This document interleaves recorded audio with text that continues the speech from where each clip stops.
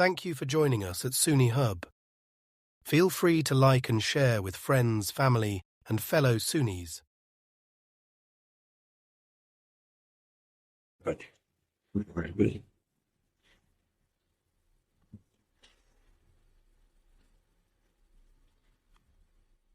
Alhamdulillahi Rabbil Alameen wa afdalu salati wa atammu taslima ala ashrafil anbiyati sayyidina Muhammadin wa ala alihi wa ashabihi ajma'in. Allahumma salli wa sallim wa barik ala sayyidina Muhammad tibbil qulubi wa dawa'iha wa nuril absari wa diya'iha wa afiyatil abdani wa shifaiha wa ba'du fa'a'udhu billahi minash shaytanir rajim. Bismillahir rahmanir rahim. Wassalatu wassalamu alayka ya sayyidi ya Rasulullah وعلى آلك وأصحابك يا سيدي يا حبيب الله والصلاة والسلام عليك يا سيدي يا رسول الله وعلى آلك وأصحابك يا خير خلق الله.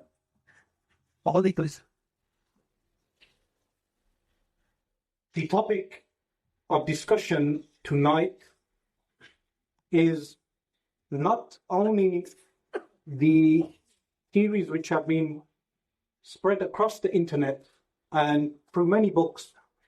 If you research conspiracy theories, you'll find that some of the most prominent conspiracy theorists today are not the first people to bring out theories and forward them as their own original research. You will find, going back and checking, you will find people coming out with different theories in different times and different periods.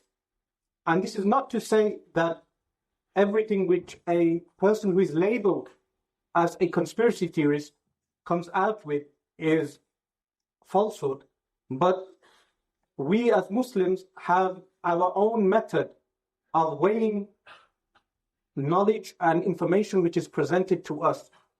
And this is one of the main reasons for this discussion tonight, that we will look at that Islamic methodology of weighing different theories which have been posed as truthful, and especially with regard to the doomsday scenario.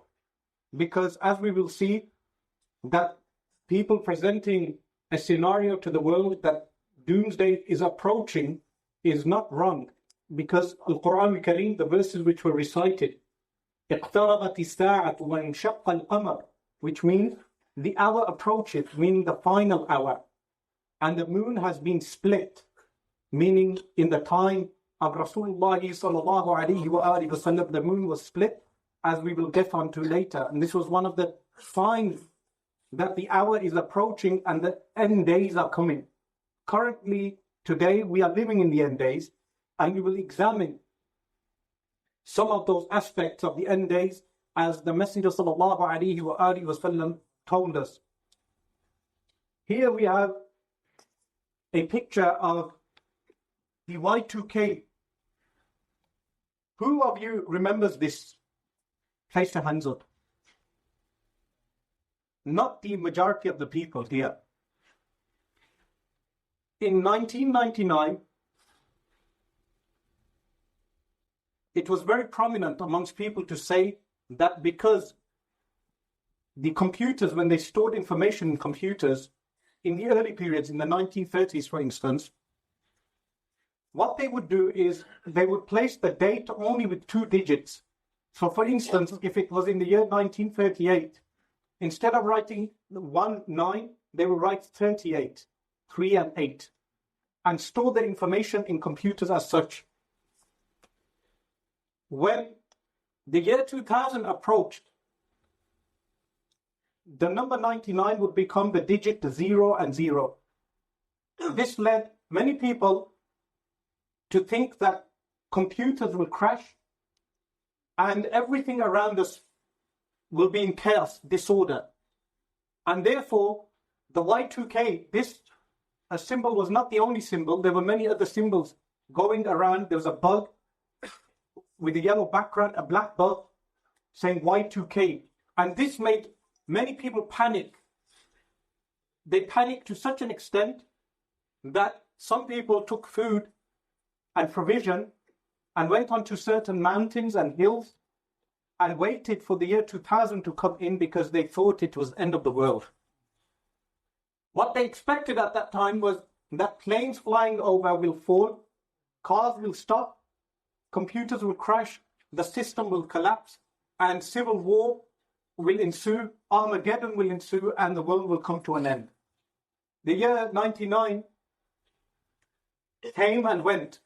When 2000 came in, Tony Blair went with his wife to the Millennium Dome, and they celebrated the millennium and the £1 billion which was spent of taxpayers' money wasted. And a dome was built, and then life continued until September 11th. Life continued until September 11th, when people thought that the world would end again. Then we have this famous European. In 1503, he was born, Nostradamus. He Latinized the name, Nostradamus. Initially it was pronounced as Nostradam, or I think it's pronounced like that.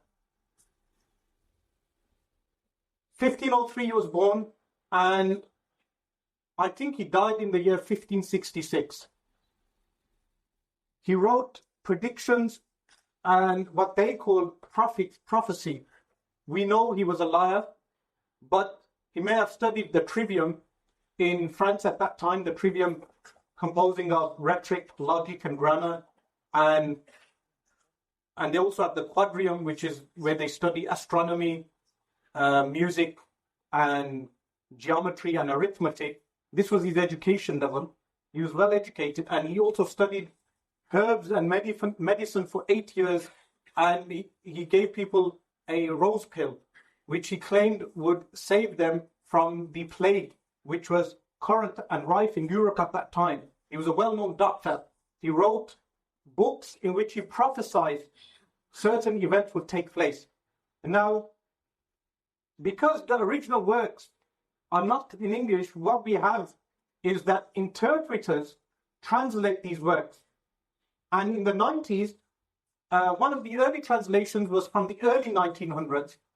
But later, what you had was different translations. And each translator will give his own interpretation of what was being predicted.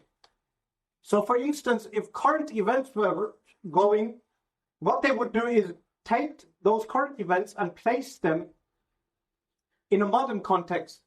So if he were to mention an African leader, there was an African leader, a person who would be translating in the modern context would write, he has predicted Obama. I was going to say Osama. Obama, and they would make the modern age look as if it were to fit in the predictions of Nostradamus. So this in itself is a fraud. Nostradamus himself is a fraud in the sense that the way he is interpreted by modern people, they only do this. So, we as Muslims should be very careful of this when we are told that Nostradamus predicted events which are happening, because previously they would apply all these predictions on Saddam Hussein. Prior to Saddam Hussein, they would apply all these predictions on Hitler, and they make different documentaries using the works of Nostradamus and basing the predictions on the works of Nostradamus were only to fit in the current climate. Remember, political upheavals can be finished within 1 year. What we are looking at now could be changed within a period of 1 year. So people should not take literature out of context. This was the purpose of showing this particular work. Then we had recently the Olympic scale. This is more recent. How many of you remember this? The vast majority, and in another 15 years, people will forget that we had articles stating that the Olympic site is built on a former nuclear site may be true.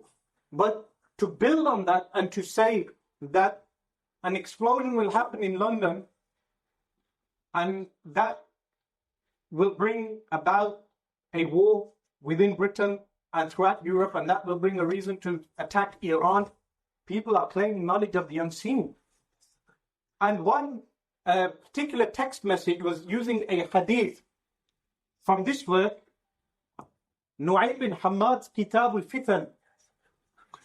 In this work, there is a hadith which mentions that there will be a major sound in the month of Ramadan which will cause havoc, and the hadith has its own context.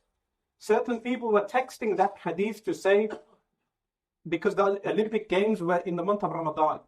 So when it did not happen in the beginning of Ramadan, or in the beginning of the Olympic Games, then they changed the theory to the end of the Olympic Games. And when it did not occur in the end of the Olympic Games, the theory was changed to the Paralympics. And now the Paralympics are over also. And then others said that the videos on YouTube and other sites scared the government in not to doing this. So this is not to deny that there are agendas and policies which we're going to look at from an Islamic mind frame. We're going to examine some of these things. Man calendar. This is another example of the kafir disbeliever showing his arrogance. How? The calendar is based on a civilization that was in South America from thousands of years ago.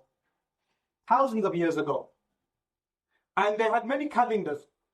For instance, we have a calendar that starts in the month of January and finishes in the month of December.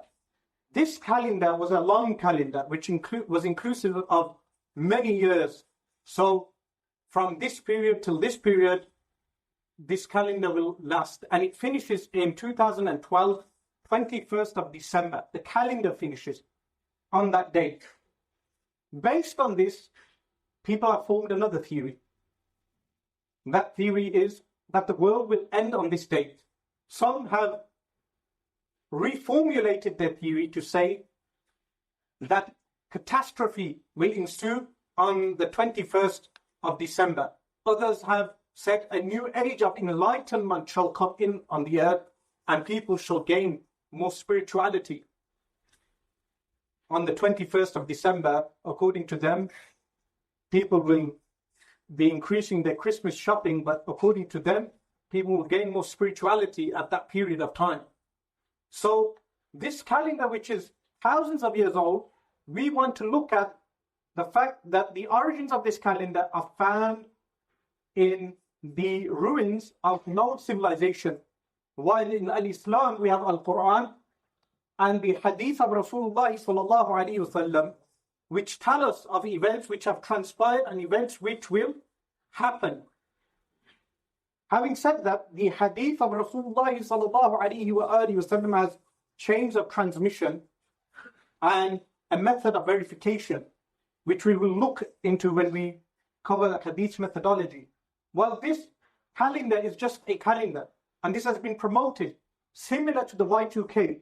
When the Y2K was promoted, there was an agenda by many governments and corporations into investing into the Y2K. In the same way, we find that the Maya calendar has the same thing. And we blotted out the face on the picture. But this is just an example of what articles are repeating. Second inscription carved into stone staircase confirms end date of Mayan calendar, December 21st, 2012. Second inscription carved into stone staircase. So they found a staircase. They found a staircase. And on the staircase, there is a language which has been dead for hundreds of years, which they've rediscovered. Based on the inscription they find on a staircase, a theory is built that the world will end on 21st of December. Yet, Orientalists and other non-Muslims, including many conspiracy theorists, they tend to call themselves truth seekers. Well, we are here tonight to present the truth. And without any bias, because they have a bias towards people who believe in a creator, they should listen to this. That if you find an inscription on the bottom of a staircase, you base a whole theory to make people sell up property, leave their homes. And by the way, which we are coming to, religion, when misplaced, also does the same. Then you have these Sumerian tablets. These are tablets found in Iraq, and they were from the Sumerian civilization, which was based in Iraq. And the tablets were based in a library which contained thousands of tablets which had information. And they say that based on this, Alexander was inspired to build his library, which he did not complete in his lifetime. It was built after him by Ptolemy. And the library consisted of thousands and thousands of volumes, the library in Alexandria, which the Muslims took later in Egypt when they conquered Alexandria in the time of Sayyidina Umar radiallahu ta'ala. These Sumerian tablets, some of them can have inscriptions based on which people have built theories on the end of the world on the 21st of December or whatever given date they may decide to construe. Again, tablets which have been found after hundreds of years, after the meanings of these inscriptions is vague. We do not know who the people who carved this were. We do not know who they were, their names, and the chain linking us to them is not found. Unlike hadith literature. Hadith literature was recorded by either the companions or the students of the companions. We know the names of the people who heard the hadith. We know the names of the narrators who narrate the hadith, and we know their backgrounds, their date of birth, their date of death, whether they were liars or truthful. All this is recorded in the hadith literature. But yet, based on tablets, they are making people believe it is the end of the world. If you walked past this building on the outskirts of the city of Kazan in central Russia, you wouldn't notice anything that would have been going on beneath. It was a 3-story building with a small minaret and a tin crescent on top. It was a bit run down, but was otherwise rather unremarkable. But a passerby would not have noticed the 8-story secret complex that had been built underneath. And there it was indeed a dark and an isolated world. 27 children, 38 adults, among those taken out from these catacombs, a extended basement, underground complex, whatever you want to call it. Most of them had been there for a decade without proper heating, without proper light or sanitation, and crucially, without any access to the outside world. A few were allowed to go and work at a local market. The rest were kept down there. Among them, the youngest, an 18-month-old child, and a 17-year-old girl who was later found to be pregnant. What this video is showing is a man in Russia claimed to be a prophet. Waliyadu billah. After claiming prophethood, this complex was where he dwelled with his followers, and he built a complex with underground floors, and he placed children, I think 19 children, he stays, and families in this underground complex, telling them it is end of the world. And as you can tell, the followers look Muslim. They have imama, and they have beards. And formerly, this man must have been a Muslim. But after claiming prophethood, we know that he has become a kafir, a disbeliever. As is mentioned by Rasulullah sallallahu alaihi wasallam, that toward the end of times, you will have liars who will claim prophethood. But the point of showing this video is how the doomsday scenario can be misused. The fact is that the end of times is approaching. But there are many liars who will use the end of times in order to make their own claims, whether they were Muslim formerly or they are non-Muslim. And this is an example of that individual in Russia, one of the many individuals. Hello. Yeah, I need to report an anonymous tip. Who do I talk? Okay. And this is regarding what? Well, it's regarding a math referral. Then can give you the address. The address seemed the unlikeliest of places, a mansion in a quiet, affluent suburb of San Diego. I have a gagging reflex with smells, so I wanted to take care of that. So I put cologne on my shirt and put my shirt over my nose. Rio D'Angelo was the first one to discover the bodies and called 911. 21 women and 18 men had taken their own lives. Must have been a lot to take in. It was a lot to take in. It was disturbing because I'm yelling for people to see if they're still alive, and I'm also saying goodbye as I walk through. It may have been a shock, but D'Angelo had an idea of what to expect. He'd been one of them. In his earlier life, Rio D'Angelo had been Richard Ford. After going through a divorce, he felt lost and was looking for a spiritual path. This is showing a cult in 1997. They were known as the Heaven's Gate cult. And their leader, whose name was Applewhite, he claimed he was Sayyidina Isa alayhi salam waliyadu billah, reborn. And there was a woman who was a part of this cult. She claimed to be the father reincarnated, waliyadu billah.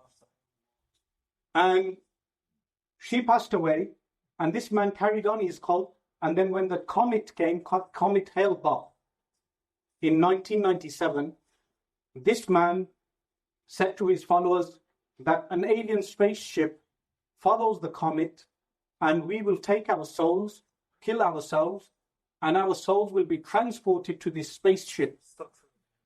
And we will live a new life on this spaceship.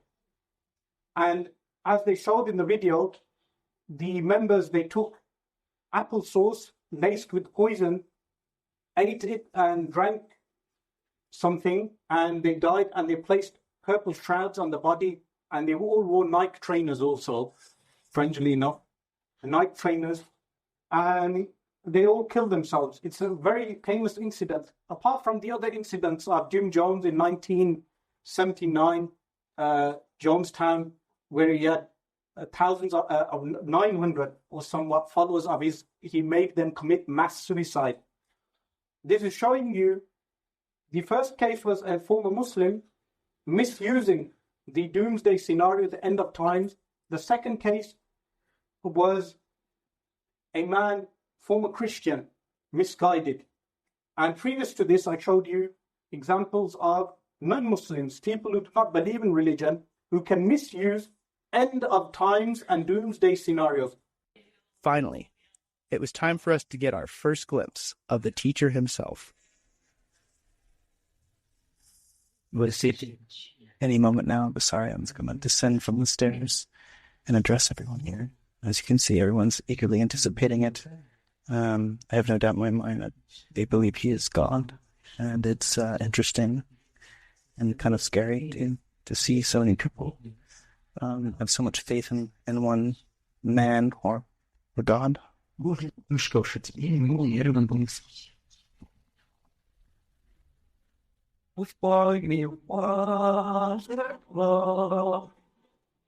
We had traveled thousands of miles to the middle of nowhere in Siberia to see this man, Vissarion, address his congregation on what they call the holiday of good fruits. It was sort of spooky. Sorry, I'm making his way now.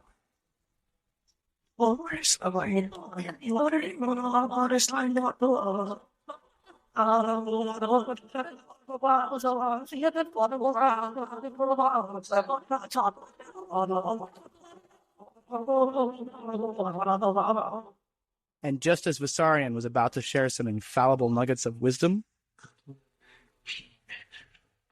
they made us turn off the camera. So this is an example of a shaitan that Rasulullah sallallahu alayhi wa alihi wasallam warned us regarding in many a hadith, where, for instance, Rasulullah sallallahu alayhi wasallam said, and this is the book of Imam Yusuf al-Nabahani rahimahullah ta'ala,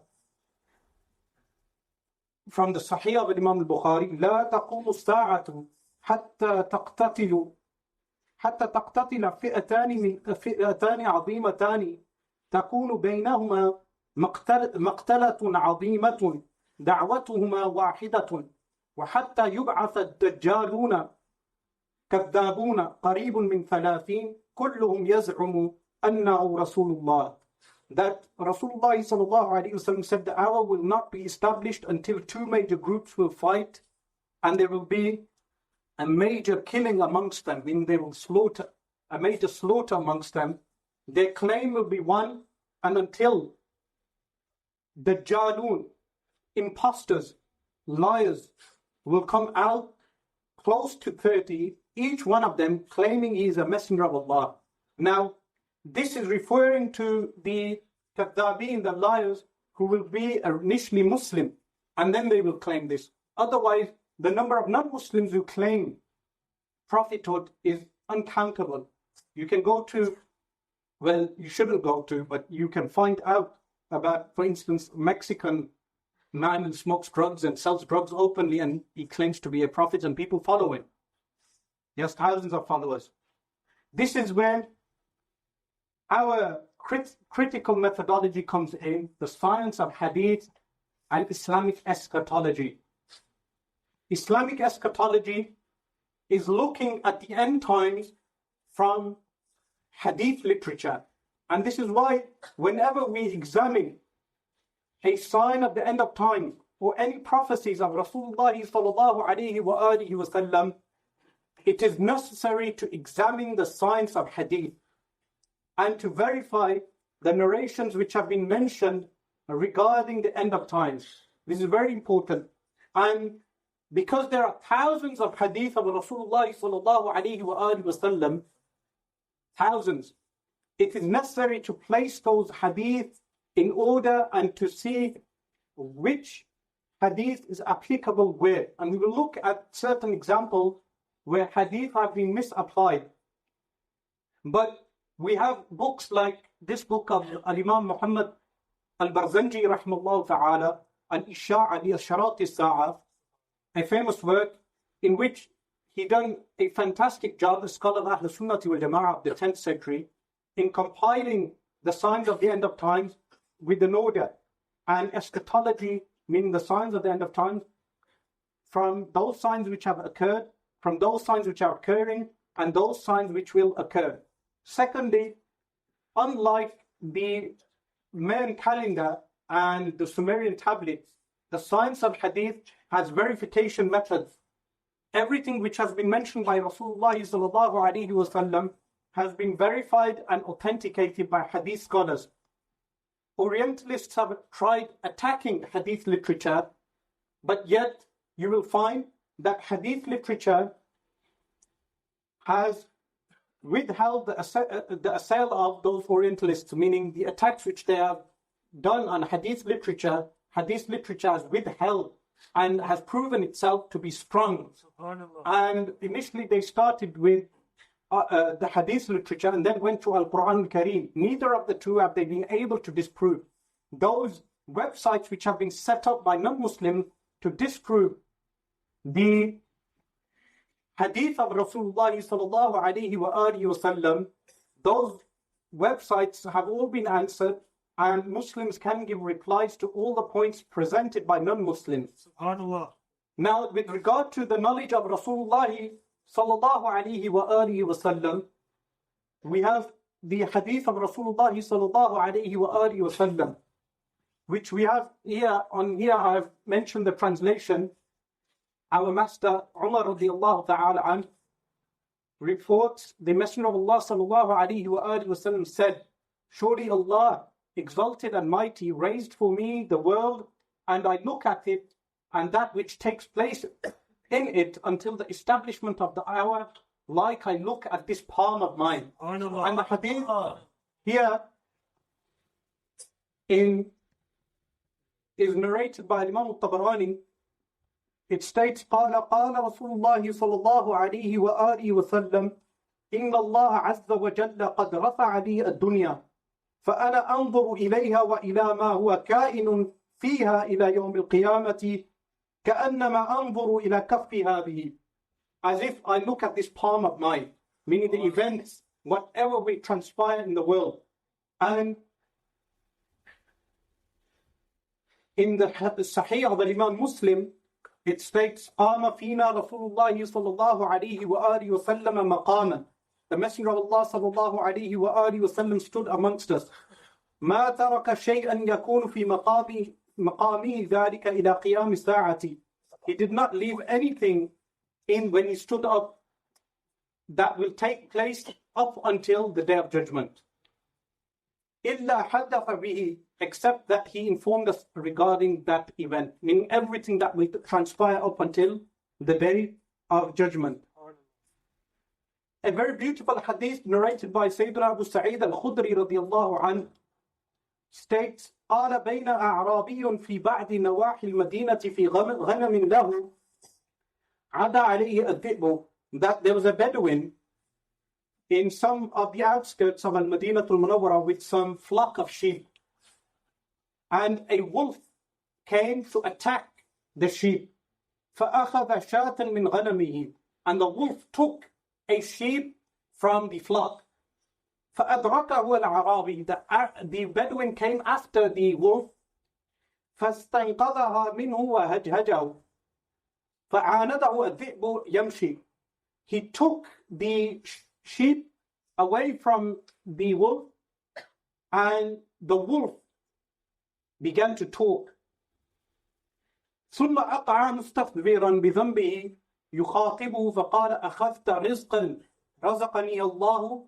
He said, you took away from me my sustenance which Allah gave to me. قال وعجبا من ذئب مقع مستكبر بذنبه يخاطبني. He was surprised. He said, what a wondrous thing that a wolf which is sitting down with its tail is speaking to me. فقال والله إنك لتترك أعجب من ذلك. The wolf said, by Allah, you leave something more amazing than this. قال وما أعجب من ذلك. He said, what is more amazing than this? فقال رسول الله صلى الله عليه وسلم في نخلتين بين الحرتين يحدث الناس عن نبأ ما قد سبق. That there is a messenger of Allah amongst the palm trees, the date trees, meaning in Al-Madinah al-Munawwarah, between the two lava tracts. What two lava tracts are these? These are two lava tracts which are formed on the east and west of Al-Madinah al-Munawwarah. He informs people of those things which have happened. وَمَا يَكُونُ بَعْدَ ذَلِكَ. And this prophet informs people of those things which shall happen. قال فنعق الأعرابي بغنمه حتى ألجأها إلى بعض المدينة ثم مشى إلى النبي صلى الله عليه وسلم. The Bedouin came with his flock of sheep to Al-Madinah al-Munawwarah, left his sheep flock and went to see the Messenger of Allah صلى الله عليه وآله وسلم. حتى ضرب عليه بابه فلما صلى النبي صلى الله عليه وسلم. When he reached the household of the Messenger صلى الله عليه وسلم, the Messenger صلى الله عليه وسلم finished the prayer and said, أين الأعرابي صاحب الغنم? Where is the Bedouin, the possessor of sheep, the flock? فقام الأعرابي, the Bedouin stood up. فقال له النبي صلى الله عليه وسلم حدث الناس بما سمعت وبما رأيت. He said, inform the people what you saw and what you heard. What you heard and what you saw. فحدث الأعرابي الناس بما رأى من الذئب. The Bedouin informed the people of what he saw from the wolf. وما سمع منه, what he saw from the wolf and what he heard from him. فقال النبي صلى الله عليه وسلم عند ذلك. The Messenger of Allah صلى الله عليه وسلم said, صدق آيات تكون قبل الساعة والذي نفسي بيده. These are signs, he has spoken the truth. These are signs that shall happen before the hour. لا تقوم الساعة, the hour will not be established. حتى يخرج أحدكم من أهله, until one of you leaves his whole family. فيخبره نعله أو صوته عصاه بما أحدث أهله بعده, until his shoe or his whip or his stick shall inform him what his family did after him. And we shall go on to this later, what the meaning of this hadith is. This is a hadith narrated by Imam al-Bazzar in the Musnad. Many of you must have heard me mentioning this hadith when debating the Najdiya movement, who reject knowledge of Rasulullah sallallahu alayhi wasallam currently. In Rawdatu Sharifa, Rasulullah sallallahu alayhi wasallam is resting in his blessed grave, but yet he states, Hayati khayrun lakum wa mamati khayrun lakum. My life is a great good for you, and my passing away is a great good for you. Tuhdithuna wa yuhdathu lakum. You will relate about me, and it will be related to you. And in another version, tuhaddithuna wa yuhaddathu lakum. And then my death is a great good for you. Wa mamati khayrun lakum. This is the second part. Hayati khayrun lakum, the first part, and the second part, wa mamati khayrun lakum. Tu'radu alayya amalukum. Your actions will be presented to me in the grave. وَإِذَا رَأَيْتُ خَيْرًا فَحَمِدْتُ اللَّهَ. If when I see good actions, I will praise Allah subhanahu wa ta'ala. وَإِذَا رَأَيْتُ شَرًّا فَاسْتَغْفَرْتُ اللَّهَ لَكُمْ. And if I see other than that, I will ask forgiveness of Him for you, meaning from Allah subhanahu wa ta'ala. أَسْتَغْفَرْتُ اللَّهَ لَكُمْ. This translation should be, and I will ask Allah subhanahu wa ta'ala forgiveness for you. But this hadith has been narrated by Imam Bazar in his Musnad and many others also. And the hadith is sahih. The hadith is authentic. And we mentioned that if anyone wants to discuss from hadith perspective, sit down and discuss the authenticity of this hadith, we will discuss the authenticity of this hadith. This hadith from Sayyidina Abu Dhar al-Ghifari radiyallahu ta'ala an has been also narrated by Sayyidina Abu ad-Darda radiyallahu an, that he states, the Messenger of Allah sallallahu alayhi wa alihi wasallam left us, and there was not a bird flapping its wings in the sky except he mentioned for us some knowledge relating to it. As referenced there, narrated by Imam Ahmad in his Musnad and Imam al-Tabarani. And I've placed there, a similar narration has been reported by our master Sayyidina Abu ad-Darda radiyallahu anhu. Allah subhanahu wa ta'ala states, وَنَزَّلْنَا عَلَيْكَ الْكِتَابَ تِبْيَانًا لِكُلِّ شَيْءٍ. We have revealed upon you, meaning upon whom? Upon Rasulullah sallallahu alayhi wasallam, a book, meaning the Quran, which is an explanation for everything. So if someone states that they open the Quran and they do not find certain information in the Quran, we state, yes, it's tibyanun likulli shay, an explanation for everything, but for whom? For sahibu ma kana wa ma yakun. The Messenger of Allah sallallahu alayhi wasallam, the one who had knowledge of ma kan, what has happened and what will happen with the will of Allah subhanahu wa ta'ala. And this is not equating the knowledge of Rasulullah sallallahu alayhi wasallam with the knowledge of Allah subhanahu wa ta'ala. Why? The knowledge of Allah subhanahu wa ta'ala is eternal. The knowledge of the Messenger sallallahu alayhi wasallam is created. Eternal knowledge does not have a limit. The knowledge of the Messenger of Allah sallallahu alayhi wasallam is always increasing. Eternal knowledge does not need to increase. So we are not equating between the knowledge of Allah subhanahu wa ta'ala and the Messenger of Allah sallallahu alayhi wa alihi wasallam, and that's a bird wing. So there's no knowledge, including the wing of a bird, the structure of the wing of the bird, except the Messenger sallallahu alayhi wa sallam informed us regarding it. And this is the hadith I mentioned to you earlier, which I read earlier, which was the Prophet, Allah bless him and grant him peace, sallallahu alayhi wa sallam, stood up one day to speak to us and told us everything that was going to happen until the hour. I left nothing unsaid. Some of the listeners learnt it by heart, and those are the hadiths which those listeners transmitted to us, and some forgot it. These friends of mine learnt it. The companion is speaking, saying the people who were there, they learnt it. I do not remember it completely, but sometimes it comes to mind just as one might remember and recognize the face of a man whom one had forgotten when one sees it. And I mentioned the takhrij, sourcing the hadith. This particular hadith is in Imam Abu Dawud's Sunan and Imam Ahmad's Musnad. Yet a similar narrations have been mentioned by multiple companions, by Imam al-Bukhari, Imam Muslim and other hadith masters. So this was an event that took place in the life of Rasulullah sallallahu alaihi wasallam, that he stood up on the member of the pulpit and he informed people of everything that shall transpire till the end of times. So we have a source which is better than man calendar. A source not only better, the man calendar is not even comparable to our source. And this is what people need to know, that the Messenger of Allah sallallahu alaihi wasallam informed us of many things which we will analyze today. This is another hadith. Sayyidina Abu Hurairah radiallahu anhu mentions the end of times, signs of the end of times, which we're going to start looking at now.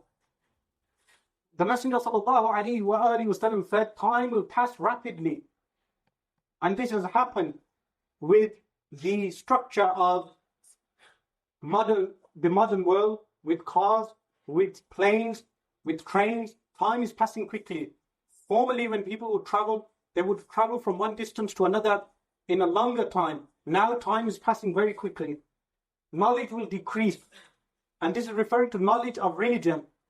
For instance, how many of you know the fara'id of Salatul Janazah? The fara'id of Janazah, for instance, in the Hanafi school, is qiyam, standing up, and 4 takbeers within the prayer. So this is an example. Knowledge will decrease. This is simple knowledge. And this is happening. People encourage their children to have worldly education, but they do not learn their basics. How many of you know the wajibat of prayer? How many of you know basics? So knowledge will decrease.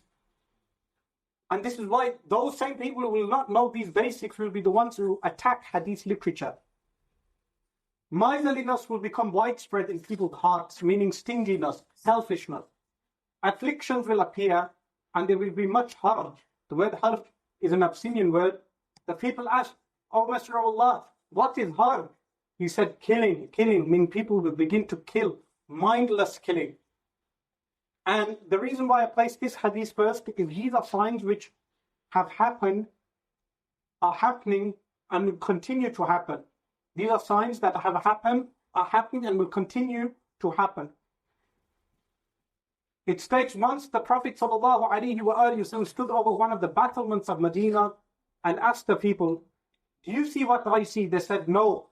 He said, "I see afflictions falling upon your houses as raindrops fall." And those afflictions are referring to fitan, tribulations. Fitna is tribulations. Tribulations are different types. And there could be fitnatul nisa, tribulation of women. Fitnatul mal, tribulation of wealth. Fitnatul kufr, tribulation of disbelief. Fitnatul bid'ah, the tribulation of innovations. And different types of fitan, the fitnatul hukam, the tribulation of the rulers. Different types of tribulations.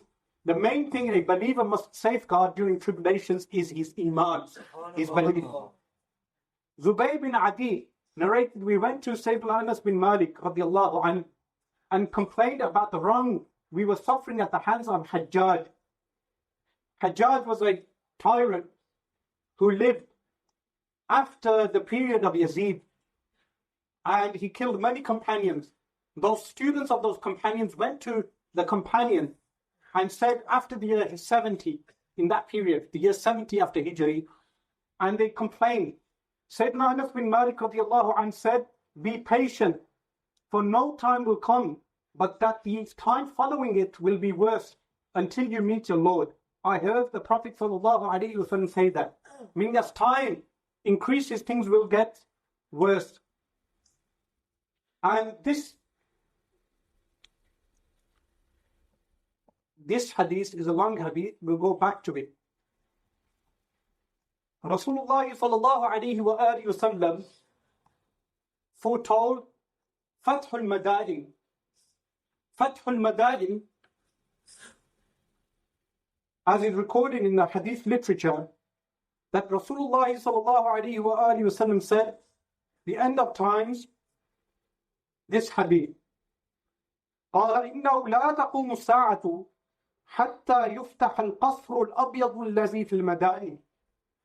ولا تقوم الساعة حتى تصير الضعينة من الحجاز إلى العراق آمنة لا تخاف شيئا.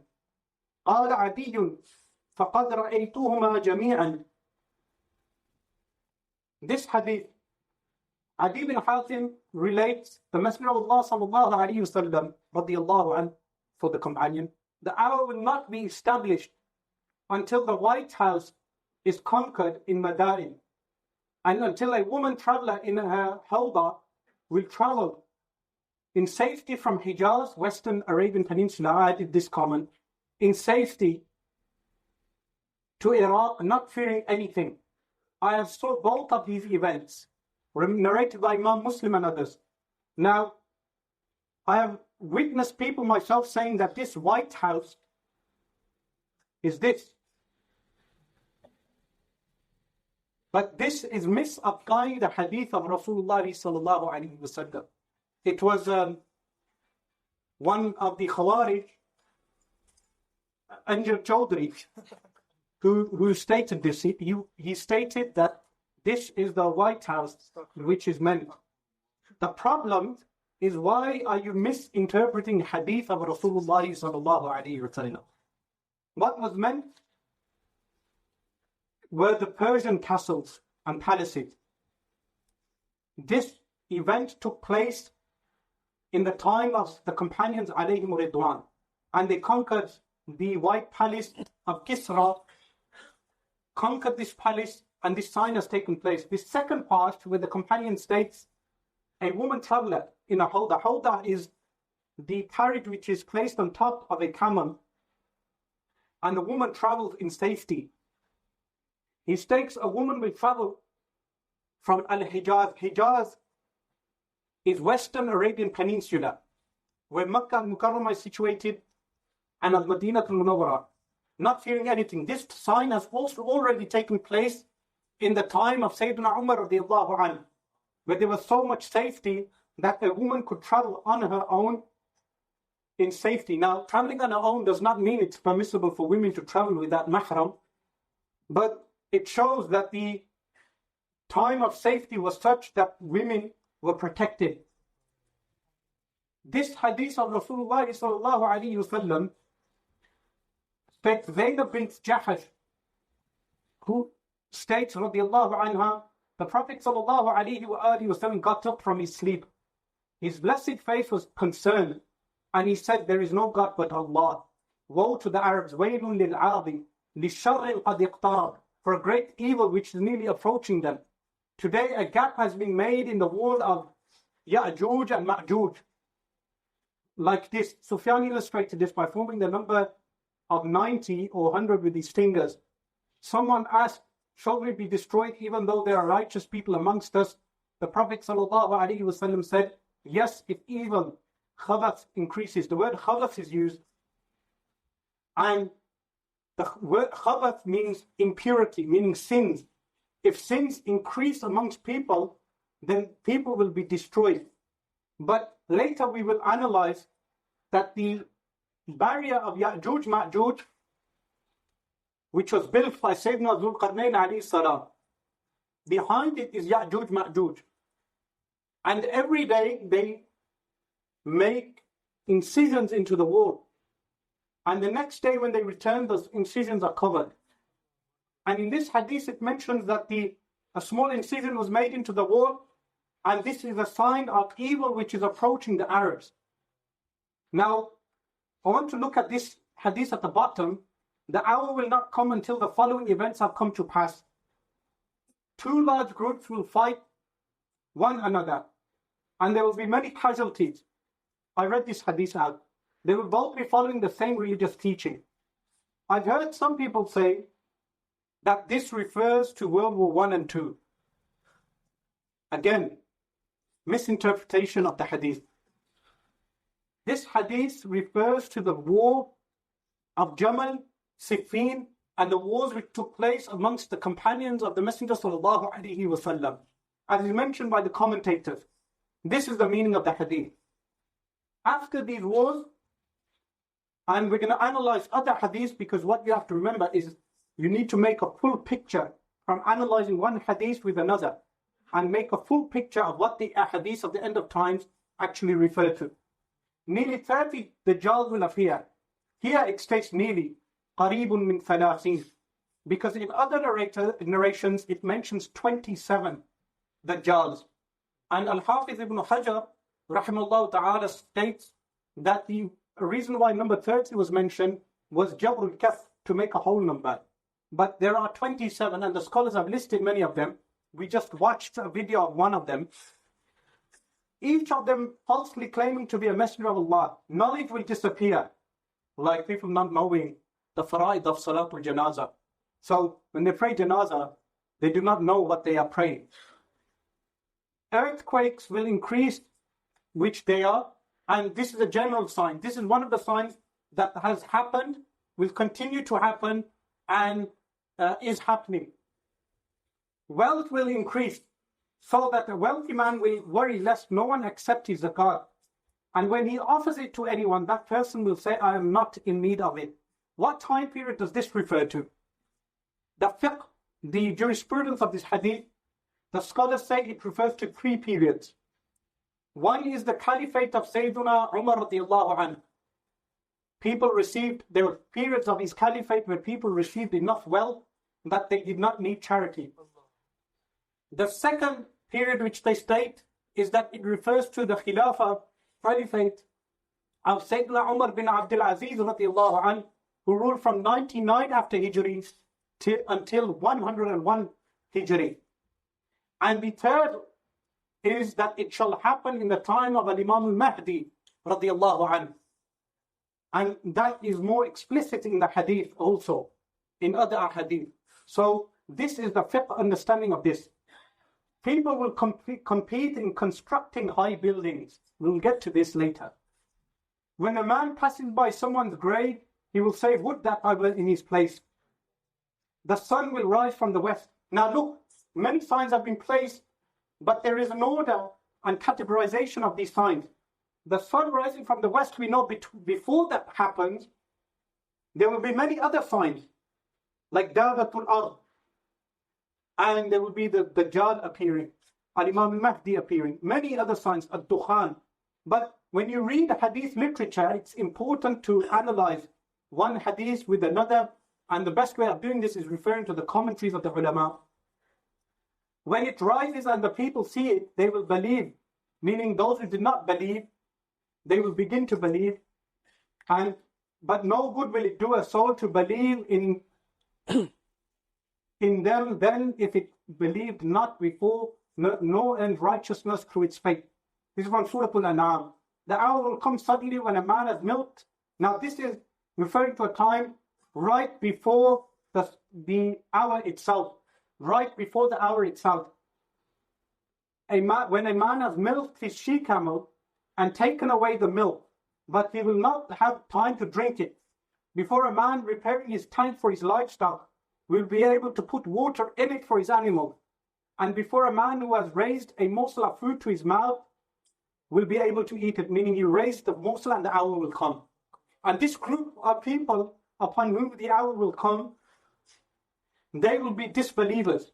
Because for over 100 years, there will be only disbelievers on earth toward the end of time. This hadith of Rasulullah sallallahu alayhi wa alihi wa sallam, which is من أصيب منكم بمصيبة من بعدي فليعتز بمصيبته بي عن مصيبته فإنه لن يصاب أحد من أمتي من بعدي بمثل مصيبته بي. رواه الإمام الطبراني في الأوسط. Imam al-Tabarani narrates this. Whoever is afflicted with a calamity, then let him take consolation regarding his calamity with me. Meaning with whom? With Rasulullah sallallahu alayhi wa sallam. Surely no one from my nation will be afflicted with a calamity after me greater than his calamity with me. Meaning the Messenger sallallahu alayhi wa sallam passing away. What this means is that whenever a calamity comes on this nation must remember Rasulullah sallallahu alayhi wa sallam. Because the greatest calamity that has afflicted this nation is the passing away of Rasulullah sallallahu alayhi wa sallam. Subhanallah. So whenever we are afflicted with any calamity, we should go to the court of Rasulullah sallallahu alaihi wasallam.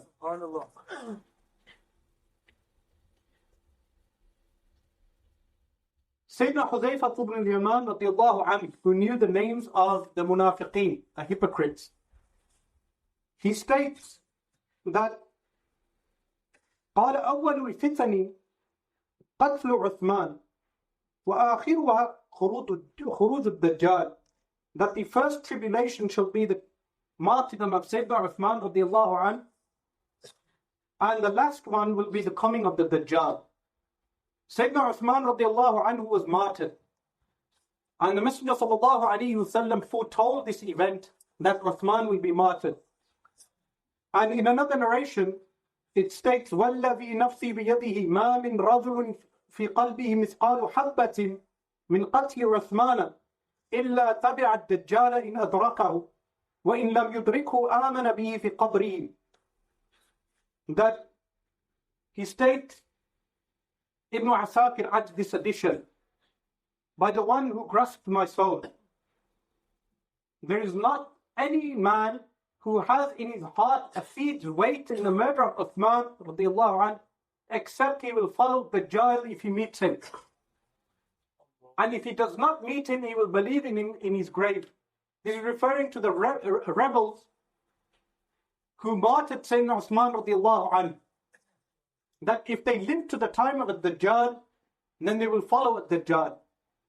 And if they pass away, which they have, then they will be trialed in their graves with the fitna of the Dajjal. And the same would be said regarding those who are happy with the killing of Sayyidina Uthman radiallahu anhu, whom we know as Rawatib. This is the resting place of Sayyidina Uthman radiallahu anhu, as it stands today in Jannatul Baqi.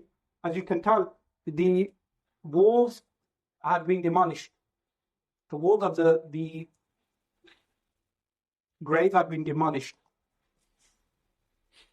Sayyidina Ali radiallahu anhu states that لا تقوم الساعة حتى يلتمس الرجل من أصحابي كما تلتمس الضالة فلا يوجد. That the hour will not be established until a man from my companions is sought after, the way a lost property is sought after and it is not found. Meaning, the companions passing away is from the signs of the end of time. And this is what has happened. Now, a quick list, wars that transpired in the early period of Islam have been mentioned by Rasulullah sallallahu alaihi wasallam in many ahadith. Wars that transpired. Martyrdom of major companions, like the martyrdom of Sayyidina Umar radiallahu anhu. The man who martyred Sayyidina Umar radiallahu anhu, Abu Lu'lu'a, he was a Persian, and he would build windmills. He was a good manufacturer of windmills. He poisoned the dagger and he made the dagger into two bits like this. And this was foretold by Sayyidina Rasulullah sallallahu alaihi wasallam, that Sayyidina Umar radiallahu anhu will be martyred.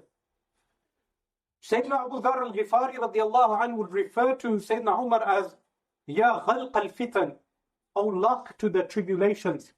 Because Sayyidina Umar radiallahu anhu was the bar, the door to the fitna, meaning as long as Sayyidina Umar radiallahu anhu was alive, no tribulations would take place. Once he was martyred, then Sayyidina Uthman radiallahu anhu was martyred. After the ring of Rasulullah sallallahu alaihi wasallam was dropped in Bi'ru Aris. Bi'ru Aris is near Masjid Quba, and the servant of Sayyidina Uthman radiallahu anhu, he was a companion also, dropped the ring. 6 years of the rule of Sayyidina Uthman radiallahu anhu was in peace. The second 6 years were with turmoil after that ring was lost. Then Sayyidina Uthman radiallahu anhu was martyred. This ensued into the major wars which were mentioned, that two groups will fight one another. The claim of both will be one. Da'wahuma wahida. The claim of the both will be one. And the religion will also be one. Political upheaval and tribulations.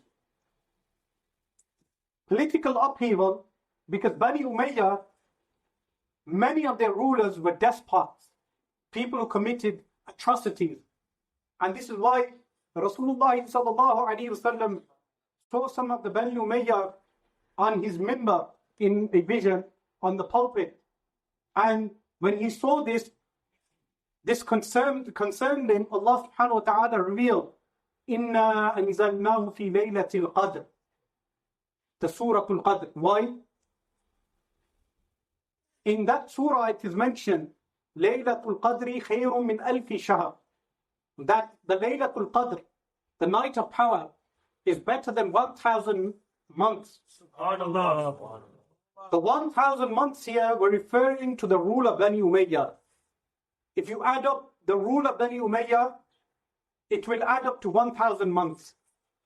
And Rasulullah sallallahu alaihi wasallam was given Laylatul Qadr, the night of power, in replacement of the despot rulers that shall come in Bani Umayyah, with the exceptions. The exceptions are Sayyidina Uthman radiallahu anhu, who does not count in that, and then Sayyidina Umar bin Abdul Aziz radiallahu anhu, and of course Amir Muawiyah radiallahu anhu, who is a companion of Rasulullah sallallahu alaihi wasallam. Here, Rasulullah sallallahu alaihi wasallam mentioned shall appear from Thaqif a liar and a destroyer. Mubir, a destroyer, Kadhab for liar, and destroyer Mubir. This is reference to two men. One is Hajjaj bin Yusuf, and the other is Mukhtar al-Thaqafi. Sayyidina al-Imam al-Hussein radiallahu anhu, this is the tomb of Sayyidina al-Imam al-Hussein radiallahu anhu. He was martyred in Karbala, and this is one of the major signs of the end of time. Mukhtar al-Thaqafi later avenged the deaths of Sayyidina al-Imam al-Hussein radiallahu anhu in the year 67 after Hijri. When he avenged the death of the family of Rasulullah sallallahu alaihi wasallam, later he himself claimed to be a prophet. And Rasulullah sallallahu alaihi wasallam in this hadith foretold, shall appear from Thaqif, the tribe of Thaqif, a liar. The liar is referring to Mukhtar al-Thaqafi, and a destroyer. This is a reference to Hajjaj bin Yusuf. And we know that Sayyidina Imam al-Hussein radiallahu anhu was killed unjustly in Karbala. This is moving on to the next sign, which is regarding Tatar. Regarding Tatar. And it's mentioned by Rasulullah sallallahu alaihi wa alihi wa sallam in a hadith that he said, لا تقوم الساعة حتى تقاتل خوزا وكرمان من الأعاجم حمر الوجوه فطس الأنوف صغار الأعين كأن وجوههم المجان المطرقة نعالهم الشعر نعالهم الشعر. And the meaning of this hadith, the hour will not be established until you fight a people whose shoes are made from hair. The hour will not be established until you fight the people with small eyes, red faces, small noses, and their faces like multi-layered shields. Here, the word al-majan al-mutraqa, if recited as al-majan al-mutarraqa, it will be translated as multi-layered shield. And if you read it as al-majan al-mutraqa, it will mean wide shields. Their faces will be like shields. And the hadith in the Sahih of Imam al-Bukhari, which states, the hour will not be established until you find the word here is khuz and karman from the non-Arabs. They are red of face, flat nose, small eyes, their faces like flat shields, and their shoes are made from hair. Now, a place to note, khuz is from Imam al-Nawawi radiallahu anhu. Khuz, a mountain in Ahwaz region in Iran. This is a mountain in Ahwaz region in Iran, in modern-day Iran. This is Turkic land, and the people that are referred to here are what we know as Tatar. Tatar, they had this description. As for Karman, a region of Turkic non-Arab lands. This event took place after Rasulullah sallallahu alaihi wasallam in the year 656 after Hijri. So 656 years after the Messenger of Allah sallallahu alaihi wasallam, this event took place. And the city of Basra was founded after the time of Rasulullah sallallahu alaihi wasallam. And Rasulullah sallallahu alaihi wasallam foretold this event, the sacking of Basra and the sacking of Baghdad also. This is the hadith on Basra, which is in Arabic. Here, سمعت أبي يحدث أن رسول الله صلى الله عليه وسلم قال ينزل الناس من أمتي بغائط يسمونه البصرة عند نهر يقال له دجلة يكون عليه جسر يكثر أهلها وتكون من أمصار المهاجرين. قال ابن يحيى قال أبو معمر وتكون من أمصار المسلمين، فإذا كان في آخر الزمان جاء بنو قنطورة إعراض الوجوه صغار الأعين حتى ينزل على شط النهر فيتفرق أهلها ثلاث فرقة يأخذون أذناب البقر والبرية وهلكوا، وفرقة يأخذون لأنفسهم وكفروا، وفرقة يجعلون ذراريهم خلف ظهورهم ويقاتلونهم وهم الشهداء. This is that hadith. Some of my people will alight on a low-lying ground, which is the translation of gha'it, the gha'itin, which they will call Basra, Basra city. This is in the Sunan of Abu Dawud, authentic hadith. And the city of Basra was found in the time of who? In the time of Sayyidina Umar radiallahu anhu, beside a river called Dijla, Tigris River, over which there will be a bridge. Its people will be numerous and it will be one of the capital cities of immigrants. And of course, one of the variant capital cities of Muslims, according to the version of Ibn Yahya who reported from Abu Ma'mar. At the end of time, the tribe of Qantura, now Qantura was who? She was a slave girl, Amma, from whom in the time of Sayyidina Ibrahim alayhi salam, Qantura. From her, the Turkic people originate according to one saying. According to one saying, the Turks are descendants of Qantura. And here, in this case, the Tatar will come with broad faces. They have very broad faces, likened to shields. It does not mean that they will have metal faces. Their faces are broad and small eyes. And a light on the bank of the river, meaning on the bridge, there will be a bridge on the river, Tigris River, Dijla. They will go onto this bridge. The town's inhabitants will separate into three sections, three groups. One of which will follow cattle and live in the desert and perish. Meaning they will leave the city because of the danger and they will go to farming. And then they will perish. And another which will seek security for themselves. What they will say to the Tatar, we want security for ourselves, and they will be killed. But a third will put their children behind their backs and fight the invaders. They are the martyrs. This event took place in the year 656. Now, the hadith of Sayyidina Anas radiallahu anhu, which is mentioned here, عن أنس بن مالك أن رسول الله صلى الله عليه وسلم قال له يا أنس إن الناس يمثرون أمصارا وإن مصرا منها يقال له البصرة أو البصيرة فإن أنت مررت بها أو دخلتها فإياك وسباقها وكلاءها وسوقها وباب أمرائها وعليك بضواحيها فإنه يكون بها خسف وقذف ورجف وقوم يبيتون يصبحون قردة وخنازير. O Anas, the people will establish cities, and the city of Basra was found in the time of whom? Sayyidina Umar radiallahu anhu. And one of them will be called Basra, and in another variant, Busayra. If you should pass it or enter it, avoid its salt marshes and its planks, its market. In the market today, you have bombs blowing up in Basra. in Iraq, you have bombs blowing up.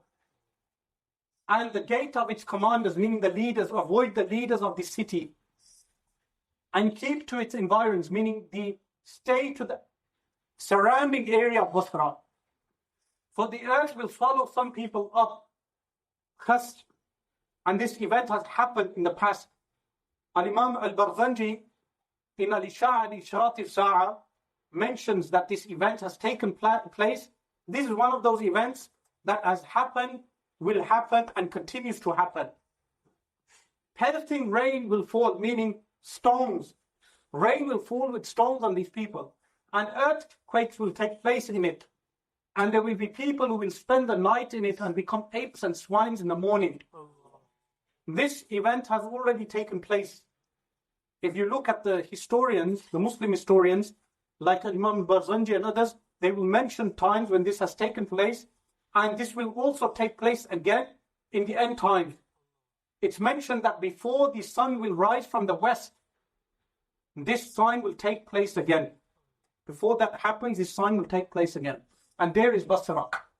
Now, here is Basra, and near it is Dijla, which is the Tigris River.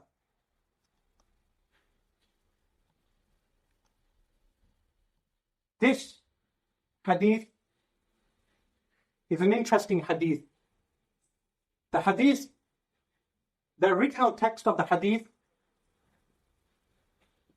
states, عن علي رضي الله عنه, from Sayyidina Ali كرم الله وجهه الكريم, تكون مدينة بين الفرات والدجلة يكون فيها ملك بني العباس وهي الزوراء تكون فيها حرب مفضعة تصبح فيها النساء وتذبح فيها الرجال كما تذبح الغنم. This is from the Tariq of Imam al-Khatib al-Baghdadi. He recorded this hadith 200 years before the event took place. And if you apply the science of hadith on this, the hadith would be considered weak. Because the science is rigorous. The hadith would be considered weak, but not totally weak, but weak in the sense that qillatul dabt and su'ul hifz maybe in the hadith. 200 years after Imam al-Khatib al-Baghdadi wrote this hadith, this event took place. And he states there will be a city between the Euphrates and the Tigris in which the kingdoms of the children of Abbas will be. Sayyidina Abbas, the uncle of the Prophet sallallahu alaihi wasallam. Remember, the Prophet sallallahu alaihi wasallam foretold that Bani al-Abbas will rule, the children of Abbas radiallahu anhu. This city is Az-Zawra. This city was named Az-Zawra. The title for it is Zawra. This is one of the names of Baghdad. A frightening war will take place in it, which women will be imprisoned and men will be slaughtered like sheep. And this took place in the sacking of Baghdad in 1256, when the armies of the Mongols invaded Baghdad and burnt the libraries and slaughtered the people, the inhabitants of Baghdad. It was the end of the Bani al-Abbas and their days of power. This was told and foretold by the Messenger of Allah sallallahu alaihi wasallam. Narrated by Khatib Baghdadi, who recorded this event 200 years before the event, which strengthened the report as pointed out by Imam Suyuti. Imam Suyuti pointed out in Mirqat al-Surud, his commentary of Sunan Abi Dawud. And I wrote here, Antura was a slave girl in the possession of our Master Ibrahim alayhi salam. From her the Tatar descended, as is pointed out by Imam Sahawi and others. Baghdad was sacked in 656 AH after Hijri. This makes 1256 of the Gregorian calendar. And there is Baghdad. And look, here is Babylon. We'll get on to Babylon later. Near Babylon is the city of Kufa. And Karbala is here. Karbala. Najaf, where Sayyidina Ali radiallahu anhu is buried, is here. And this is the Euphrates River running from Syria into Iraq. And before it runs into Syria, it runs from Turkey. We'll get on to the Euphrates later. This is another hadith of Rasulullah sallallahu alayhi wa alihi wasallam telling regarding the end times that Rasulullah sallallahu alayhi wasallam said, as narrated by Imam Bukhari and Imam al-Hakim in Mustadrak from Sayyidina Abu Hurairah radiyallahu anhu, لا تقوم الساعة حتى تخرج نار من أرض الحجاز تضيء أعناق الإبل ببصرى. The hour will not be established until a fire comes out from the earth of Hijaz that lights up the necks of the camels of Busra. Now Busra is different to Basra. Basra is the city which was built by Sayyidina Umar radiallahu anhu. Busra is a city in Syria, Greater Syria, Sham, and it is a Roman city. And this event took place more than 600 years after the Messenger sallallahu alaihi wasallam. That a fire appeared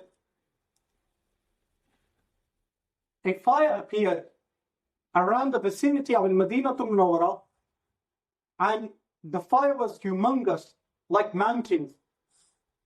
And the light of the fire could be seen at night, and it would make a roaring sound in the day. And when it would pass on rocks, it would consume the rocks.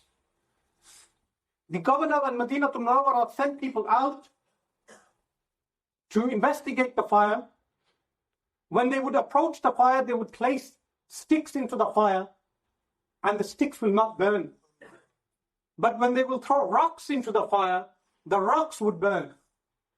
And this fire would burn until it would reach the outskirts of Al-Madinatul Munawwara. But it would not enter Al-Madinatul Munawwara, of course, because of the barakah, the blessings of Rasulullah sallallahu alaihi wasallam. This fire was humongous. And people in Busra, Bedouins, were sitting on the mountains. At Fajr time, they were able to see the flames of the light of the fire. And Ibn Kathir mentions in Al-Nihaya, his book, that when the light of the fire reached the necks of the camels, people realized that this hadith has come about. This was the exact description given by Rasulullah sallallahu alaihi wasallam, I think in the year 655 or 656. Amazingly, this event coincided with the event of the Tatar sacking Basra and the Tatar sacking Baghdad. These events coincided with one another. These are the signs that Rasulullah sallallahu alaihi wasallam told us will happen, and they happen as he described. And this is something people who follow the Sumerian tablets and the Mayan calendar and the Olympic Games theory and all these other fantastic theories should take note of regarding the knowledge of Rasulullah sallallahu alaihi wasallam.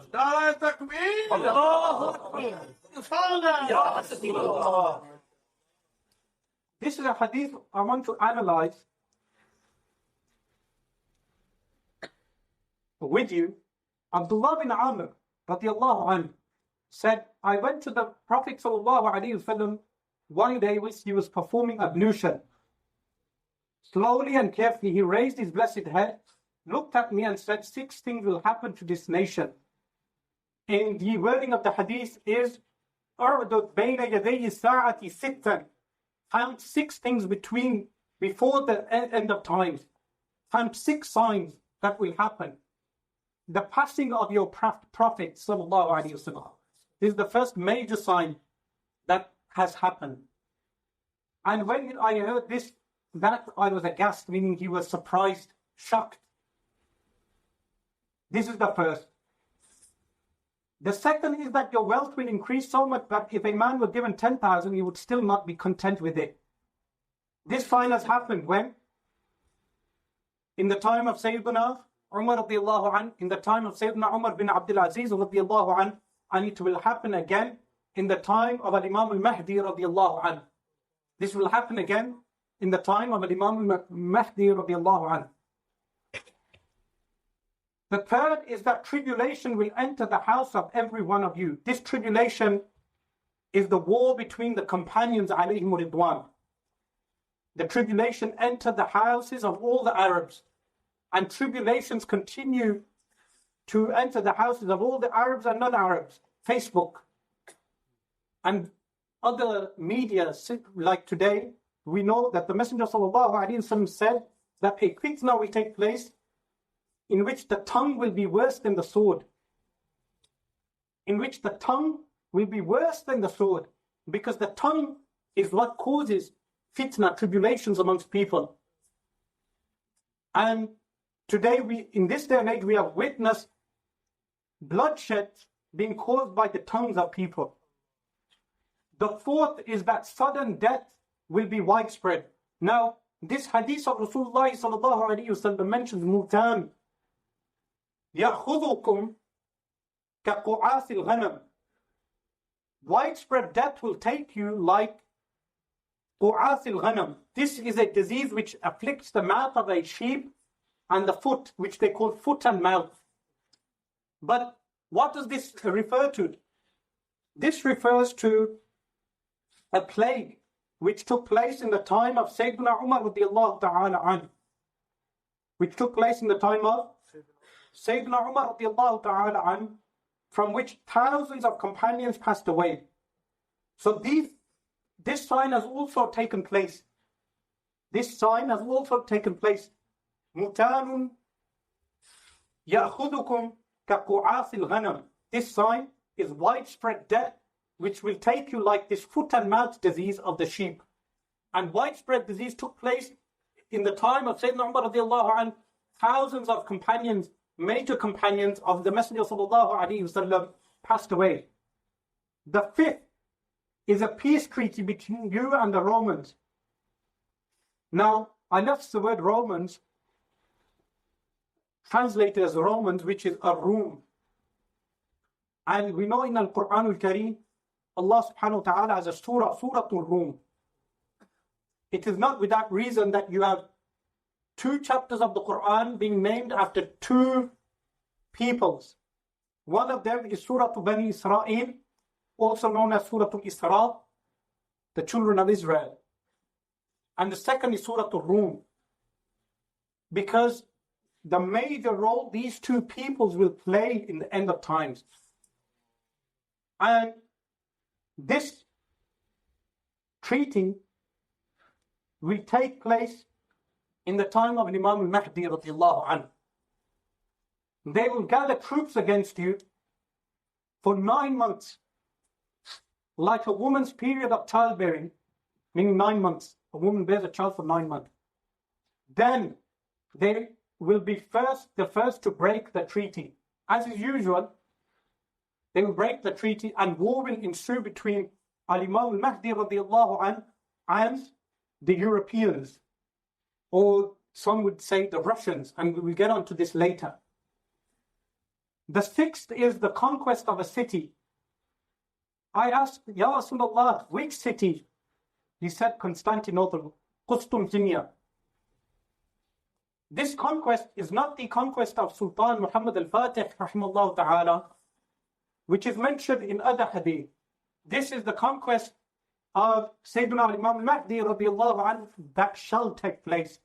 So, conspiracy theorists, or truth seekers as you like to call yourselves, seek the truth and know that these signs have been mentioned and they will take place as they have been described, in the same way that our Messenger sallallahu alaihi wasallam told us that a city called Basra will be founded and then invaded by the Tatar, the Mongol people, in the same way that he told us that Baghdad will be found, the way he told us that fire will appear and the necks of the camels in Busra will be visible with the light of that fire, this sign will also take place. Now this is the hadith, count 6 things before the hour, my passing, then sudden death like the epidemic of sheep, then the profusion of wealth that if a man were to give 100 gold coins, he would remain annoyed. The reason why I placed this second one is because the wording differs slightly to the previous one. Then a tribulation that will enter the homes of all Arabs. This is referring to the fighting which took place. Then a tribulation between you and the Romans, Bani Asfar. Why are they referred to Bani Asfar? Because they had an ancestor called Asfar. This is one code who was a descendant of Sayyidina Nuh alayhi salam, one of the grandchildren of Sayyidina Nuh alayhi salam. Another reason is because of their light skin, in which they will be treacherous. They will come to you under 80 flags, and under each flag 12,000 soldiers. This will happen in the time of Imam al-Mahdi radiallahu anh, in the 7th year of his rule. They will come with how many? 80 flags, and under each flag 12,000 soldiers. This is the flags of the European Union here. And one picture I had 50 flags. It had 50. But then I also placed the United Nations logo to show you that there are many other nations who will join this war against Sayyidina Imam al-Mahdi radiallahu anhu. Here, I want to highlight something, and this is very important. Everyone who is a student of Asharat al-Sa'a should understand this point very well. Dhu Suwaqatayn from Abyssinia will destroy the Kaaba and steal its treasure and cloth. There is a treasure in Al-Kaaba to Musharraf, firstly the piping, secondly there is a treasure which is buried in the depths of the ground. And it is as if I could see him now. He is bald and has distortion in his wrist.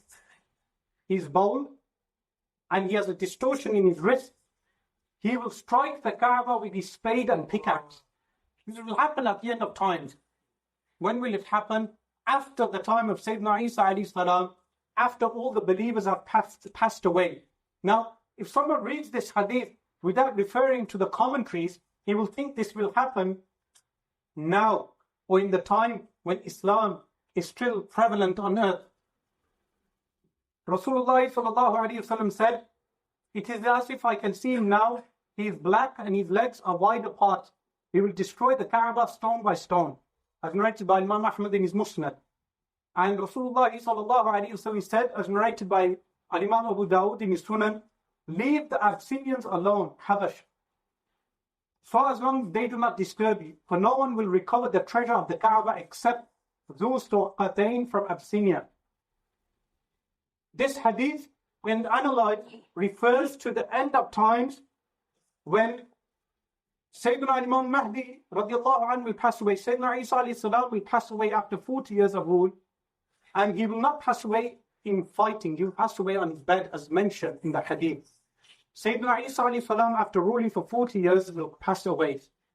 And where would Sayyidina Isa alayhi salam be buried? Next to Rasulullah sallallahu alayhi wasallam. And prophets are buried wherever they pass away. And later we will mention the incidents of Sayyidina Isa alayhi salam. So this is Al-Kaaba al-Musharrafat. Allah subhanahu wa ta'ala protected. And this is the cloth of the Kaaba, Kiswatul Kaaba. And there is a pipe on the other side. There is gold underneath. And there, according to one narration, many have disputed it, that there are prophets buried under the depths of the Kaaba. But someone may ask, then how do people perform tawaf on the graves? When they say on the depths of the Kaaba, there are many layers of earth. And there are some multiple layers that if people walk on this ground, there are layers which are covering the graves away from the direction of the feet of the people. But the direction is towards the Kaaba itself. So we know this man who is an African shall come at the end times. So it's not him. Now, why did I want to mention this? As a clear example, and I didn't want to place his face because we don't want pictures in the masjid. Pictures of faces. Especially this face. Even though it's a deception for many, it's not him. And initially under this picture there was, "We have your back." I had that deleted because we don't have his back. But Why I wanted to mention this is because when he was elected, people sent text messages with this hadith. Do you see how people can misapply many hadith? And this is how those cults that we showed you at the beginning start, by misapplying hadith. And this is why it's necessary for everyone always to refer back to the ulama of Ahl Sunnati wal Jama'ah. Subhanallah. Ulama like Al-Imam al-Nawawi radiyallahu anhu. Al-Imam Ibn Hajar al-Asqalani rahimahullah ta'ala radiyallahu anhu. Al-Imam Ibn Hajar Makki rahimahullah ta'ala. Al-Imam Jalaluddin al-Suyuti rahimahullah ta'ala. And Al-Imam Yusuf al-Nabahani rahimahullah ta'ala. These type of scholars, we should refer back to their commentaries and what they have said. And even other scholars of Ahl Sunnati wal Jama'ah.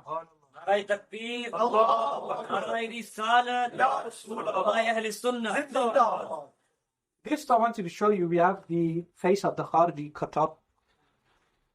The Meccan Rebellion. This is a book which was published. The story of Juhayman al-Utaybi revisited. Who was Juhayman al-Utaybi? Now we are in the year 1434. In the year 1399, during the Hajj, just before the Hajj period, because the new year was coming in, after Dhul Hijjah comes in al-Muharram, and a man known as Juhayman al-Utaybi hijacked the holy sanctuary of Makkah al-Mukarramah. The event that transpired was bloodshed in the holy masjid of Makkah al-Mukarramah. And this is one of the signs of the end of times that Rasulullah sallallahu alayhi wa sallam told us about. عن أبي سعيد رضي الله عنه قال قال رسول الله صلى الله عليه وسلم لا تقوم الساعة حتى لا يحج البيت رواه الحاكم وصححه. وعن ابن عمر رضي الله عنهما لا تقوم الساعة حتى يرفع الركن رواه السجزي. This hadith states that the end of times will not come until the pilgrimage to the house is not done, to Makkah al-Mukarramah, and until the rukn is raised. What is a rukn? Is the black stone. And this incident, Al-Imam Yusuf al-Nabahani and Al-Imam Muhammad al-Barzanji, both of them mentioned that this took place with the Qaramita sect. The Qaramita sect appeared in the 3rd century of Islam. And they took the black stone. When they took the black stone, they placed it on the back of a camel. The camel went to their whole place, which was in the desert, in the direction of Najd. And the camel died. Then they took the black stone, and the size of the black stone was larger than an arm's length. Only the face of the black stone is dark. The rest of the black stone is white as milk. The part that we kiss today is only the tip of the black stone. If you remove the casing, behind there is a white stone. And even the casing where we see the black stone today, you have to be very exact what you kiss, because it is covered also. So even when you kiss the black stone, there are specific parts that you must kiss in order to attain kissing the black stone. When they took the black stone, the camels would die on the way. Many years later, the Abbasi king sent for the black stone, and the black stone was placed on a skinny camel, and it ran all the way from the Najd area, all the way back to Makkah al-Mukarramah, one camel. But previously, when they took it away from Makkah al-Mukarramah, many camels went, and they all died on the way. But this one skinny camel reached Makkah al-Mukarramah fat. And then the black stone was replaced, and this was the sign that Rasulullah sallallahu alaihi wasallam told us about. In the same way, the Hajj, the pilgrimage, in some times has halted, like in the time when the Qaramita sect took over Makkah al-Mukarramah. And this time also took place with this deviated Najdi. He was from the Najdi cult, and what he was inspired to do later was one of his companions who was from the Ahlul Bayt from the family of Rasulullah sallallahu alaihi wasallam, as they claim, they had visions of him being Imam Mahdi. So he became deluded, and this led him to gain arms. And at that time, the security of the Haram is not like the security it is today. With those delusions, this group took over the Haram of Makkah al-Mukarramah, and Imam al-Barzanji rahimahullah ta'ala has a chapter in al-Isha'a al-Ishrat al-Sa'a for false Mahdis, claimants of false Mahdis. And this is something which we should be very careful of, that especially from the Shia, the Rawafid sources, that people claim to be al-Mahdi, and this is something that has taken place already. It is not something new. Sometimes the person will claim to be al-Mahdi, sometimes they will allude to it. They will allude to being al-Imam Mahdi. He states, وَأَمَّا مَهْدِي الْمَغَارِبَ مُحَمَّدُ بْنُ تُمْرَةٍ فَإِنَّهُ رَجُلٌ كَذَّابٌ ظَالِمٌ مُتَخَلِّبٌ بِالْبَاطِلِ مَلَكَ بِالظُّلْمِ. He gives examples of previous people in the past who claim to be al-Imam al-Mahdi and Mahdi claimants. And as the end of time approaches, the false claimants to being al-Imam Mahdi will increase, but the signs of al-Imam Mahdi radiallahu anhu we will cover, inshaAllah. And this was the fighting that ensued because of the fitna, the tribulation of this man, that people began to fire at the Haram. And you can see here, this is smoke in Makkah al-Mukarramah, this is fitna, tribulation. And this is the minarets of Makkah al-Mukarramah. And this is a book on the subject, The Siege of Makkah, the Forgotten Uprising in Islam's Holy Shrine, and the birth of Al-Qaeda. But in reality, he was more extreme than Al-Qaeda, because Al-Qaeda, even when, in fact, I would say that they are the same. Why? Because when Al-Qaeda, after 9/11, and remember, we are not pro-American by mentioning this. It's something we have to make very clear, as you will find out soon. But Al-Qaeda, when they initially started, people began to mention dreams of Mullah Umar and dreams of regarding Osama bin Laden. Then a rumor went around that Osama bin Laden is from the Sadat, from the Ahlul Bayt, which is not true. He's Yemeni. He's not from the family of Rasulullah sallallahu alaihi wasallam. In order to give the impression that this man is from the helpers of Imam al-Mahdi radiallahu anhu, and or Imam Mahdi himself, waliyadu billah. And these were rumors that circulated. I am not accusing Osama bin Laden of spreading these rumors, but they are something that people become misguided with, and we must be very careful with regard to these kind of illusions. We know it's a hadith mutawatir that Rasulullah sallallahu alaihi wasallam forbade the killing of women and children. This is something haram. In war and out of war, it is prohibited for a person to kill a child. And it is prohibited to kill non-combatants.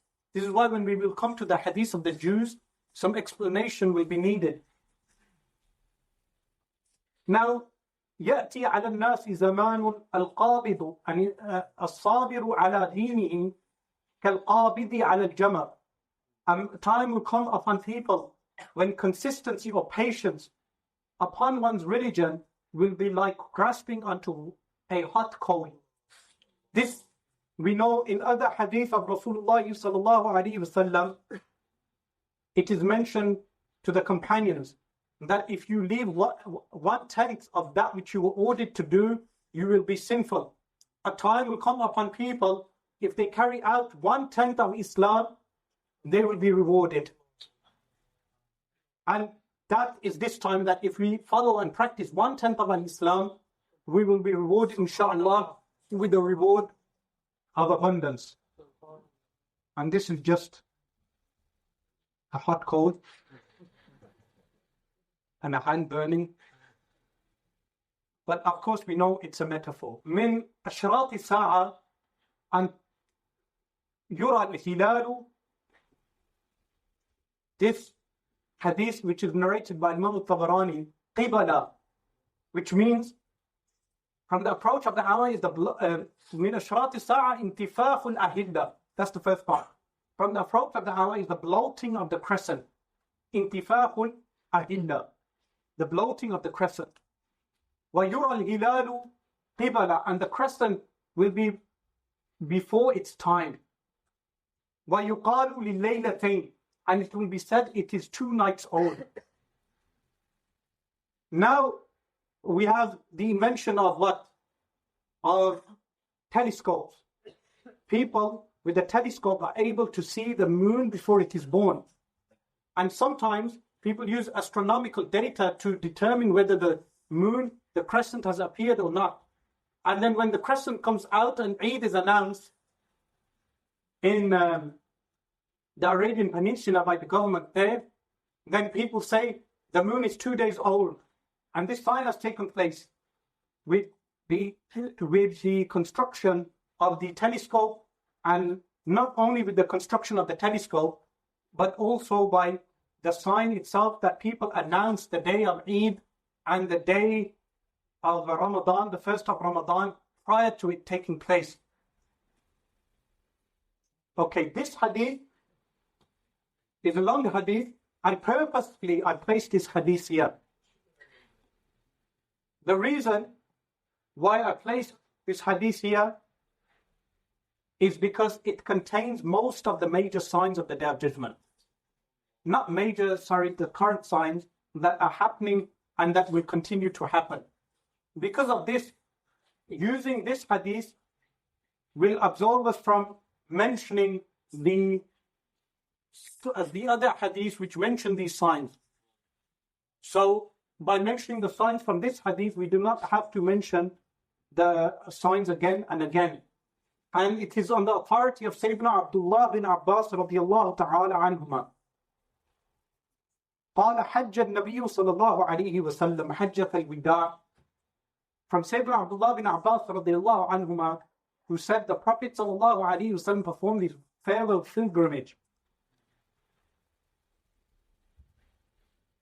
ثم أخذ بحلقة باب الكعبة. He held the ring to the door of the Kaaba.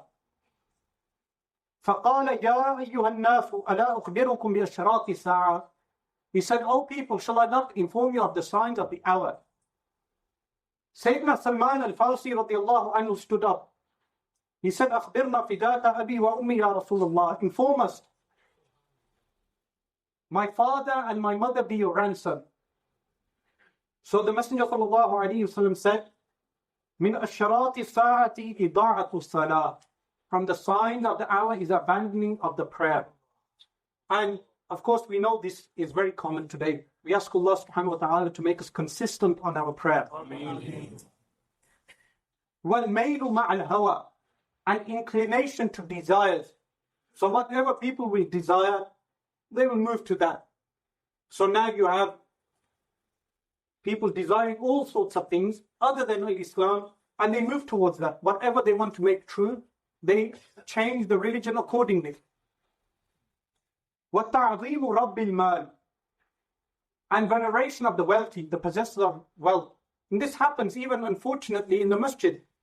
Someone who is wealthy will be given a better position than a person who works in a factory, a person with a meager wage. And this is from a small scale, and then to the greater scale in governments and bigger organizations. فقال سلمان ويكون هذا يا رسول الله صلى الله عليه وسلم. This will happen, O Messenger of Allah? He was surprised. The Messenger sallallahu alayhi wasallam said, Na'am, yes. وَالَّذِي نَفْسُ مُحَمَّدٍ بِيَدِهِ. By the one who has the soul of Muhammad sallallahu alayhi wasallam in his power. فَعِنْدَ ذَلِكَ يَا سَلْمَانُ تَكُونُ الزَّكَاةُ مَغْرَمًا. Zakah will be a debt. People will consider giving zakat as a debt. وَالْفَيْءُ مَغْنَمًا. And wealth of the state has profit. Look at the state or People's Party in Pakistan and Muslim League and the other parties. They don't support any of them. Or the political parties throughout the world and the government taking the wealth of nations as profit. And we will go into Western nations later. Why are Western nations different to the Muslim nation? وَيُصَدَّقُ الْكَاذِبُ, the liar will be accepted as truthful. Look at the Sun newspaper. The liar, the owner of Sun newspaper, Murdoch, Yeah. and other outlets we have today, the liar is considered truthful. وَيُكَذَّبُ الصَّادِقُ, and the truthful as a liar. وَيُؤْتَمَنُ الْخَائِنُ, the treacherous will be placed in a position of trust. The treacherous will be placed in a position of trust. وَيُخَوَّنُ الْأَمِينُ, and the trustworthy will be considered treacherous. Those who are trustworthy will be considered treacherous. وَيَتَكَلَّمُ الرُّوَيْبِضَةُ, and the Ruwaybidah will speak. The companions radiallahu anhum said, what is Ruwaybidah? And Rasulullah sallallahu alayhi wa sallam said, يَتَكَلَّمُ فِي النَّاسِ مَنْ لَمْ يَكُنْ يَتَكَلَّمُ, those will speak in affairs of people who never spoke previously.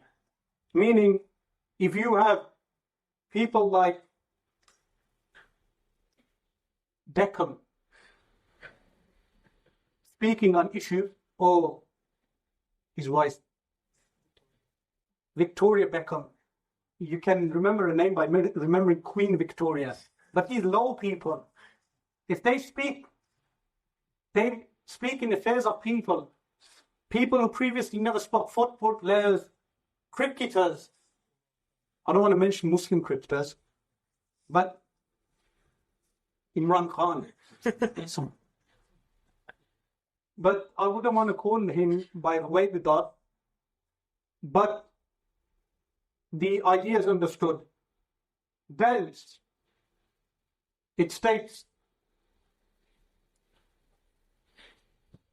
وَيُنْكِرُ الْحَقَّ تِسْعَةُ عَشَارِهِمْ, 9/10 of them will reject the truth.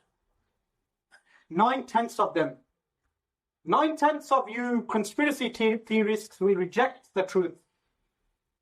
I'm not pointing at the cameraman.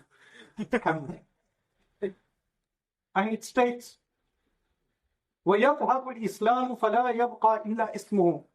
This is for those conspiracy theorists who always mention Islam as being evil and bad. Our Messenger sallallahu alaihi wasallam said nothing will remain of Islam except its name. So those people you are calling evil and bad do not represent Islam. Because our Messenger sallallahu alaihi wasallam told us nothing will remain of Islam except its name. Of course, there will remain a ta'ifa al-mansura, the group of Muslims who will always remain what we know as Ahl Sunnati wal Jama'ah.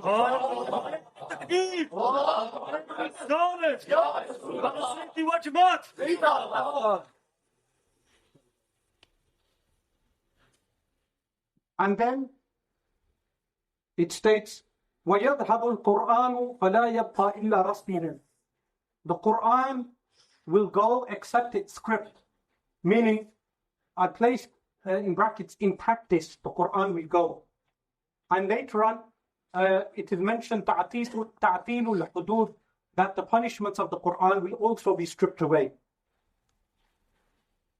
It states, وَيَذْهَبُ الْقُرْآنُ فَلَا يَبْقَى إِلَّا رَسْمُهُ. The volumes of the Quran will be embellished in gold. And this has happened.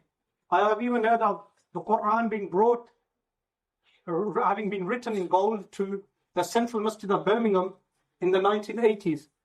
وَيَتَثَمَّنُ ذُكُورُ أُمَّتِي. And the males of my nation shall be overweight. Obese. I had the eyes deleted. The eyes have been deleted. But that says many things to us. But the male of his nation shall be obese. Obese, they will put on weight. Showing the type of food people will be eating in the end times. The type of food people will be consuming. It states, وَتَكُونُ الْمَشْوَرَةُ لِلْإِمَاءِ. Consultation will be made with slave girls. What does this mean? Ima, slave girls in old society were people, generally speaking, for the vast majority of them, people who had no knowledge and were very ignorant. So women who will be ignorant, the leaders will take consultation from them. And we do not need to mention the likes of the woman Shiri Rahman in Pakistan, the woman who looks like a man. You know, these type of politicians take consultation from women who in previous society were ignorant and in this day and age are also ignorant of Islam. Now, some people may say they are well spoken and more educated than you, Maulana Sahib. You have been educated in a madrasa. That woman has a PhD. But the thing is, her being well spoken in politics and being well spoken in English or in any other language, because the Pakistanis, the upper classes of Pakistan have a sickness where they speak Urdu and they throw English sentences in between to show that we are educated. For instance, I'm speaking in English now. Every other sentence, if I throw Urdu sentence or Arabic sentences, not the reading of the hadith, in conversation, because hadith is divine literature. SubhanAllah. I'm talking in conversation. It's not beneficial for the people sitting here. So they have this habit of speaking English while speaking Urdu. This does not show you are educated. Remember, was it the foreign minister of Pakistan who was not able to recite Surah Al-Ikhlas? Foreign minister of Pakistan. So, وَيَخْطُبُ عَلَى الْمَنَابِرِ الصِّبْيَانِ, which means boys will deliver sermons on the pulpit. And this is what happened. You know, Bashar al-Assad, when I was in Syria in 2008, I saw his son delivering a sermon, khutbah. Bashar al-Assad. And this happens also in the sense that boys with knowledge, meaning with boyish knowledge, not real knowledge, will stand on the pulpits. And it states, وَتَكُونُ الْمُخَاطَبَةُ لِلنِّسَاءِ. Women will deliver lectures.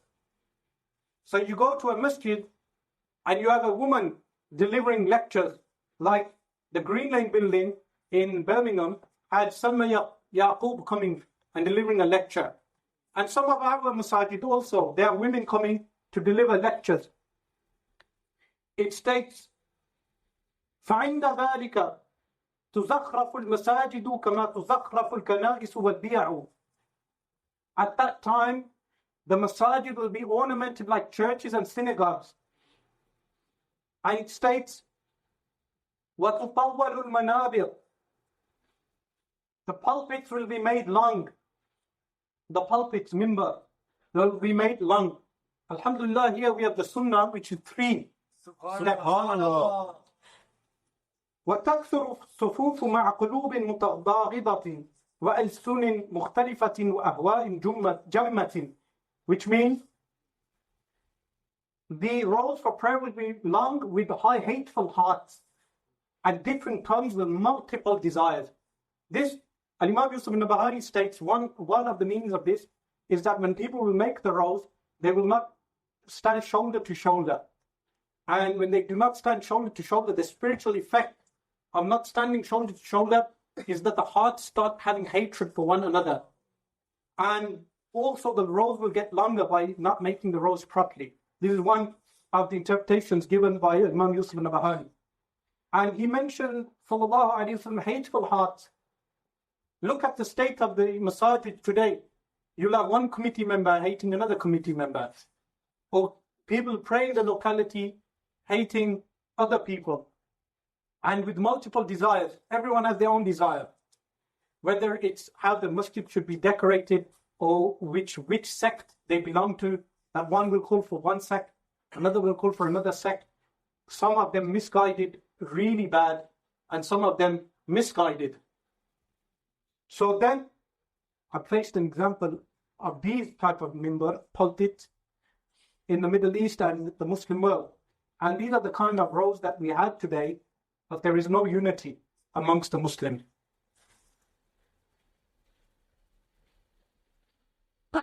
Sayyidina Salman radiallahu anhu said, this will happen, O Messenger of Allah sallallahu alayhi wa sallam. يكون ذلك يا رسول الله؟ قال نعم والذي نفس محمد بيده عند ذلك يا سلمان. By the one who has the soul of Muhammad sallallahu alayhi wa sallam in his power at that time, O Salman, it states, يكون المؤمن فيهم أذل من الأمة, that the believer will be more disgraced than a slave girl, meaning the way he will be treated in Muslim societies. If you look at practicing people today in the Muslim world, the beard is looked down upon. People who pray, even in countries like Pakistan, if someone prays, they call him Mulwi. Even though praying is something which every Muslim should do, it does not make you a Mulwi. But this is something very common in the Muslim world, that if someone practices al-Islam, he is treated worse than a slave girl. This is a similitude. يَذُوبُ قَلْبُهُ فِي جَوْفِهِ كَمَا يَذُوبُ الْمِلْحُ فِي الْمَاءِ مِمَّا يَرَى مِنَ الْمُنْكَرِ. It states his heart will melt like salt in water from the evil he will see and not be able to change it. And then it states, وَيَكْتَفِي الرِّجَالُ بِالرِّجَالِ. Men will satisfy themselves with men. This is referring to homosexuality, which in this country they have legalized marriage of men with men. Now Muslims living in this country, be realistic when you send your children to school. Be realistic and check what they are learning in schools. That they are learning that homosexuality is something natural and men, to marry men is something natural, وَالْعِيَاذُ بِاللَّهِ. And then I've heard of Muslim, so-called Muslim gays who are open, or are attempting to open a masjid in France. And in America, you already have this. You have an organization which is already calling for this, and they claim to have hundreds of followers. And we'll go on to what will become of them. وَالنِّسَاءُ بِالنِّسَاءِ, and women with women. And it states, وَيُغَارُ عَلَى الْغِلْمَانِ كَمَا يُغَارُ عَلى الْجَارِيَةِ الذِّكْرِ. People will vie over young men like they vie over young women for illicit relationship. That is my additional note. This is not referring to everyone in society. It doesn't mean that each sign will happen everywhere. It will happen in segments of the Muslim community. So you will have segments of the Muslim community building tall pulpits. But remember, not everything that has been mentioned in this list is necessarily haram. Some things are mubah, like having tall pulpits may be mubah or makruh at the most. But this action is haram. And if someone makes it legal, he becomes a kafir because he has rejected something known in religion by necessity. It states, فَعِنَّ ذَلِكَ يَا سَلْمَانُ تَكُونُ أُمَرَاءُ فَسَقًا. At that time, the leaders will be transgressors. And it states, وُزَرَاءُ فَجَرًا. The ministers will be unrighteous. And it states, وَأُمَنَاءُ خَوَنًا. And trustees will be treacherous. Trustees. These three groups will be corrupt. And it states, يُضِيعُونَ الصَّلَوَاتِ. They will not pray. وَيَتَّبِعُونَ الشَّهْوَاتِ. And they will follow desires. And it states, وَيَتْبَعُونَ الشَّهْوَاتِ فَإِنْ أَدْرَكْتُمُوهُمْ فَصَلُّوا صَلَاتَكُمْ لِوَقْتِهَا. If you happen to meet them, pray your prayer on time. This is how it should be translated. Meaning, if you happen to meet a leader, then when prayer time comes in, don't follow him and miss the prayer. Go and pray your prayer on time. This is if you happen to meet the leader. Otherwise, the ulama have mentioned that the leader should come to the ulama. The ulama should not go to the leader. This is the fiqh, the jurisprudence. If the leader comes to visit the alim, it is good. But if the scholar goes to visit the leader, it is bad. And Imam Abdul Wahab al-Sha'rani rahimahullah has written a whole book on this called Tanbihul Mughaffalin. And here, at this point, shall appear a Sabyun from the east and a Sabyun from the west. It states, shall appear a Sabyun. The word is what? Sabyun. Yaji'u Sabyun min al-mashriqi wa Sabyun min al-maghribi. It states, shall appear a Sabyun from the east and a Sabyun from the west. Sabyun with sin. Now the word literally means, the word Sabyun means prisoners, or people who take others as prisoners.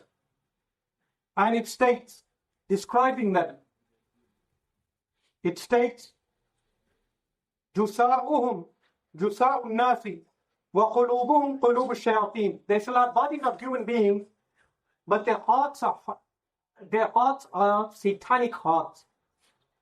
La yarhamuna saghiran. They will have no mercy for the young. Wa la yuwaqqiruna kabiran. And no veneration for the elders. These are people who will come from both the east and the west. Some people have tried interpreting this to mean America specifically, because America falls in east and west. If you go from the east, you will reach America. If you go from the west, you will reach America. But the hadith is general to all those nations which have colonized the Muslim world. Placed on here, France, USA, Russia, Europe. This is the Sabyun with its tentacles going everywhere in the Muslim world, not having mercy on the young and not having any veneration for the old. Surprisingly, Al-Imam Yusuf al-Nabahani rahimahullah ta'ala did not place a note on this. He places a note. Generally, he did not place a note on this. It states the hadith, عند ذلك يا سلمان يحج الناس إلى هذا البيت الحرام. At that time, O Salman, people will make pilgrimage to this sanctified house, to Makkah al-Mukarramah. وَتَحُجُّ مُلُوكُهُمْ لَهْوًا وَتُنَزُّهًا. Their kings will make pilgrimage for amusement and pleasure. وَأَغْنِيَاؤُهُمْ لِلتِّجَارَةِ. The rich will come for trade in Makkah al-Mukarramah. وَمَسَاكِنُهُمْ لِلْمَسْأَلَةِ. Their poor shall come to beg. وَقُرَّاهُمْ رِيَاءً وَسُمْعَةً. And their reciters for showing off and ostentation. Some scholars have glossed on this, saying that the reciters meant here are the reciters of the Quran. Those people who recite Al-Quran al-Kareem will go to show off and recite Quran in order to show off. And the ulama also, they will go there to show off their knowledge. And because people will be gathering from different nations and to show their knowledge off in front of different people. Every group will be a maftoon, meaning in a tribulation. The rulers will go for amusement and pleasure. Look at the palace King Khalid built on Jabal Abi Qubais. And the rich will go for trade. Look at the hotels that are being built now. Everyone who goes there for trade. Their poor shall come to beg, mainly Pakistanis, unfortunately. And the reciters for showing off and ostentation. This is the current state of Makkah al-Mukarramah. So you have people living in these rooms for amusement, and we used to call this Shaitan Towers. Shaitan Towers. Directly outside Al-Masjid al-Haram. So they asked, this will happen, O Messenger of Allah? وَيَكُونُ ذَلِكَ يَا رَسُولَ اللَّهِ قَالَ نَعَمْ. He said, yes. وَالَّذِي نَفْسِي بِيَدِهِ عِنْدَ ذَلِكَ يَا سَلْمَانِ يَفْشُ الْكَذِبُ. Yes, by the one who has the soul of Muhammad sallallahu alayhi wa sallam in his power, at that time, lying will spread. Now, lying in one form is something which we call the media. This is one form of lying, but there are many forms of lying. If someone wanted to make a lie regarding another individual, it can be done overnight and placed on the internet and published in the news. And this will become common. This is not only that form, lying generally will become common. وَيَظْهَرُ الْكَوْكَبُ لَهُ أَذَنْبُ. Which means, at that time, a comet will appear with a tail. This sign has already happened. Imam Muhammad al-Barzanji rahimahullah ta'ala mentions that this comet has appeared not once but many times. And the comet that shall appear before Imam al-Mahdi radiallahu anh has also appeared already. He mentions that some of the signs that have taken place, one of them is that the comet shall appear. And that individual, Applewhite, who I showed you at the beginning, committed mass suicide with his group, Applewhite considered comet Hale-Bopp as having an alien spaceship behind, and he committed suicide with his group so they can go on that spaceship. But the comet Hale-Bopp has appeared also. Which particular comet is meant, Allah subhanahu wa ta'ala and His Messenger sallallahu alayhi wa sallam know best. وَتُشَارِكُ الْمَرْأَةُ زَوْجَهَا فِي التِّجَارَةِ. A woman will help her husband in trade. Now why this is mentioned is because in trading, in the old times, men would go out to trade themselves. Very few women would trade. Like for instance, Sayyidina Umar radiallahu anh had a woman in charge of the market. But that was one woman. It was not common for women to take part in trade. This does not mean it's haram. This is just telling you it's a sign of the end of times. And some of these signs does not mean that the action is haram. Some of them are and some of them are not. It is just a sign of the end of time. It also alludes to the failure of the markets. That markets will go so weak that women will begin to trade with men in order to make up for the losses that are acquired. وَتَتَقَارَبَ الْأَسْوَاقُ قَالَ وَمَا تَقَارُبُهَا قَالَ كَسَادُهَا وَقِلَّةُ أَرْبَاحِهَا. And the markets will become close. Taqarub will become close.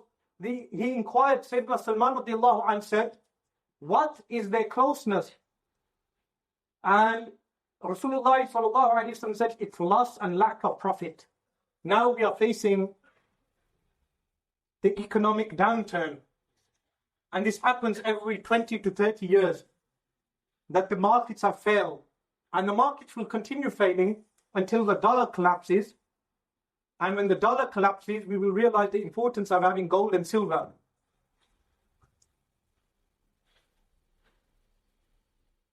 عند ذلك يا سلمان يبعث الله ريحا فيها حيئات صفر فتلتقط رؤوس العلماء لما رأوا المنكر فلم يغيروه.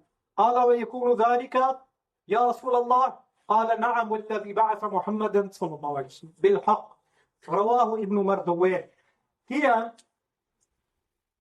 what it states, Allah subhanahu wa ta'ala will send a wind with yellow snakes to fall on the heads of the ulama because of the evil they see and do not change it. The many evils which have taken place and continue to take place. Market success or failure, the new debate. This is what's happening now, that the markets are beginning to fail. This is another hadith on the authority of Sayyidina Ali radiallahu anh, which we will cover after a short break, inshallah. This report that we are covering now is from Sayyidina Ali radiallahu ta'ala anh. It states, من اقتراب الساعة إذا رأيتم الناس أضاعوا الصلاة وأضاعوا الأمانة واستحلوا الكبائر وأكلوا الربا وأكلوا الرشا وشيدوا البناء واتبعوا الهوى. From our Master Sayyidina Ali radiallahu anh, from the closeness of the hour when you will see people abandon the prayer. So this hadith is similar to the hadith we covered previously, and it mentions they will lose fidelity, meaning al-amana, which is trustworthiness, and they will make prohibited acts permissible, haram acts permissible. So from this is istihlal al-khamar, making alcohol halal, making riba, usurious transactions halal, which is mentioned, and they will consume usury of riba, interest. They will eat bribes and will plaster their buildings. Now, this is an example of plastering buildings and an example of those things which are considered permissible. But nevertheless, it's a sign of the end of time. Because in the time of Rasulullah sallallahu alayhi wa sallam, houses were made from stone and mud. And plastering houses was something which was not of the norm. So from the signs of the end of time is that people will begin plastering their buildings, and it states they will follow their desires and sell the religion for the world. وَاتَّخَذُوا الْقُرْآنَ مَذَامِيرَ, and they will take the Quran as a musical instrument. Now, I would have shown, if it were permissible, examples of where people have taken the Quran as musical instruments, but it is not appropriate to play those type of videos. And it is quite common now also where people sing the Quran as opposed to reciting the Quran al-Kareem with tajweed. وَاتَّخَذُوا جُلُودَ السِّبَاعِ صِفَافًا, and they will take animal hides as spreads. Now, this means that they will recline on animal hide, which is a plural of suffatun, sifa suffatun, which is something which is reclined upon, and people recline upon and sit down. Imam Yusuf al-Nabahani states, وَهُوَ شَيْءٌ يُفْرَشُ فِي السُّرُجِ وَيُجْلَقُ عَلَيْهِ. It is something people sit on. Now, hides of animals are halal if they are tanned.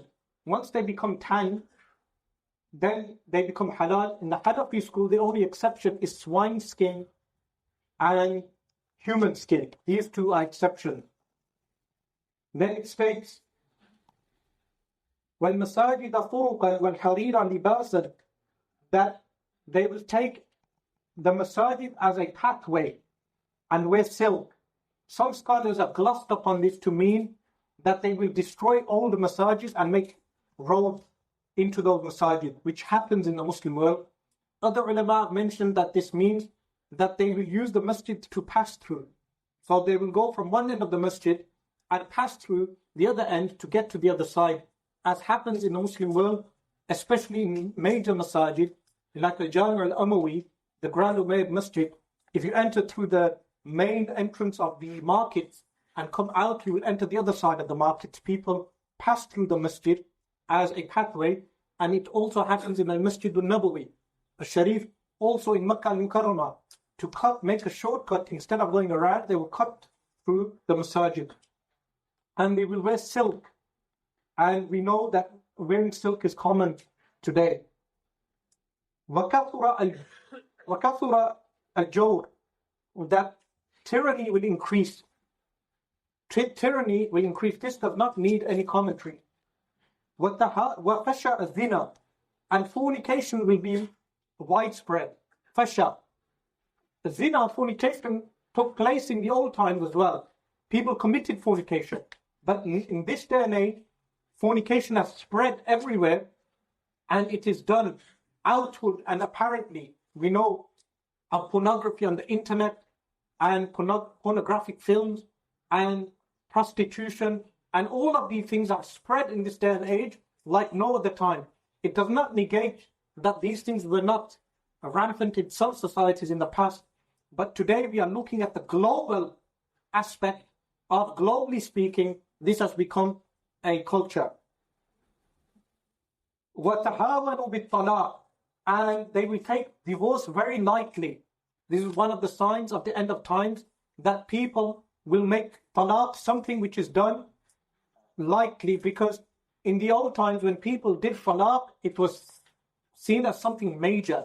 Today, when people give talaq, they do not consider it something major anymore. As this is very rampant today, where you have people giving the fatwa in accordance with Taqiyuddin Ahmed bin Taymiyyah's fatwa, that 3 talaq count as 1 talaq, therefore making someone give 9 talaq in total. This has become the norm. So they make some talaq something light, and something, if someone gives talaq, it is not a major thing to do, because it's abghadul halal, the most disliked halal thing. وَخُوِّنَ الْأَمِينُ, and the treacherous will be considered trustworthy. وَخُوِّنَ الْخَائِنُ, the treacherous will be considered trustworthy. وَخُوِّنَ الْأَمِينُ, which is the trustworthy as treacherous. وَصَارَ الْمَطَرُ أَيْضًا, and rain will burn. Rain will burn. We know of acid rain. That acid rain and pollution has burns forests.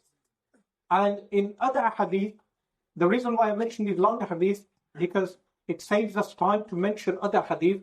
In other hadith, it mentions one of the signs of the end of time is that it will rain, and the rain will not give off any vegetation. No vegetation will come from that rain. This is an allusion to acid rain and to pollution. That pollution will be widespread. وَالْوَلَدُ غَيْبًا, and children will be filled with anger. And it states, وَأُمَرَاءُ فَجَرًا, leaders shall be transgressors. وَوُذَرَاءُ كَذَبًا, and ministers liars. Many ministers we can use of examples who lie, and leaders who are transgressors. These kind of things don't need commentary because of the common knowledge relating to these things. وَعُرَفَاءُ ظَلَمًا, authorities, trustees who will be treacherous. And trustees, khawana, is oppressive. Urafa is authorities. This should be trustees who are treacherous and authorities who are oppressive. Authorities that are oppressive, urafa. And it states, وَقَلَّتِ الْفُقَهَا, ulama will be less. So the number of ulama will decrease in the end times. And this is something very common, that the ulama have decreased in number. And the ulama will pass away, as it mentioned with Sahih Imam Bukhari, and people will take leaders who are ignorant, and when they ask for a verdict, they will give a verdict misguiding others. They will be misguided and they will misguide others. Badlu wa badlu. They will be misguided and they will misguide others. It states, وَحُلِّيَتِ الْمَصَاحِفُ, the volumes of the Quran will be ornamented. And it states, وَزُخْرَفَتِ الْمَسَاجِدُ وَزُخْرِفَتِ الْمَسَاجِدُ, that masajid will be decorated. Meaning, in the old times, the masajid were very simple and the people were learned.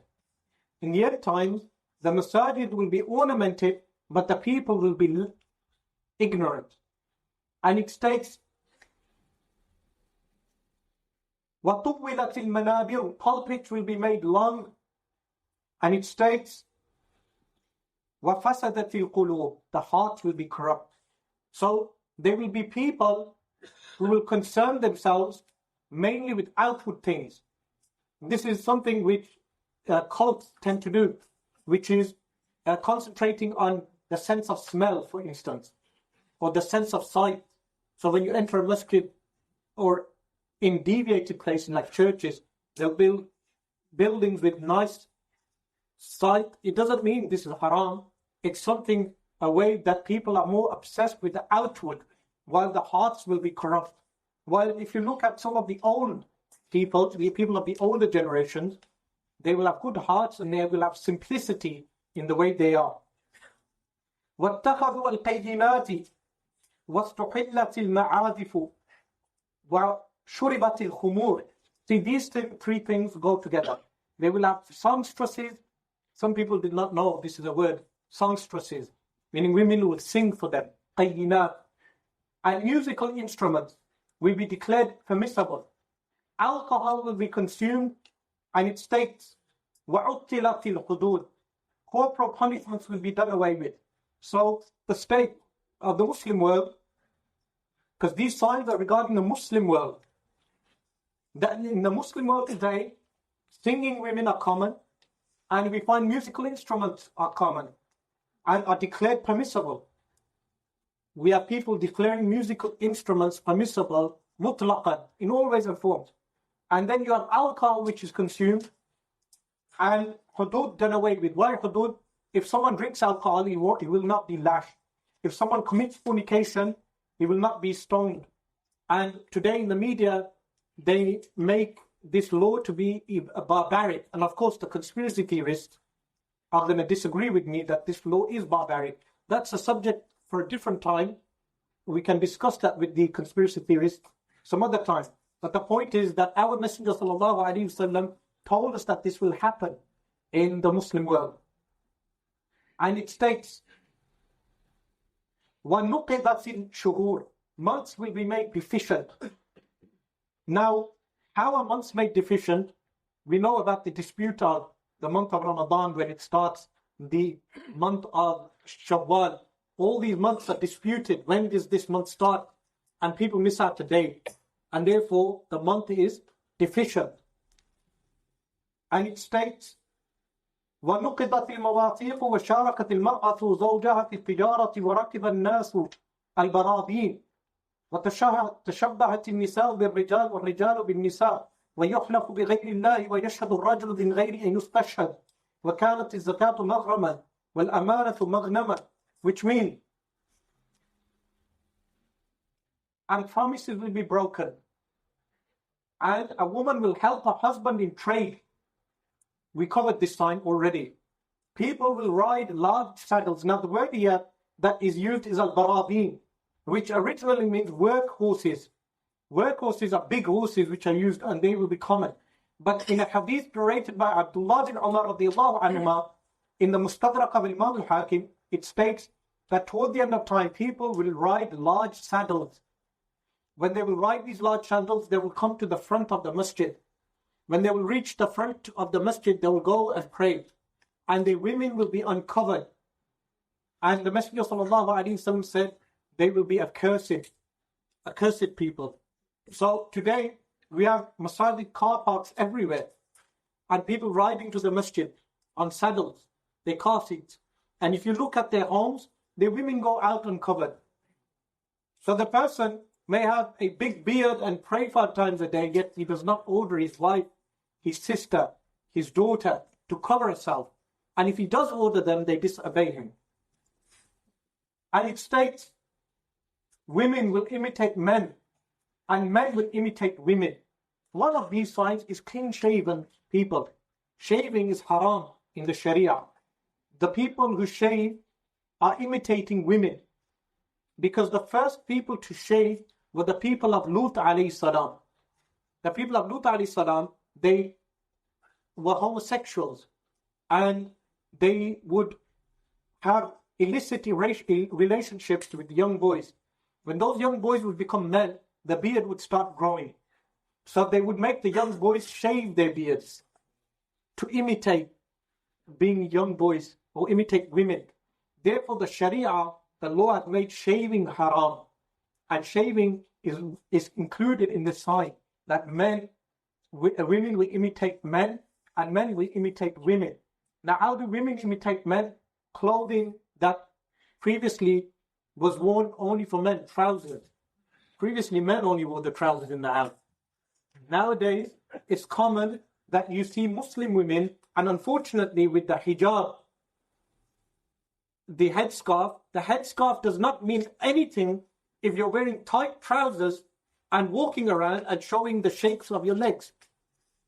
And those women fall into, a woman will imitate men and men will imitate women. And non-Muslims will not understand this, the conspiracy theorists. But the point is that this sign was told by our Messenger sallallahu alaihi wasallam. And it states, oath will be made on other than Allah. Oath will be made on other than Allah. Taking an oath is only permissible on the name of Allah subhanahu wa ta'ala. You can't take an oath on your mother's life. You can't take an oath on anything other than Allah subhanahu wa ta'ala. But nowadays, it has become common for people to take oaths and other than Allah subhanahu wa ta'ala. This is haram, impermissible.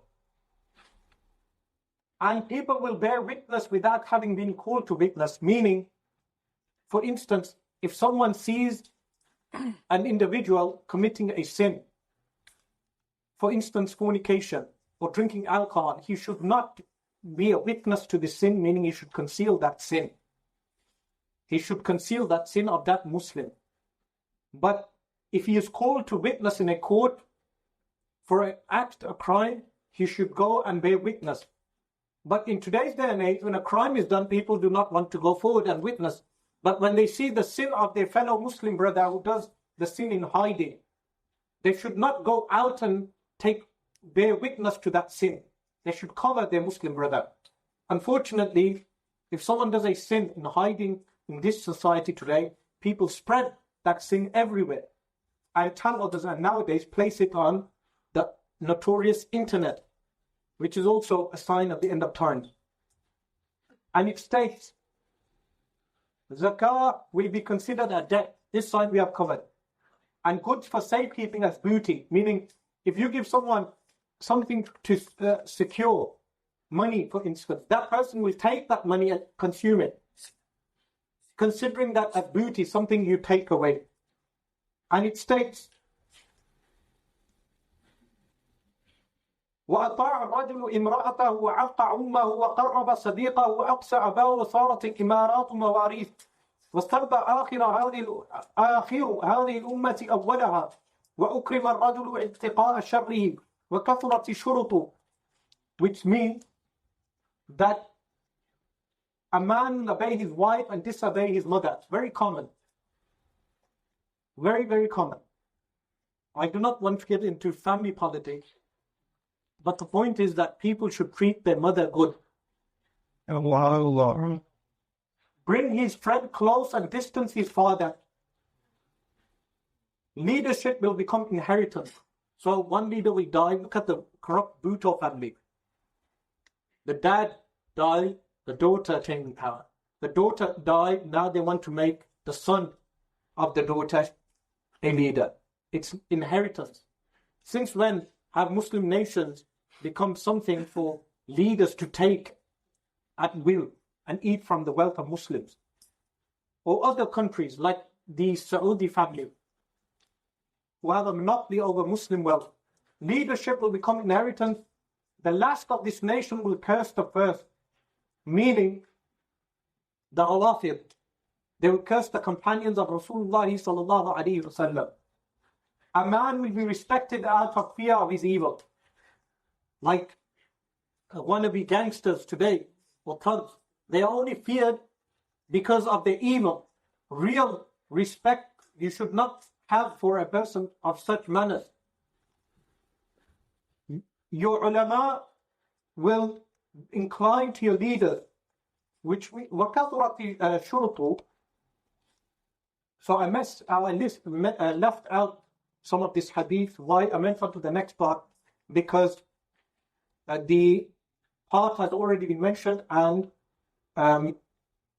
it is repetitive. But it mentions further down that وَرَكَنَ عُلَمَاؤُكُمْ إِلَى أُولَاتِكُمْ. Your ulama will incline to your leaders. فَأَحَلُّ لَهُمُ الْحَرَامِ. They will permit the forbidden. وَحَرَّمُوا عَلَيْهِمُ الْحَلَالِ. And they will forbid the permitted. For instance, in some countries, they forbid second marriages. It is halal for a man to marry a second wife. But in certain Muslim countries, they have forbidden this and made it haram. Or for instance, in other Muslim countries, actions which are impermissible, like prostitution, in those same countries, they will make prostitution legal. For instance, when we were in Damascus, I had heard from the people that it is illegal for a man to take a second wife on paper. They will turn a blind eye to it if it was not on paper, like this country. But they had a red light area near the Halboni district, a cinema for pornography near the Islamic bookshops. And they had nightclubs also in Damascus. When I would walk in Fajr time, from the area of Shaykh Muqayyuddin to Jami' al-Amawi, sometimes I would walk the whole distance, many miles. I would pass through one road, which I did not know was a red light area. Later on, when I became familiar with the country, I realized this area is not good, so I'll go around. But the reason why I thought it was normal is because of the country. I did not expect for such things to happen. وَأَفْتَوْهُمْ بِمَا يَشْتَهُونَ. They will give verdicts on behalf of the leaders in accordance with what they desire. وَتَعَلَّمَ عُلَمَاؤُكُمْ الْعِلْمَ لِيَجْلِبُوا بِهِ دَنَانِيرَكُمْ وَدَرَاهِمَكُمْ. Your ulama will learn to attain your wealth. So, darahim and dananir, your silver coins and your gold coins, meaning wealth. So they will learn knowledge in order to take money from you. We all know stories of corrupt, what we call corrupt Maulvis. وَاتَّخَذْتُمُ الْقُرْآنَ تِجَارَةً. You will take the Quran as a trade. So today you have people charging high prices for Quran. So you'll have a qari, a muqri of the Quran, who can recite with tajweed, but he will charge highly to teach a child, for instance, £20 an hour. We have people charging those rates in Birmingham. We have people charging high extortional rates. Not only in Birmingham, just use Birmingham as my home city as an example. And I've heard for instance, in Egypt, you have clean-shaven Qurra. Someone will come and recite Quran to them, and they will charge them money. وَضَيَّعْتُمْ حَقَّ اللَّهِ فِي أَمْوَالِكُمْ. You will do away with the right of Allah with your wealth, and your wealth will be the worst of you. وَصَارَتْ أَمْوَالُكُمْ عِنْدَ فِرَارِكُمْ with the worst of you. The wealthy people will be the worst of you. And here we have a Saudi oil businessman who has a monopoly over some of the oil fields of the Muslim world, and that wealth has been misused. Now this hadith is in Ajari al-Tirmidhi, which states, if your leaders are the best of you, and your rich are the forbearing, the wording is samahalukum, forbearing, meaning the most generous of you. So your leaders are the best of you, and your richest people are the most generous, and your affairs are consultation, wa umurukum shura, that your affairs are consultation. Whenever anything comes out, you sit down and consult that thing, then the top of the earth is better for you than the inside, meaning it is better to be alive than to be dead.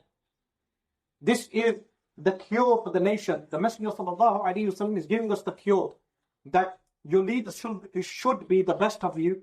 The rich people should be forbearing and good. And whenever anything happens within this nation, we should have consultation on those matters. In such a case, we'll have leaders like this, who Sultan Salahuddin Ayyubi rahimahullah.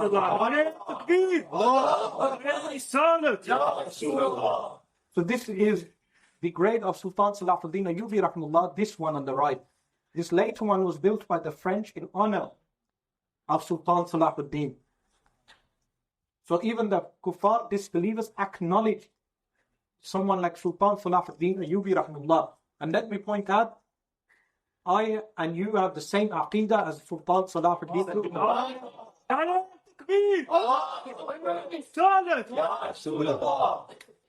Okay, the reason why I placed this here is because the splitting of the moon is one of the signs of the Day of Judgment.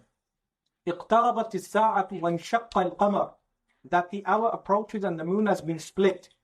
And this is one of the miracles of Rasulullah sallallahu alayhi wa sallam, that the moon was split by him, literally speaking. SubhanAllah. Now the conspiracy theorists, a segment of them believed in the moon matrix, where they believe the moon is a satellite and an alien civilization has built that satellite, and that satellite beams down certain radiation or radioactive waves or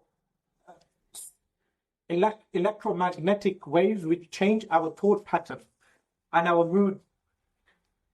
But for them to reject that our Messenger ﷺ split the moon is arrogant. Because if they can believe in something ridiculous, this is not ridiculous. This is something what we call a miracle at the hands of Rasulullah ﷺ, which took place literally. Now, if someone asks, if it took place, why did not all the nations of the world witness this? Firstly, I would like to say that this miracle took place in the night. And when it took place in the night, half the globe is in darkness and the other half is in light. So that cancels out half the globe. Then the part of the globe that was in darkness, not in all of the parts, the segments of the globe, the moon can be sighted. Only in segments can the moon be sighted. So that cancels out other parts. Thirdly, what do most people do at night? They go to sleep. So that cancels out many other people who were sleeping when this took place. Fourthly, the world population was less than it is today. So that cancels out the concept of having millions and millions of people on the globe. Fifthly, even those who are awake are inside of their homes. What do people do? Do they stay out on the roads in the night? Most people stay inside. So most people are inside of their homes. Sixthly, even those who are outside, most of them do not look up. So even if it is happening and the moon is visible, because it only happened for a while, it did not go on for long. It happened for a while. The disbelievers saw that the moon was split in two between the mountains, one side on one and one side on the other. And then the Messenger ﷺ had it joined again. And this took place only for a while. So even those who were awake and outside, they would not have witnessed it. Seventhly, there were caravans of disbelievers coming from Syria toward Western Arabia, and they witnessed this and they bore witness to this to the non-Muslims the next day. So this miracle is something which took place and is one of the signs of the end of times, which is mentioned in Al-Quran Al-Kareem. Now, this is regarding mountains being removed from the place. أن تزول الجبال من أماكنها لأشراط الساعة أن تزول الجبال من أماكنها. That mountains will move from their place. And indeed, in our times, we have witnessed that mountains have moved. In this hadith, it states, a time shall come upon people in which prayers will be done away with. This sign has been already mentioned, Abba al-Salah. And the Umara, the leaders, yudi'un as-Salah. And buildings will be high. Buildings will be high. Oaths and mutual cursing will be rampant, meaning oath, where people, on every little thing, they take an oath by Allah subhanahu wa ta'ala or by something else. This is haram. Because if you take an oath on something, and you do not fulfill that oath, you have to give kafaratul yameen, which is expiation of that oath. And it's a sin if you do not fulfill that oath. Mutual cursing will be rampant. This needs no explanation. The hereafter will be sold for the world. This needs no explanation. When you see that, then safety. And najah, the companion said, and najah. And he said, it was said to him, how is salvation attained? How do you attain salvation? To the companion, he said, be a cloth from the cloths of your house and restrain your tongue. This means, kun hilsan min ahlasi bayti. What does hils mean? Hils is a cloth which people would place on the seats that they would sit on. And because a cloth doesn't move from the house, it stays where it is, on the seat. So the companion is saying, stay at home and which restrain your tongue, meaning do not involve yourself with these people and restrain your tongue. This is the advice of the companion. But the point here is, the companions, this hadith is marfu, because when a companion narrates something which can only be known by the unseen, then it is given the hukam, the ruling of being from Rasulullah sallallahu alaihi wasallam. And this, the warning here is buildings will be high. Now, this narration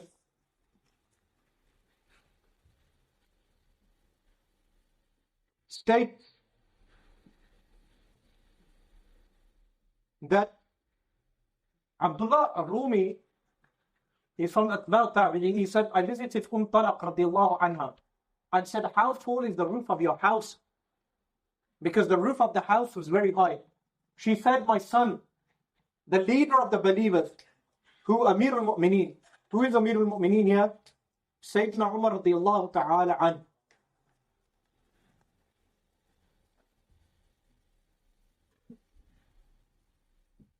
Wrote his deputies, do not raise your buildings, as it will be the most evil of your days. And this is narrated by Imam al-Bukhari in Al-Adab al-Mufrad. And the narration is,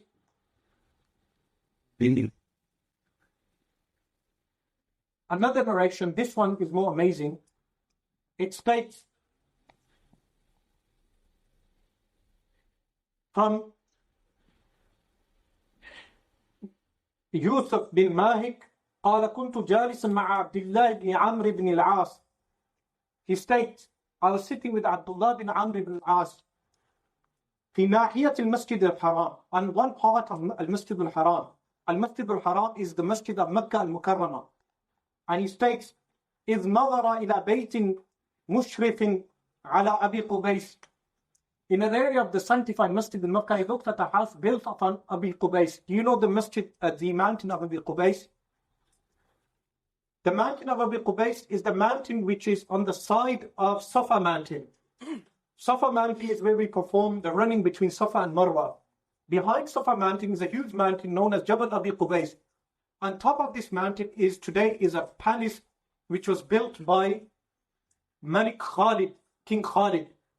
On this mountain, the Messenger of Allah sallallahu alaihi wasallam split the moon in two. So I mentioned the splitting of the moon in two. We are moving on to this. So Sayyidina Abdullah bin Amr ibn al-As saw a house high on the mountain. And he said, أَبَيْتٌ ذَاكَ, is that a house? فَقُلْتُ نَعَمْ. He said, yes. فَقَالَ إِذَا رَأَيْتَ بِيُوتَهَا قَدْ عَلَتْ أَخْشَبِيَّتَهَا وَفَجَرَتْ بَطُونُهَا أَنْهَارًا فَقَدْ أَزِفَ الْأَمْرُ. Which means, when you see it, meaning Makkah al-Mukarramah, house is gone higher than its solid mountains, أَخْشَبِيَّتَهَا, which means solid mountain, and its depths give out water, then the matter has approached. Which matter? Meaning Qiyamah has come close, because the mountains, the buildings will be built on top of the mountains, solid mountains, and water will sprout out from the depths of Makkah. Today, if you go into Makkah al-Mukarramah, you can get water from there's sources of water everywhere in Makkah al-Mukarramah. This next hadith, he states, كنت آخذا باللجام دابة عبد الله بن عمرو. He states that I was holding the rein of the horse of Abdullah bin Amr radiallahu anhu. فقال إذا رأيت مكة قد ضعجت قضائم ورأيت البناء يعلو رؤوس الجبال فاعلم أن الأمر قد أضلك. Which means, when you see Mecca being dug for piping, for what? For piping. The wording here, ضعجت قضائم. In Ibn al-Athir, he mentions that piping, Mecca is dug for piping. That people will dig Mecca and it will be dug. It states, حُفِرَتْ قَنَوَاتٍ. Qanawat is piping. That people will dig in Makkah al-Mukarramah for piping. And Ibn al-Athir mentions this, and Ibn al-Manzur, who are both linguists. And he states, the buildings reach the tops of the mountain, then know the matter is overshadowing you. Meaning the day of judgment is approaching. And this is Makkah al-Mukarramah today. This is Makkah al-Mukarramah today. And we know the projects that they have in mind. This is an actual size. If you do tawaf of al-Kaaba, you see this clock. It has its use in the sense that you can tell the time. But that can be done with the wristwatch. There's no need to build a building like this. And this is the Jabal Sayyidina Umar radiallahu anhu project. Now, here stood mountains. These mountains were cut away in 2009. I witnessed that myself. This was a mountain named after Sayyidina Umar radiallahu anhu. The project is called the project of Jabal Umar. Now, Sayyidina Umar radiallahu anhu will not be happy to have this project named after him. And this is what they aim to do with Makkah al-Mukarramah. One of the design plans that they have for Makkah al-Mukarramah. This hadith is narrated by Ibn Abi Shayba in his Musannaf from Sayyidina Abu Hurairah radiallahu anhu, that a woman, now it states a woman will be taken and her insides will be opened. The word used is baqar, from baqara, is when you open the contents of something. Then the contents of the womb, arham, will be emptied and thrown away out of fear of a child. This is in reference to what? We know today that abortion is something common. And unfortunately, Muslim girls and Muslim boys are committing fornication. And when they commit fornication, after having committed fornication, we know of reports from school teachers that children are having abortions done. The non-Muslim has the audacity to mention the marriage of Sayyidatuna Aisha radiallahu anha to Rasulullah sallallahu alayhi wasallam in a society where a woman was considered a woman when she passes the age of puberty.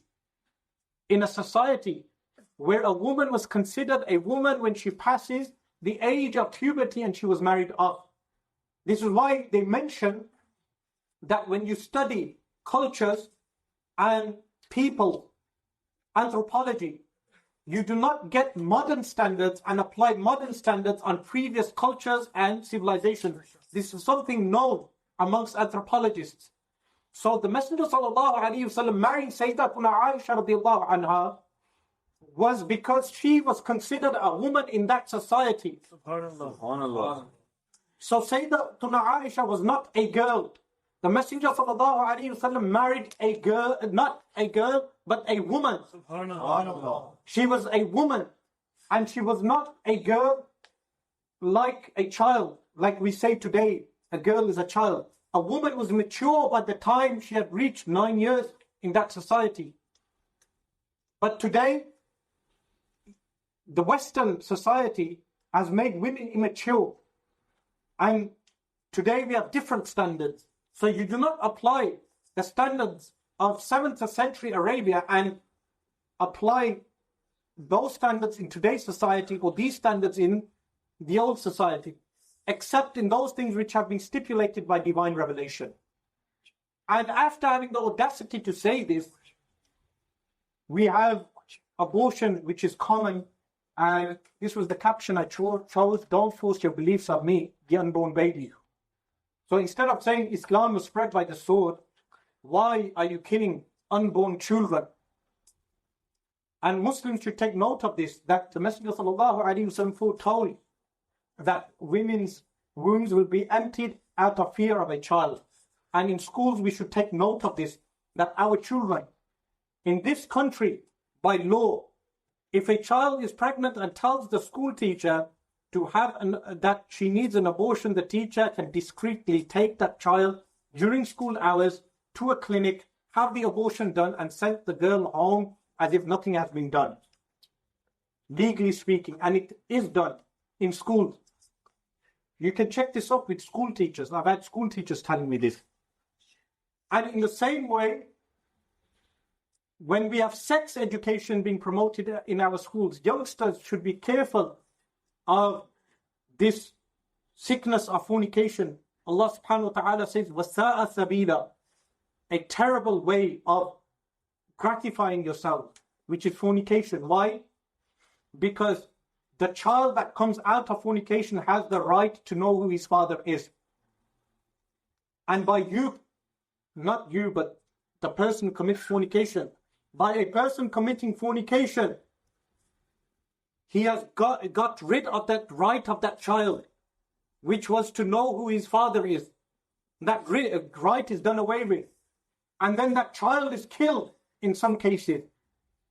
So this is why fornication is haram. And to have sexual intercourse out of wedlock shows lack of responsibility. A man who is responsible has the right to have a wife. But before he is responsible, he has no right to have a wife. He should show responsibility. And this is where women's rights come in also for women, that women have more rights in Islam than men. And I can cover this, whether it's through inheritance laws or through dowry, or even them traveling without a mahram. It's done for your protection. When Islam tells a woman to travel with a mahram, a male relative, or with her husband, it is for her protection. And because of the sanctity and status a woman has in Islam. In this hadith, which is mentioned by Dhahak, He states, يأتي على الناس زمان تكثر فيه الأحاديث حتى يبقى المصحف عليه الغبار لا ينظر فيه. A time shall come upon people in which reports will increase, al-ahadith, conversation, magazines, newspapers, until the volume of the Quran we gather dust not looked into. That today you have people buying magazines, you have people buying newspapers, someone who can read the Independent or the Guardian daily, why can he not read a portion of the Quran? Or someone who reads the Junk, why can he not read a portion of the Quran? In the same way,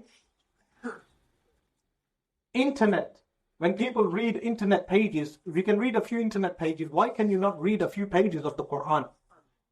But this is foretold by the Messenger of Allah sallallahu alaihi wasallam, that this time will come about where people said a segment of society will still study the Quran.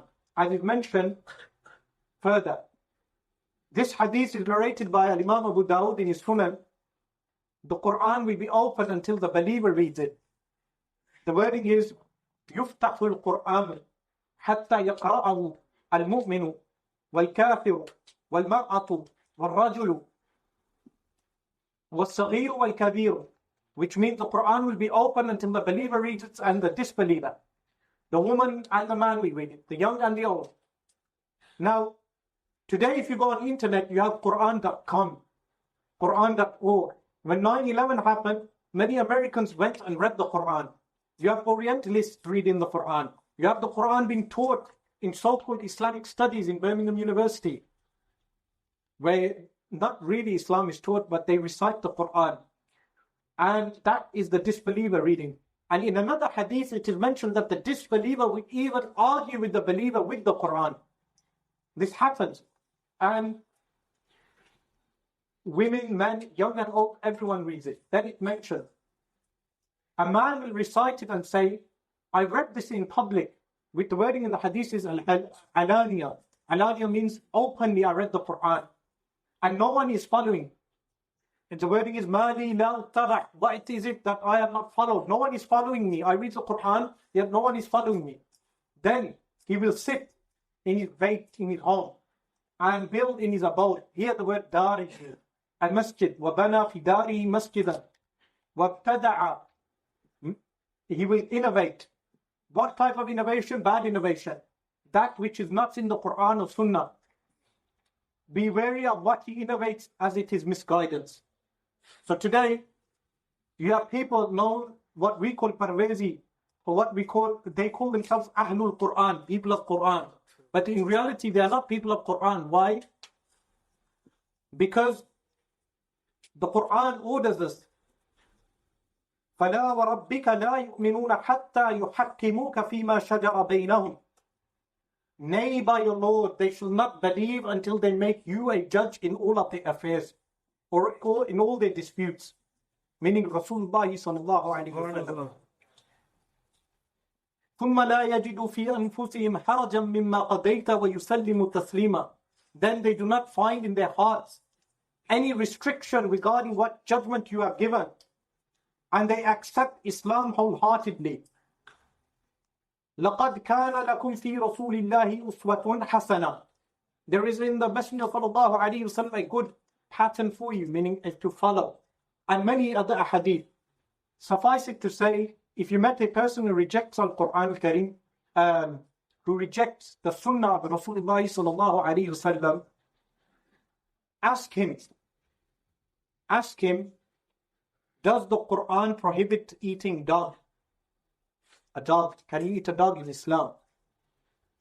Where's the prohibition from? From the Sunnah of Rasulullah sallallahu alayhi wasallam. This hadith is narrated by Imam Nasai. From the signs of the hour is the profusion of wealth, ifadatul mal, and trade, wa tijara, wa dhuhurul qalam, and the widespread use of the pen. The widespread use of the pen. A man will contract his trade, and the other trader will say, wait until I consult the trade of such and such people. this hadith tells us a few things. Firstly, in old societies, trade with the pen was rare, that you would go to a copyist who was a professional who would write for you. Now the pen is common. Everyone has a ballpoint placed in their pockets. And even on computers, you'll have people typing. This is Zahur al-Qalam. Because qalam doesn't only come in the meaning of a pen for writing. Allah subhanahu wa ta'ala says, وَالْقَلَمِ وَمَا يَسْطُرُونَ, by the pen and what they write. The angels have a different type of pen to ours. So it means any type of writing. So magazines are rampant, newspapers are rampant, forms of writing have become very rampant. And the pen is rampant. The second part of the hadith states that a trader will go to another individual and say, let's contract this trade. And that trader will say, not until I contact or agree with the person of such and such tribe. In other hadiths, it mentions a trader will go across the globe, and after going across the globe, he will come back, and he will not benefit in his trade. So we have mobile phone with a pen here. Means of what? Contact.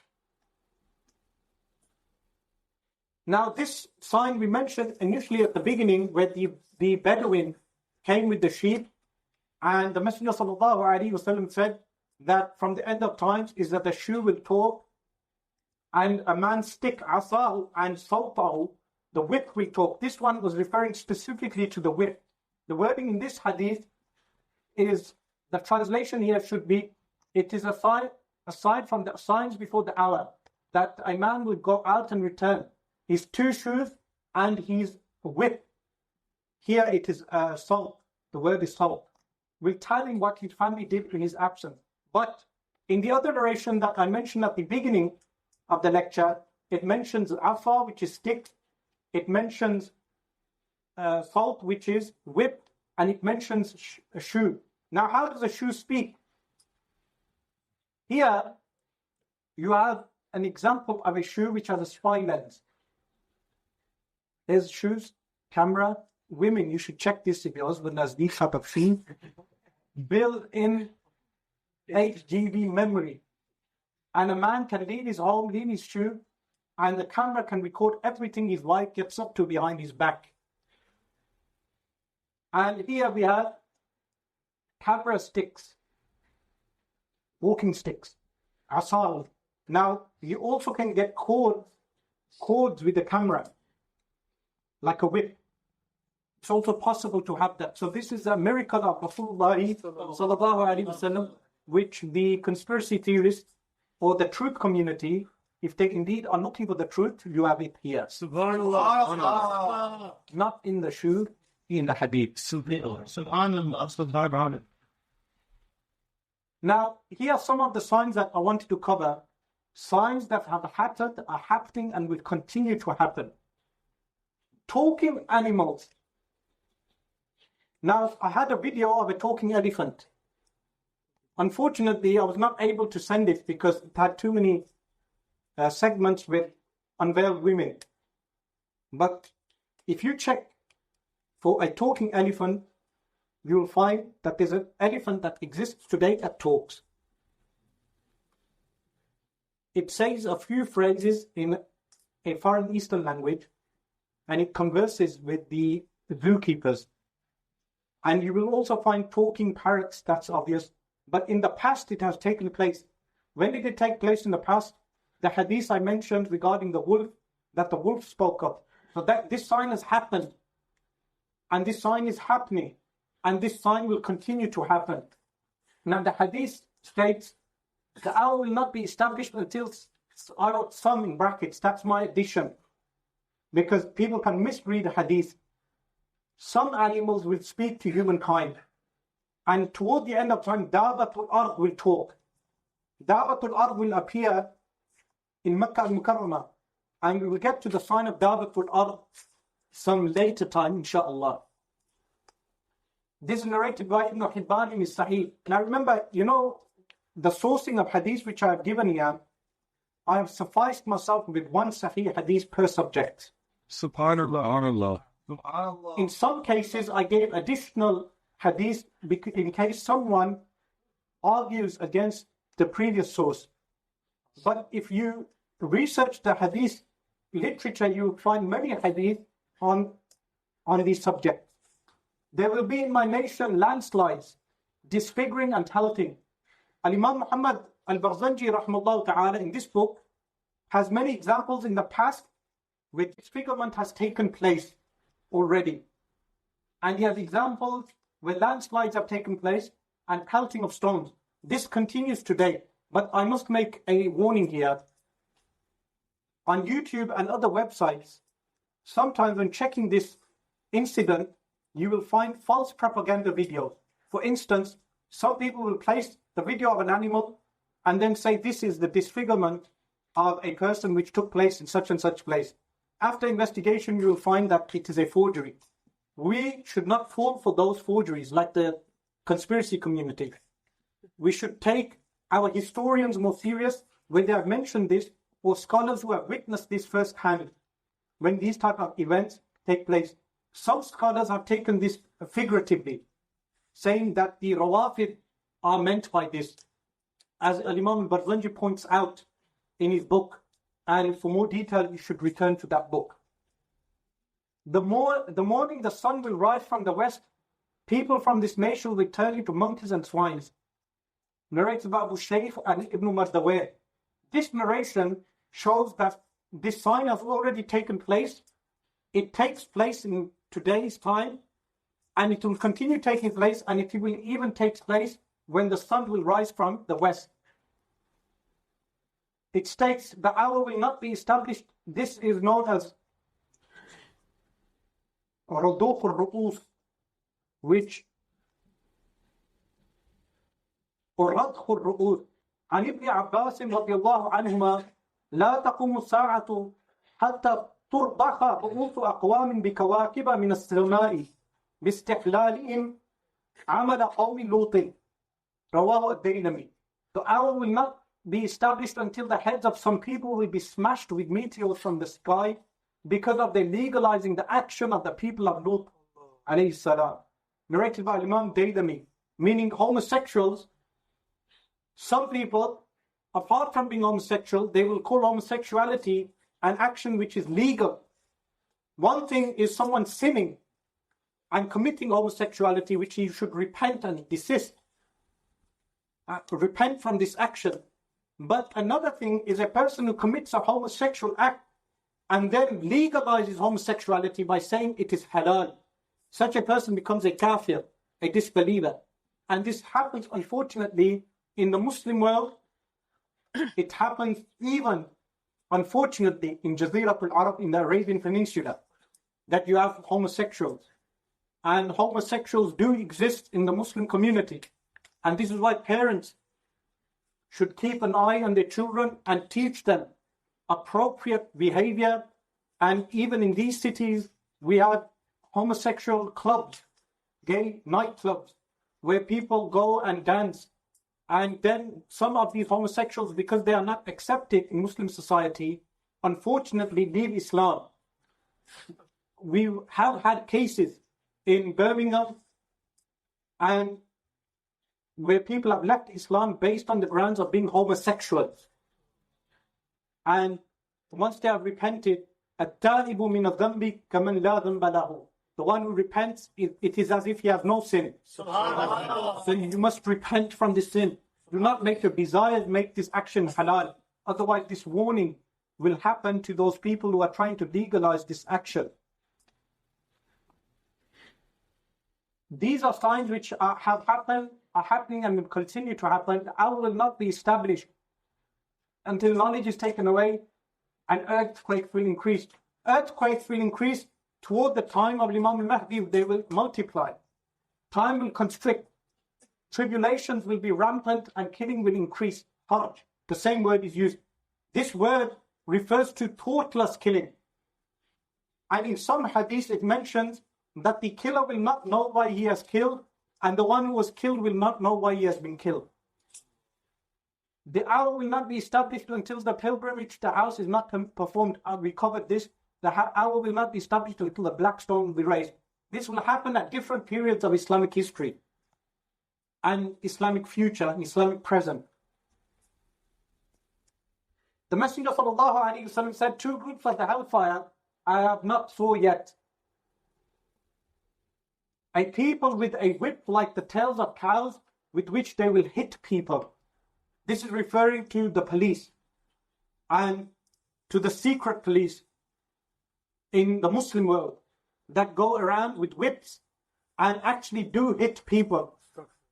And here you have example in the slave trade where this man is carrying a whip. The end of the whip is like the tail of a cow. And this is a slave tradesman whipping a black African and committing oppression. Now, slavery took place in the Muslim world also. But slavery in the Muslim world had its wrongdoers and those who were reprimanded by Sharia.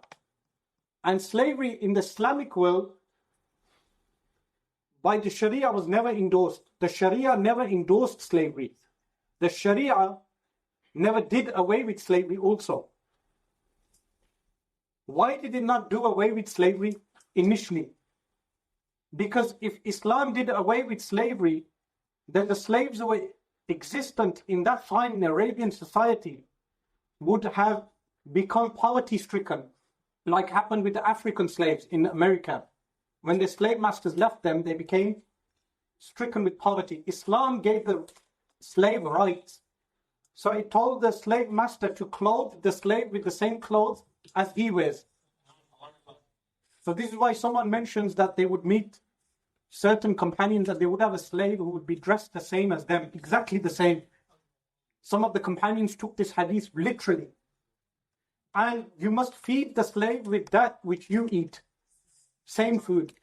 And you cannot hit your slave. So this was outlawed by the Sharia. And the Sharia and the non-Muslim conspiracy theorist, truth seeker, if you're seeking the truth, listen to this carefully. You must listen to this. The Sharia placed certain boundaries by which slavery would eventually become cancelled out. How? If someone kills a human being, he must free by accident. He must free a slave. If someone breaks an oath, he must free a slave. If someone misses a fast, he must free a slave, etc. Islam placed these actions. You must free a slave, you must free a slave, you must free a slave, which would eventually lead to the cancellation of slavery. And throughout the books of jurisprudence, you will not find one book which tells you how to make slaves. It tells you the rulings relating to slaves throughout the books. In Kitabul Nikah, in Kitabul Rizda, in all the books. But it does not have a book on how to take slaves. But in Kitabul Jihad, slavery is mentioned in the context that if a warmongering nation wages war against the Muslims have the right to take those warmongers as slaves. This is why a part of the reason why slavery was totally abolished. And this in itself is a subject which the ulama must tackle. The second group of people, so the first group, 2 groups of the hellfire are not so yet, meaning with the physical eye. Otherwise, the Messenger ﷺ has the knowledge of these people. A people with a whip like the tails of the cows with which they will hit people. And the second group, and women dressed but naked at the same time, attracting from wrongdoing and attracted to wrongdoing. And the wording is Al-Mumilat al-Ma'ilat. Al-Mumilat is attracting others to themselves. And Mumilat is that they are attracted to wrongdoing themselves. These are 2 groups. Their heads are like the leaning hump of a bukht camel. Bukht camel is a not Arab camel. So their heads, the way they will place their hair on their heads, will be like the humps of a camel. And it mentions these women will not enter paradise. and they will not smell its fragrance, even though its fragrance travels a long distance. Narrated by Imam Muslim and Imam Ahmad.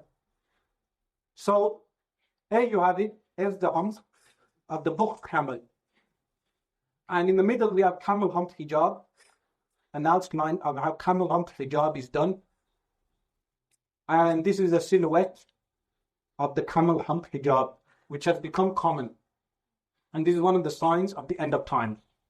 And we should prohibit women from making their heads like camels' heads.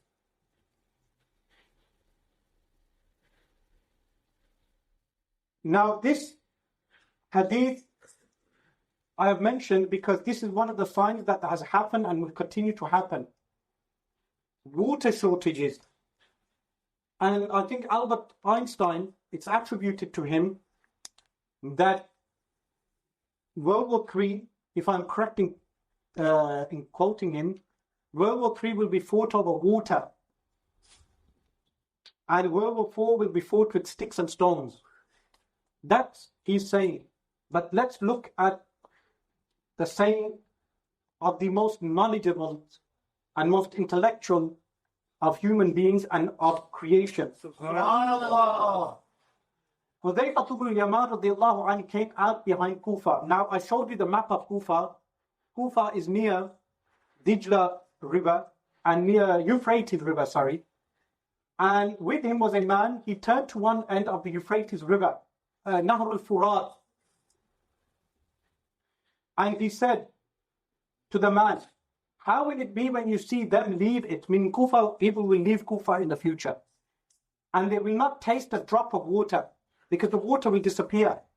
The man said, do you think that, O Abu Abdullah? He said, I do not think it, but know it. Because he had knowledge from Rasulullah sallallahu alaihi wasallam.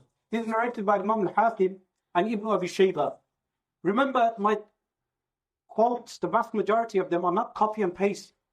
I have taken them from the original books and placed the translations. Subhanallah. Abdullah bin Mas'ud radiallahu anhu narrates, it will happen soon that you will seek water from these villages and you will not find it. All water will return back to its source. The wording here is unsur. Unsur is the source, means the mineral or rock. All water will return back. And they will remain in Greater Syria. I translated Asham as Greater Syria, the whole region. A remnant of believers and water. This will happen in the time of Imam Mahdi radiallahu anhu.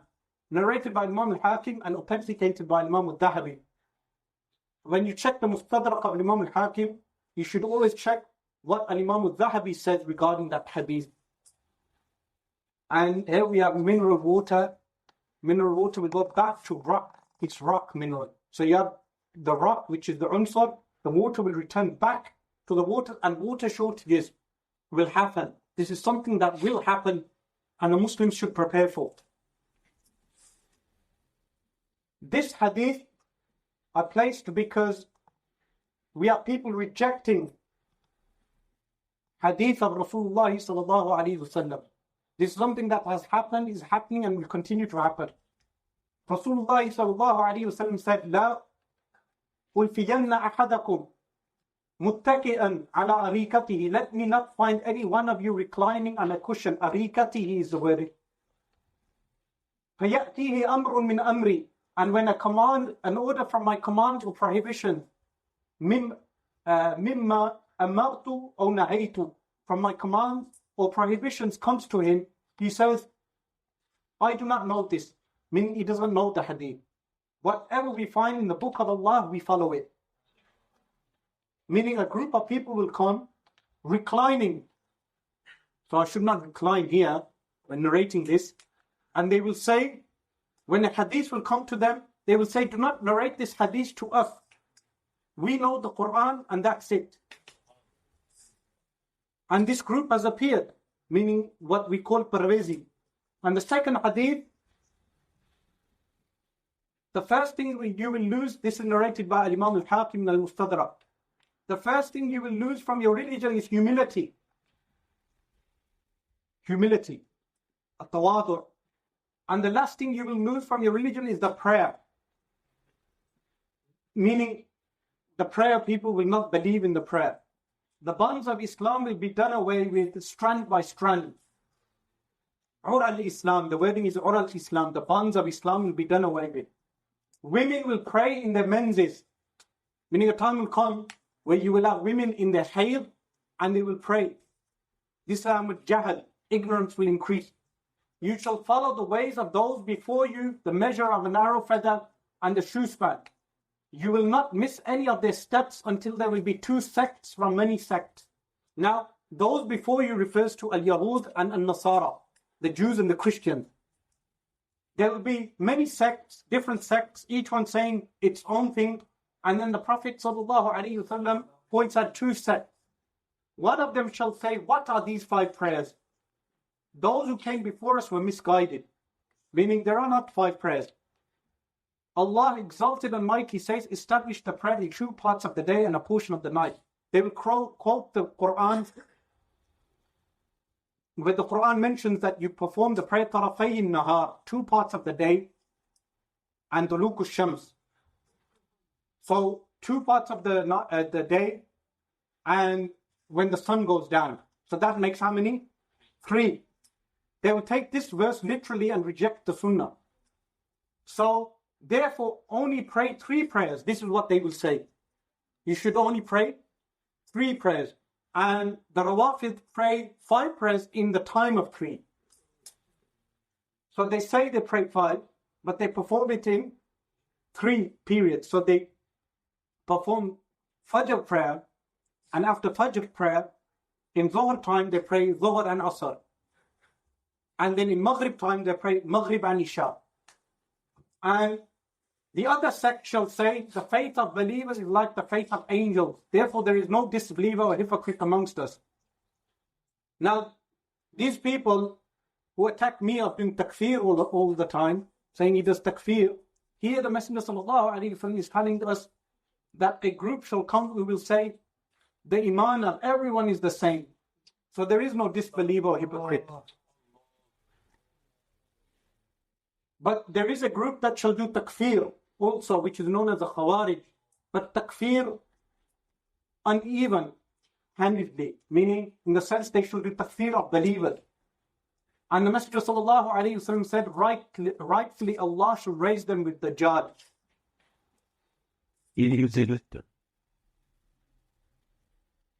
Now, this hadith, the reason why I mentioned this hadith here is to point out something very important, is that globalism, which is the predominance of Western, Christian, Judaic civilization, is a phenomenon which we live to see.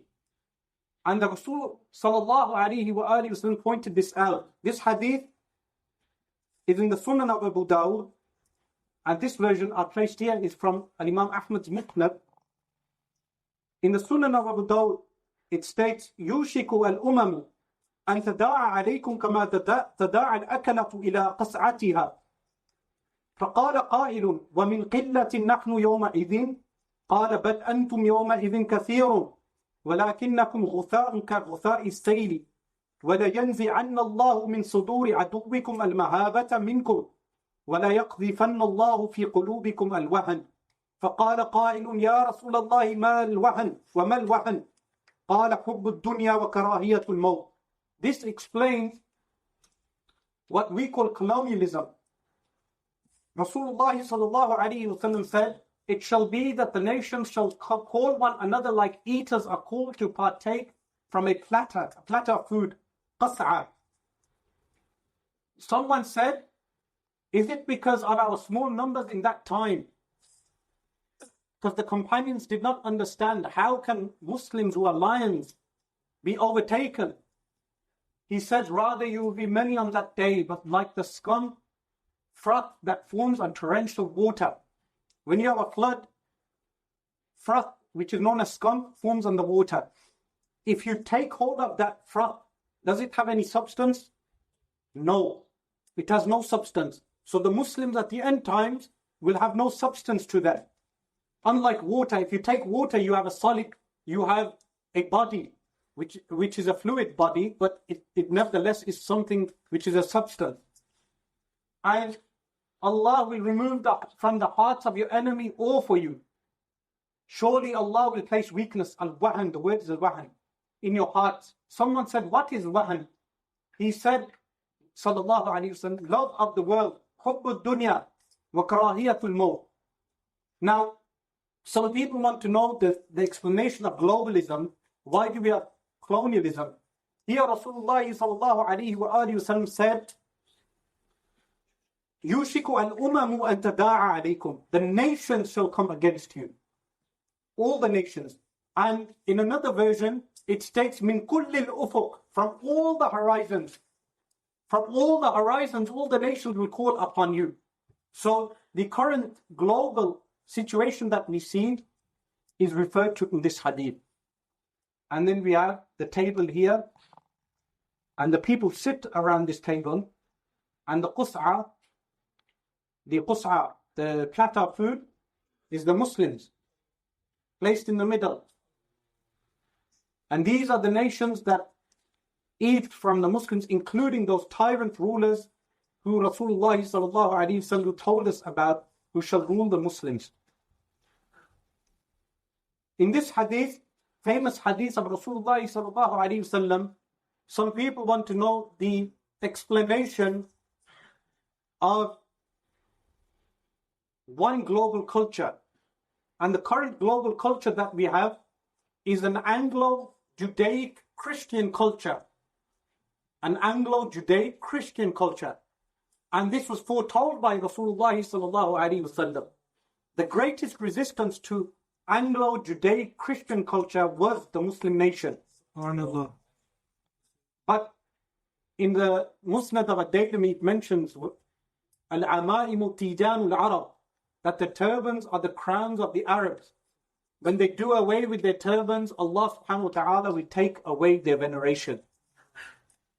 And here we find the hadith, you will follow the ways of those nations who were before you, span by span and cubit by cubit. So much so that even if they entered a hole of a lizard, you would follow them. We said, oh Allah's Apostle, the Jews and the Christians, he said, whom else? Al-Yahud wa Nasara, he said, who else? Meaning you follow the ways of the Jews and the Christians. Today, from McDonald's all the way to the way we dress and the way we behave, from TV programs, we follow the Jews and the Christians. Everything that shall come out of Western civilization shall become the norm in the Muslim civilization. In one hadith, which I did not record here,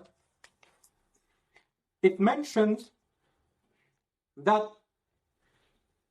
Rasulullah sallallahu alaihi wasallam said that if someone from those nations slept with his own mother, fornicated with his own mother openly, someone from my nation will do so, just to imitate the Jews and the Christians.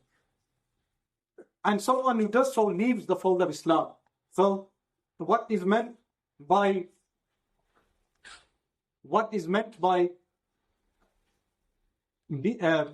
my nation is that the person prior to committing such an action was from the nation of Islam, from al-Islam. And after having performed that action, then he leaves al-Islam, the action of committing fornication.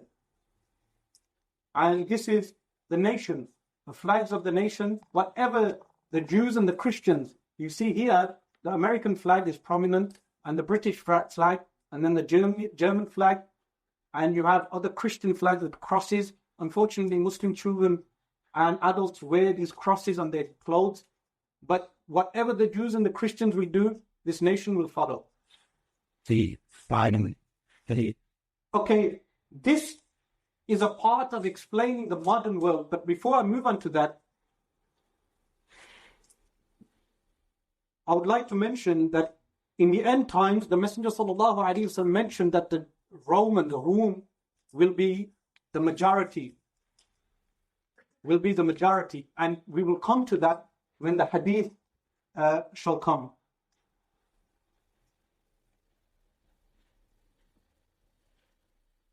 In this hadith of Rasulullah sallallahu alaihi wasallam, a time shall come upon people that none of them shall remain except that he has consumed usury riba. And he who does not consume it will be afflicted with its dust. Asadahu min ghubari, which the wording of the hadith is عن أبي هريرة رضي الله عنه أن رسول الله صلى الله عليه وسلم قال ليأتين على الناس زمان لا يبقى منهم أحد إلا أكل الربا فمن لم يأكله أصابه من غباره. A time shall come upon people that none of them will remain except he has consumed riba, and whoever does not eat it أصابه من غباره, he will be afflicted with its dust. Now this is a clear indication to the banking system. Today, if someone does not consume riba, he must deal with paper money. He will have paper money with him. And that paper money is based on the very banking system that we oppose. But everyone, Muslim or non-Muslim, is using paper money and afflicted with the dust of riba, usurious transactions. وعن ابن مسعود رضي الله عنه عن النبي صلى الله عليه وآله وسلم أنه قال بين يدي الساعة يظهر الربا والزنا والخمر. Before the hour shall become rampant usurious transactions, fornications, and alcohol. Usury, the root cause of the injustices of our time. And the banking system is mainly in this land, one you see here. And also in this one, this little island here. And when I say capital of Shaitan, that's not without reason. These are the nations that people are assimilating to, who the Messenger ﷺ told us about, that the Jews and the Christians, the Anglo-Judaic Christian society that we live in today, the Muslims will imitate them in everything. And the banking system is also based in these places. Now this is not a hadith, this is a quote from Benjamin Franklin. The inability of the colonists to get power to issue their own money permanently out of the hands of George III and the international bankers was the prime reason for the Revolutionary War, showing you that the wars that come about are based upon the banking system. And now the banking system alone deserves a lecture, and the ulama must deal with this problem. The problem of interest-based transactions. And many ulama have written on the subject, but governments are not heeding the advice of those ulama. But this is something which Rasulullah sallallahu alaihi wasallam told us shall come about. Now this is a hadith relating to the police. Again, do we have police officers here? Not yes, we'll see. At the end time, there shall be police, shurat. A shurti is a police officer. They shall leave in the morning under the anger of Allah subhanahu wa ta'ala. The word here used is ghadab. And return under the wrath of Allah subhanahu wa ta'ala. The word used here is sakhab. Be aware that you be a part of their retinue. Be aware that you be a part of their retinue. Why? Because of injustice, especially in the Muslim world and in the non-Muslim world. But in the Muslim world, every other person they commit injustice on is a Muslim. And zulm, oppression, is something which is haram, forbidden, whether it is done on a Muslim or a non-Muslim. Oppression.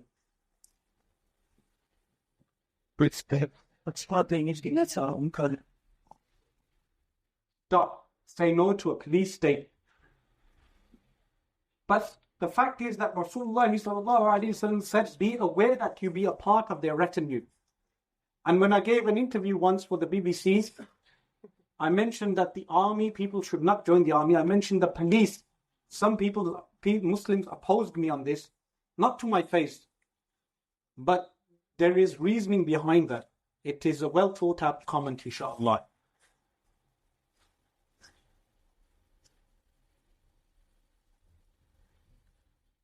Okay, this hadith is regarding sanction. And this hadith is narrated by Imam Muslim in his Sahih. It will be that the people of Iraq, yushiku, will not acquire any food or currency. Now the wording in the hadith, it states yujba ilayhim, that when food reaches people from jibaya. And the word food is not used in the hadith. The wording that is used is referring to a weight in which food is placed. But it is a kinaya for that food, for food that is placed in that container. Like sa', if we say the word sa', which means a container, what is meant by the word is the food that is placed in the container. That it will happen that, and dinar, currency, it will be that food and currency will not reach the people of Iraq.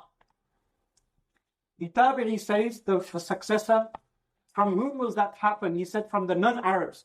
In the first part of the hadith, it states al-ajab, from the non-Arabs. Then he said, it will be that Greater Syria, Asham, will not acquire any food or currency. We said, from whom will that happen? He said, from the Europeans, Rooms. Then he said, Allah bless him and grant him peace, sallallahu alayhi wasallam, was silent for a while. So the Messenger sallallahu alayhi wasallam went silent for a while. Then he spoke, saying, at the end of my nation there will be a Khalifa who will give out wealth without counting it. وَلَا يَعُدُّهُ عَدًّا يَحْفِي مَالًا وَلَا يَعُدُّهُ عَدًّا, referring to Imam al-Mahdi radiyallahu anhu. So at the sanctions that have happened on Iraq, this is a miracle of the Messenger sallallahu alayhi wasallam, that it is mentioned here. Never have the Europeans ever placed sanctions on Iraq except in our times.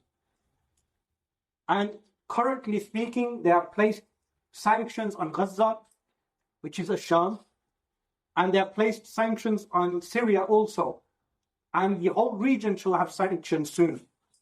In a second hadith, I mentioned here in another narration in Muslim, in the Sahih of Imam Muslim, there is also the mention of Egypt. So Mursi should take heed of this. Mursi should take heed of this, that sanctions upon Egypt are to come. Iraq, genocide by sanctions. And this is explaining the global culture that we see, where the banking system is right. One global culture, McDonald's, the McDonald culture, the jean-wearing culture, the clean-shaven culture, a global culture of the Jews and the Christians, Anglo-Christian Judaic culture is rampant. And this is one of the signs of the end of times.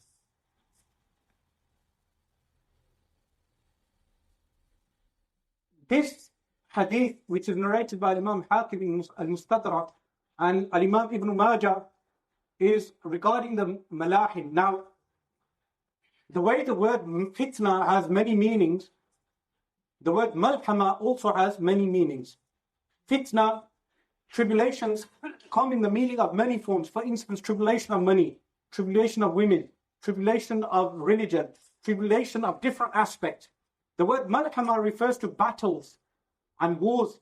But al-malhamatul kubra, the major battle, is referring to the Armageddon that shall take place in the time of Imam al-Mahdi. So when you read hadith, when you read the word malhama, you should know that it refers to battles generally. And this is referring to all the battles that have taken place between the Muslims and non-Muslims. When the great battles take place, malahim, an army of foreign clients, mawali, will come out of Damascus, the noblest of the Arabs in cavalry and most skillful in weaponry. Through them, Allah subhanahu wa ta'ala will support the religion. This has already happened. Those Arabs, not Arabs in the sense that they are Arabs, they are non-Arabs, but they are Arabs because their traits are those of the real Arabs, which are the companions. All these people, the likes of the Mamalik, the Mamluks, who ruled all of this land. And as you see here at the top, Mongol dominion. The Mongols, who we've covered, who sacked Basra, sacked Baghdad, they moved on and they wanted to sack Makkah al-Mukarramah and Medina al-Munawwarah. At that time, the Mamalik took over from the Ayyubi dynasty, and they repelled the Mongols back to where they came from. So this hadith has been fulfilled. Now, I do not want some people to misapply this hadith. Some people take military training by going to the park and running around and then think that they can go to Syria and fulfill this hadith. The hadith is referring to those great people who have come. And then you have Maqam Sultan Nuruddin Zengi rahimahullah ta'ala. Yuhar al-Shaheed, the Ashiq, the lover of Rasulullah sallallahu alayhi wa sallam. He is the one who built Ar-Rawdat al-Sharifa, the resting place of Rasulullah sallallahu alayhi wa sallam, the way it is today. The area which covers the blessed resting place of Rasulullah sallallahu alayhi wa sallam. And let me point out, our aqidah is the same as his.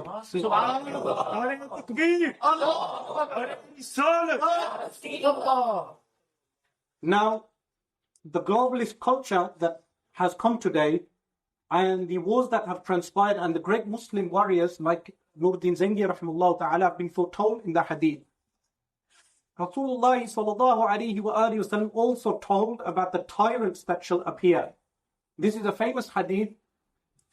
Rasulullah sallallahu alayhi wa sallam said there will be prophethood and nabuwa among you as long as Allah wishes.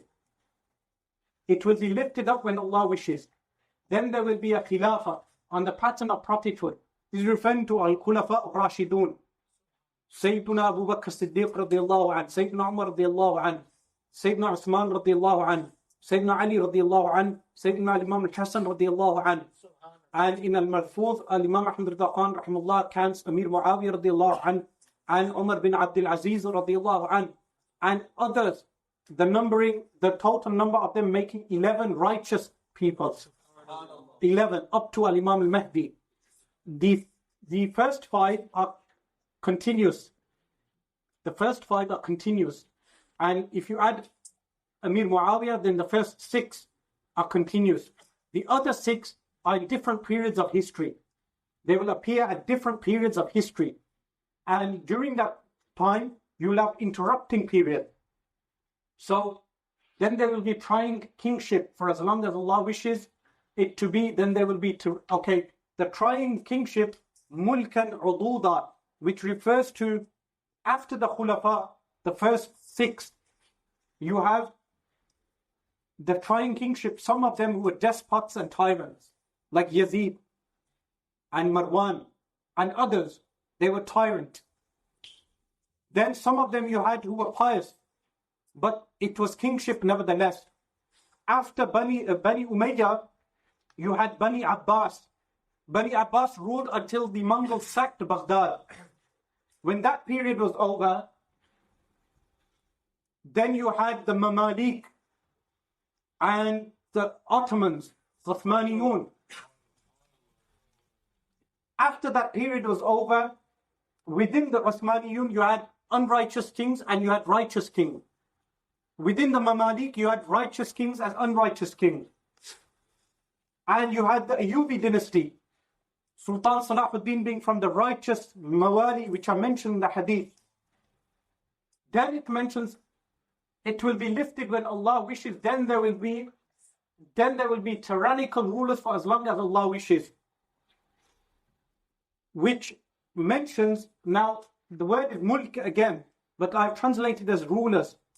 And in some hadiths they are described as jababira, tyrants. And we live in that period today where you have the tyrants. Even after these revolutions, I guarantee you they still will be tyrants. The tyrants will only finish when Al-Imam al-Mahdi radiallahu anh appears, because the hadith states then there will be khilafah on the pattern of prophethood. Some of the people of Hizb ut-Tahrir believe they will establish this final part. But we believe this can only be achieved with Al-Imam al-Mahdi, but we do not negate that you work for it. We do not negate that Muslims should work for this. Now, before we move on, I wanted to digress slightly to other aspects of regarding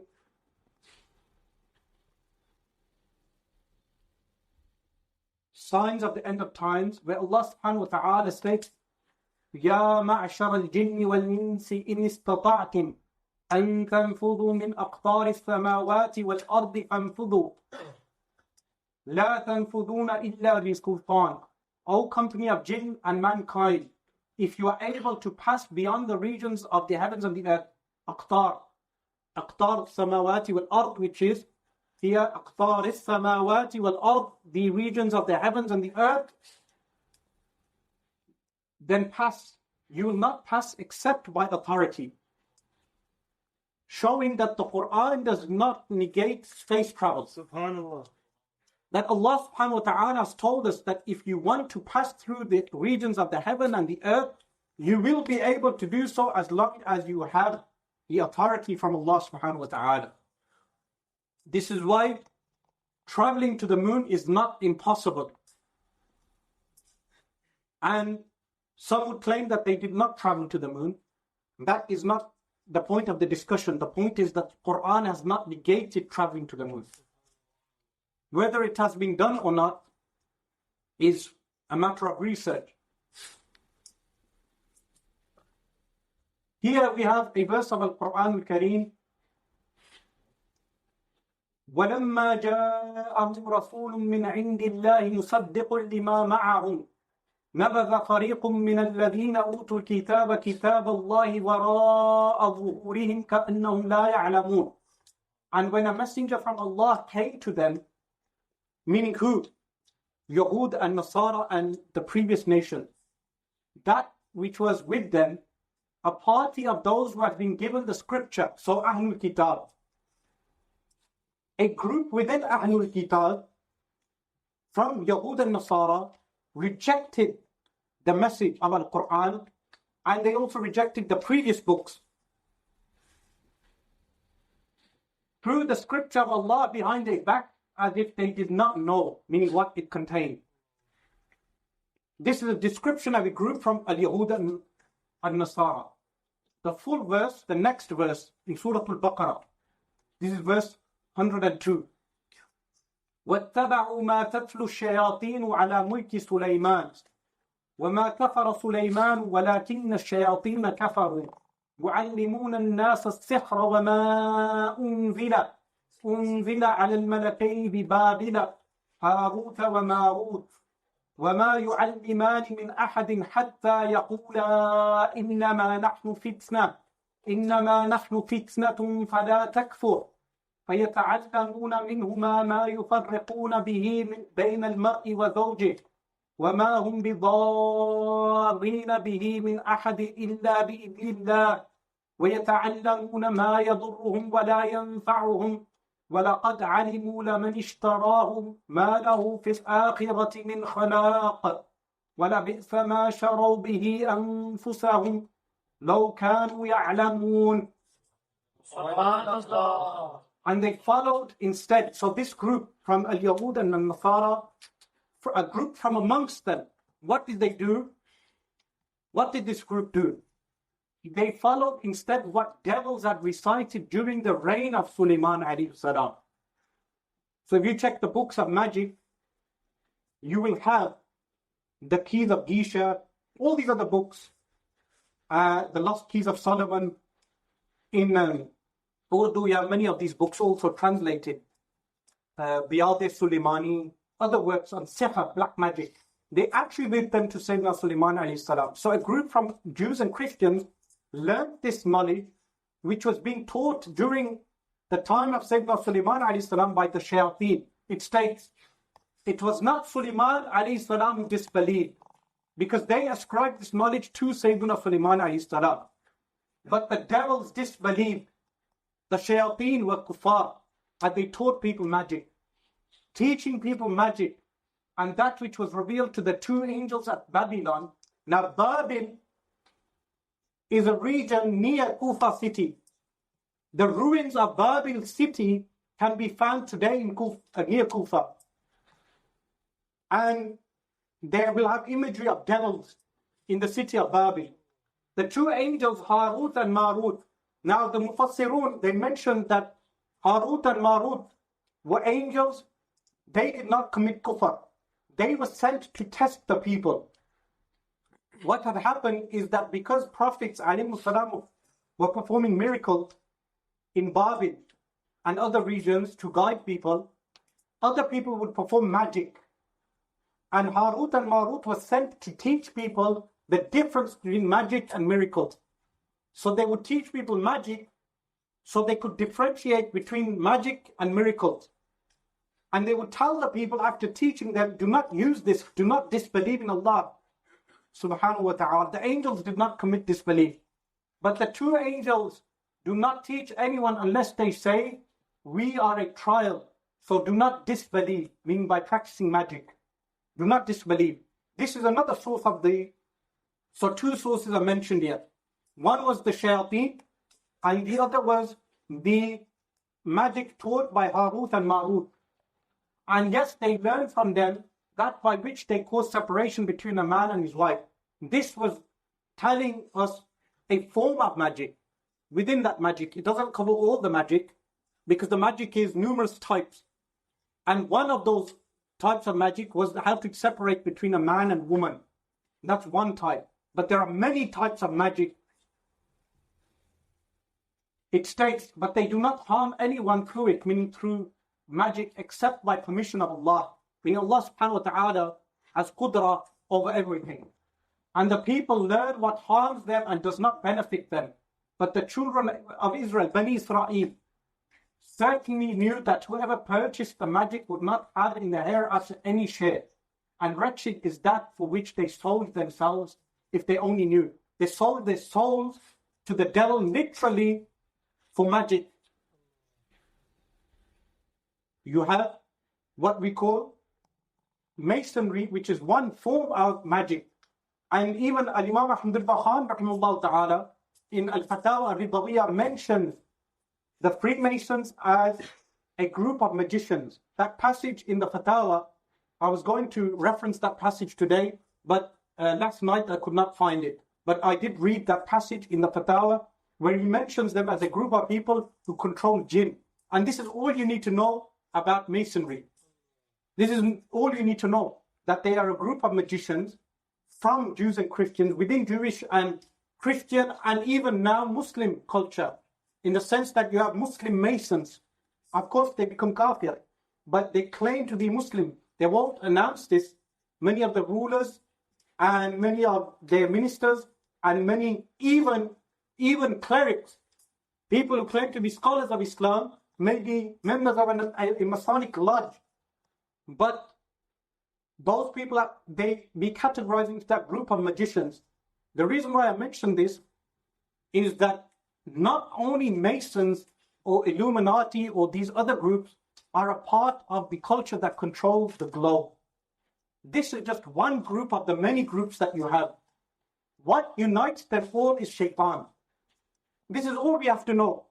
Because some people may read multiple books on Freemasonry to no avail, when that one verse of Quran summarizes everything. It is a group from the Jews and Christians who learnt magic. Not all Jews and Christians, a group from the Jews and the Christians. And we know of the Templars when they carried out crusades, and we know that they learnt magic and they brought it back and they formed lodges. They are just magicians. We have magicians in the Muslim world, but magic is something outlawed, and Islam has spirituality. Some people who study astrology and sciences, which have been forbidden by Islam, complain that religion outlaws mysticism. But those people are not aware of the Islamic sciences like spiritual medicine and spiritual cure, and how a person can use aura, litanies, to his own benefit. But that is a subject for another time. Then you are finding fathers' secret societies prevalent in society within Anglo-Judaic Christian world order. You have different societies, this is a fact. And it's no secret, I'll tell you why. Why this is no secret? Because some of the groups that we have are very open about this, and we will come on to them shortly. Here we have a verse regarding Qarun. He said, Allah subhanahu wa ta'ala quotes him in the Quran, قَالَ إِنَّمَا أُوتِيتُهُ عَلَى عِلْمٍ عِنْدِي أَوَلَمْ يَعْلَمْ أَنَّ اللَّهَ قَدْ أَهْلَكَ مِنْ قَبْلِهِ مِنَ الْقُرُونِ مَنْ هُوَ أَشَدُّ مِنْهُ قُوَّةً وَأَكْثَرُ جَمْعًا وَلَا يُسْأَلُ عَنْ ذُنُوبِهِمُ الْمُجْرِمُونَ.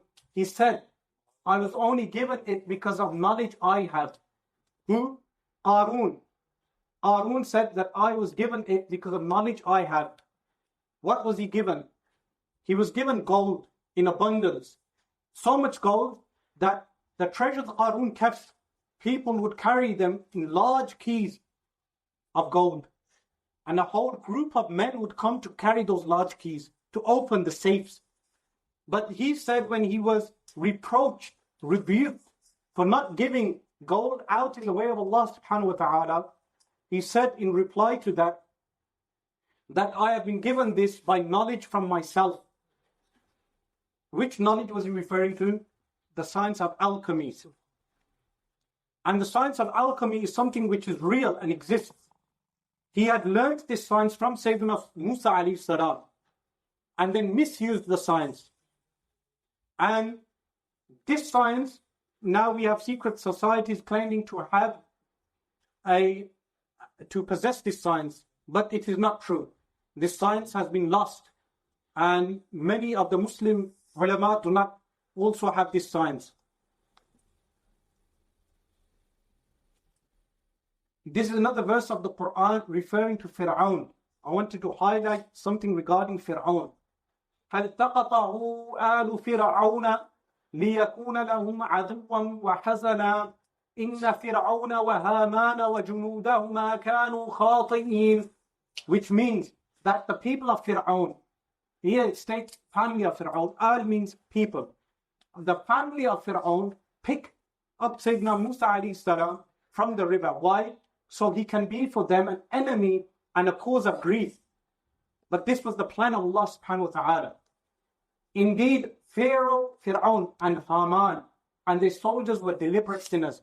Now I want you to highlight Haman. Who was Haman? The Quran states, وَقَالَ فِرْعَوْنُ يَا هَامَانُ ابْنِ لِي صَرْحًا لَعَلِّي أَبْلُغُ الْأَسْبَابِ. That, and Fir'aun said, O Haman, construct for me a tower that I may reach the ways. Asbab. He wanted Haman to build for him a tower, أَبْلُغُ الْأَسْبَابِ, that he may reach the tower. But Haman was an architect. Now, Egyptology, if we checked Egyptology, the word Haman in the Bible referred to a person who existed in the time of Babylon. But in Egyptology, later they found out that Haman was an individual who existed in the time of Fir'aun and who was the chief architect. Also referred to as Amun. Haman is the Arabic pronunciation. And he was the chief architect. Now the current civilization that we have has a pharaonic outlook in the sense that it may be Jewish and Christian in its origin, but like Fir'aun, it has architecture, and the way Fir'aun had an army which was oppressive, the governments today are oppressive, and the way Fir'aun had a police state, today we have a police state. All these aspects are found in the modern world, but the origins are Jewish and Christian, and the globalist structure is mixed. It's a mesh of different civilizations all in one, including what we mentioned as masonry and magic and all these different aspects. This, regarding Fir'aun, Allah subhanahu wa ta'ala states, فَالْيَوْمَ نُنَجِّيكَ بِبَدَنِكَ لِتَكُونَ لِمَنْ خَلْفَكَ آيَةً وَإِنَّ كَثِيرًا مِنَ النَّاسِ عَنْ آيَاتِنَا لَغَافِلُونَ.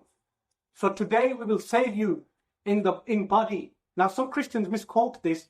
They say if Allah subhanahu wa ta'ala saved Fir'aun, how can Fir'aun have died? But they are misquoting this. What the verse refers to is that the body of Fir'aun is preserved.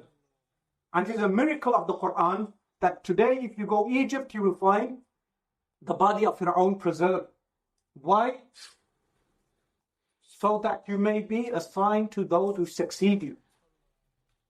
A sign to the people who will come after you so they take heed. So the current global situation that we have, the leaders take heed from the pharaonic system that preceded them. Regarding magic, Sayyidina Musa alayhi salam said, فَلَمَّا أَلْقَوْا قَالَ مُوسَى مَا جِئْتُمْ بِهِ السِّحْرِ إِنَّ اللَّهَ سَيُبْطِلُهُ إِنَّ اللَّهَ لَا يُصْلِحُ عَمَلَ الْمُفْسِدِينَ. And when they had thrown, meaning the magicians of Pharaoh, threw down their staffs, Sayyidina Musa alayhi salam said, what you have brought is only magic. Allah will expose its worthlessness. سَيُبْطِلُهُ. Allah will destroy this magic. And Allah subhanahu wa ta'ala does not amend the work of corrupters, people who are corrupt. And this goes for these groups. Now, CIA is also known for its usage of magic. This book, Declassified CIA Manual of Trickery and Deception, official declassified document. The CIA, we do not need to mention Freemasons. When you have the CIA, which is just as bad, worse than the Freemasons, you have organizations like this middle one. Do you know this one? Middle one. Who knows this one? MI5. UK intelligence. And then this one, notorious one, Mossad. And I would have placed ISI on there, but some Pakistanis would have been upset because the agenda of ISI has changed to a secular agenda.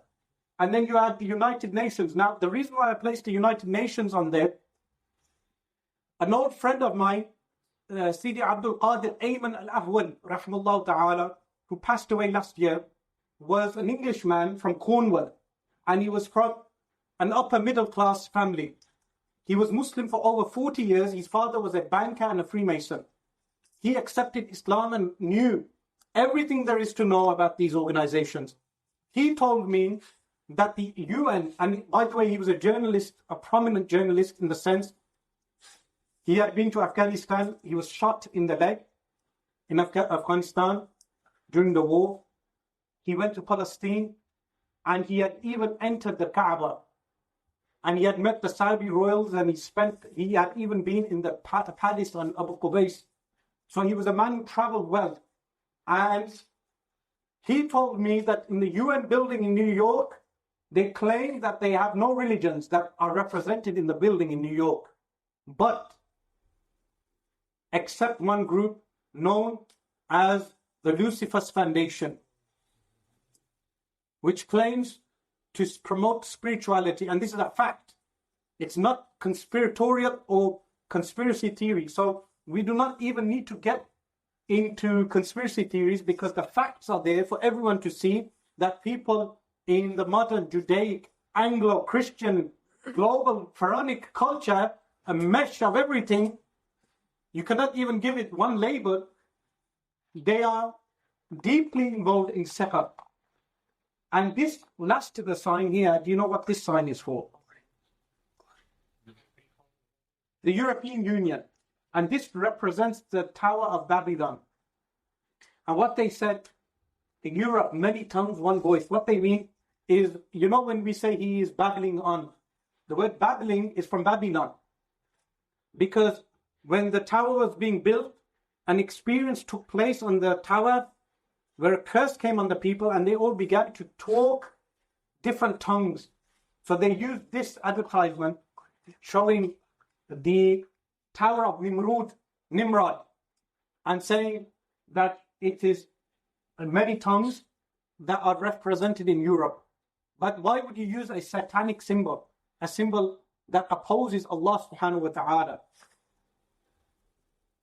Now, the reason why I placed the crescent here is because some of the conspiracy theorists claim that Islam has its origins in moon worship.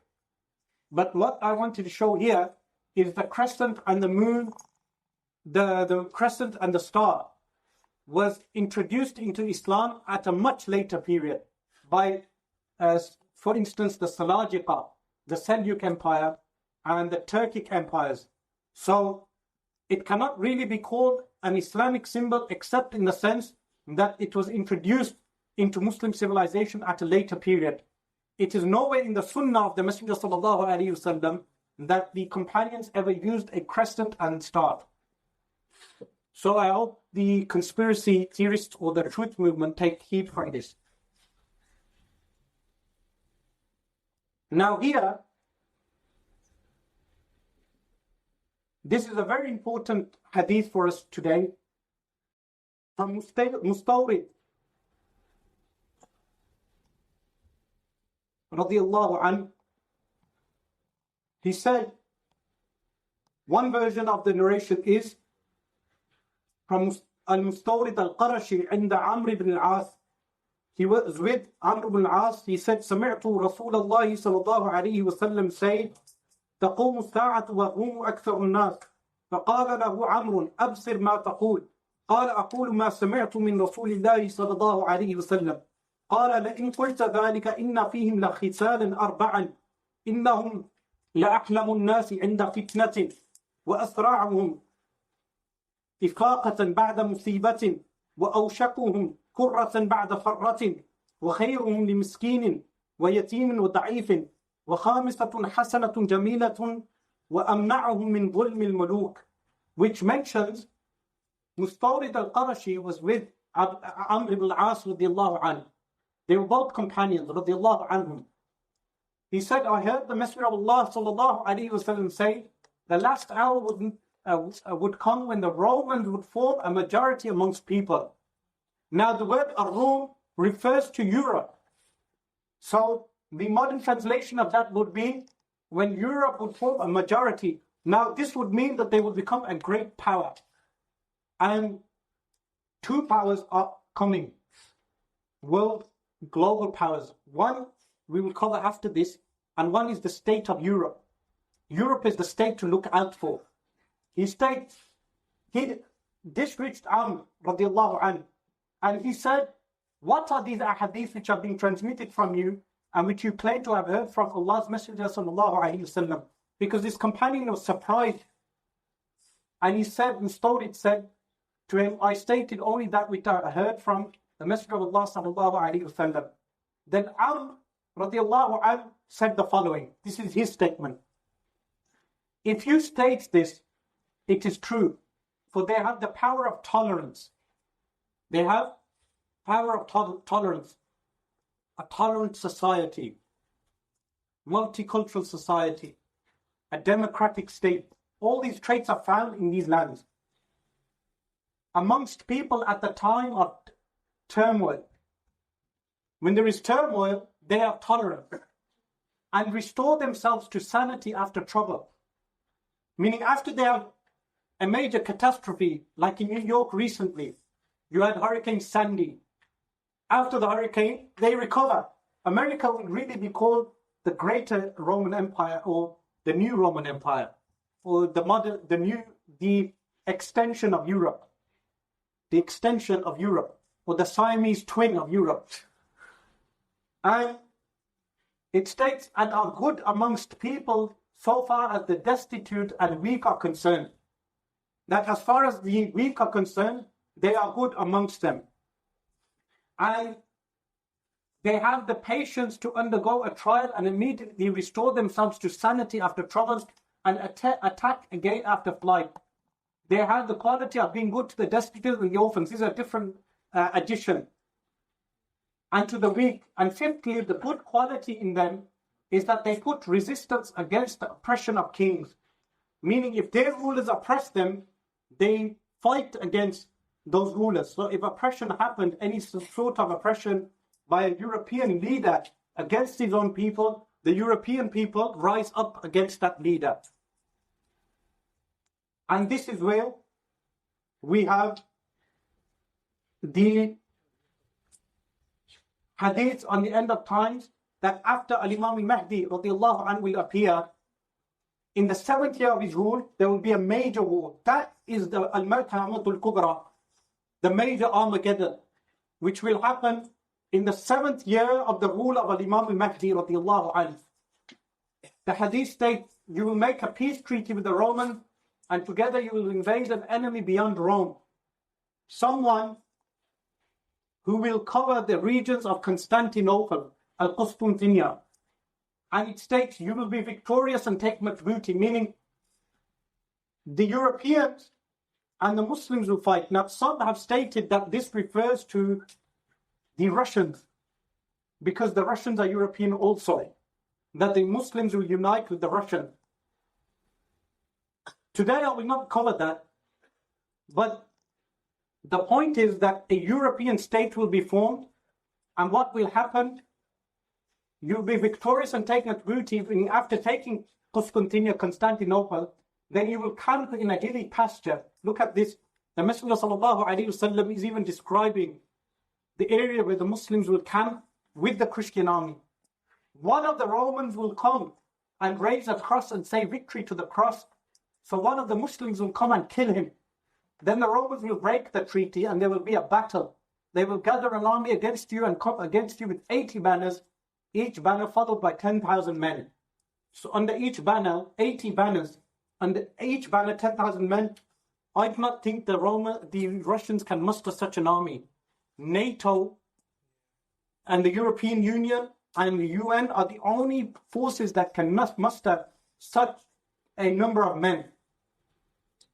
The idea of a European superstate, which is coming about, this is the new power which the Muslims will face in the future. And here you have numerous flags. I counted all of them. I think actually that was another picture. I counted 50. So I've tried looking for one with 80. And then here at the end of the English, the European superstate, meaning England and the British Empire is finished. Now it is about Europe. The reason why I placed a corporation at the bottom, this is a preview of the film. I've read the book, I have the book to this, is just to recommend, it's a good read, to read upon corporations. Because, like I said to you, the global agenda that we have today is a mesh of numerous factors. It includes religious factors and it also includes corporations. It includes magic. It includes pharaonic dynasty, background of Greek culture. There's numerous things involved in the world culture that we have today. The second power that will rise, and I want to mention this, where Rasulullah sallallahu alaihi wasallam said, the day of judgment will not come about until Muslims fight the Jews, and are placed in brackets on purpose in a war. This is a war which is prophesied, because some people use this to attack Jews. In fact, Jews are protected minorities in the Muslim world, and no Muslim has the right to attack a Jew except in war. Except in war. And in this country, we are not at war with the Jews in this country. So the context, this is misconstrued by, unfortunately, some Muslims and taken out of context by EDL, English Defence League, and other organizations. This will take place in war. So this war will take place in the time of Al-Imam al-Mahdi, but note the following. One of the signs of the Day of Judgment is Fathu Bayt al-Maqdis. Fathu Bayt al-Maqdis is one of the signs of the Day of Judgment. That Al-Imam al-Mahdi radiallahu anh will appear as a power and take over the Al-Hijaz region, Western Arabian Peninsula, and then will make Al-Bayt al-Maqdis his capital. He will conquer and take back Al-Bayt al-Maqdis from the Jews. After this, he will sign a treaty with the European powers, and they together will invade an enemy beyond Constantinople and take over Constantinople, which is Constantinople. After that, in the 7th year of Imam Mahdi's rule, after 7 months, Dajjal will appear.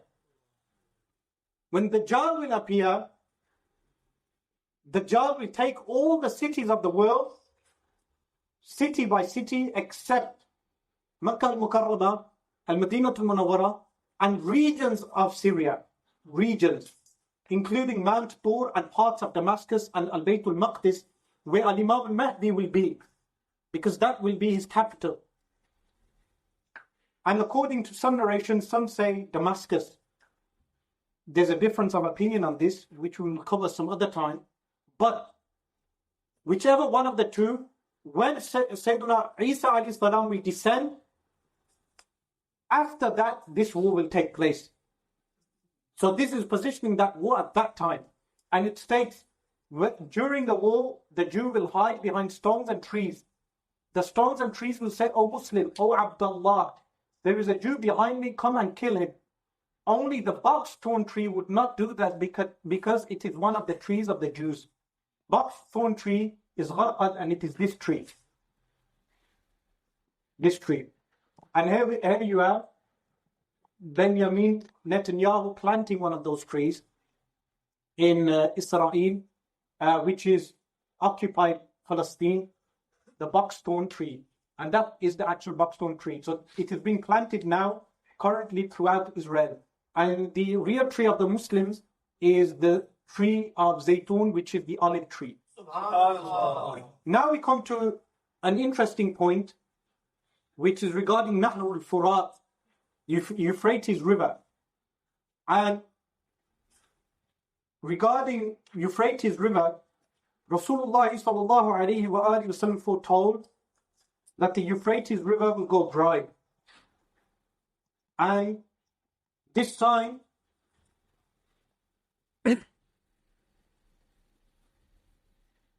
will happen before Al-Imam al-Mahdi. Before Al-Imam al-Mahdi, this is one of the signs. Now, Al-Isha'a al-Ishrati Sa'a of Al-Barzanji, he mentions the signs which will happen before Al-Imam al-Mahdi radiyallahu anhu. And from amongst those signs, and these are the signs which we need to analyze today, because these signs will happen before his appearance. It states, فَمِنْهَا أَنَّهُ يَنْشَقُّ الْفُرَاتُ فَيَنْحَسِرُ عَنْ جَبَلٍ مِّنْ ذَهَبٍ. From amongst those signs is that the Euphrates River will uncover a mountain of gold. And the hadith relating to that is عن أبي هريرة رضي الله عنه قال قال رسول الله صلى الله عليه وسلم يوشك الفرات أن يحسر عن كنز من ذهب فمن حضره فلا يأخذ منه شيئا, which means that it will be that the Euphrates River shall uncover a treasure of gold. Whoever is there, let him not take anything. This particular hadith is in the Sahih of Imam Muslim, which states, the hour will not be established until the Euphrates uncovers a mountain of gold. People will kill one another over it. From every 199 people will be killed. Each man from amongst them will say, perhaps I will be the one saved. Some people have tried saying that this refers to oil. This is the Euphrates River. What will happen is the level of the water will recede, go down until a mountain or a treasure of gold will appear.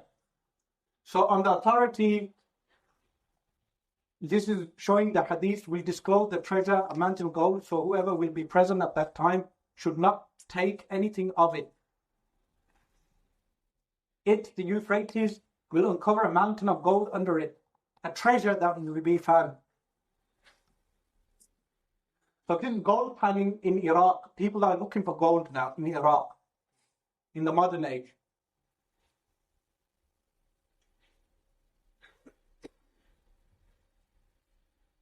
So they're taking gold out. They are finding bits of gold now.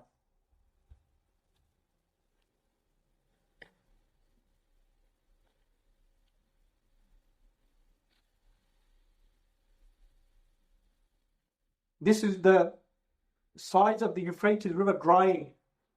When this will be uncovered, gold will appear, literally. As you can see, he mentioned, this man talks about the gold.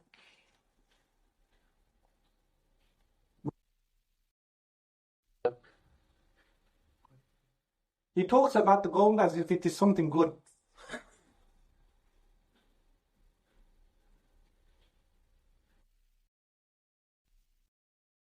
Then you have this video showing that the Euphrates is drying currently. This video. This is showing us today that the Euphrates has started to dry. أسمعت بدأت تكاد تنتفض أنفاسك بعد موجة جفاف النار وقلة إيمانس. He's talking about the agriculture, that they have no water left for agriculture, as you can see in the Euphrates region, and the water is dried up.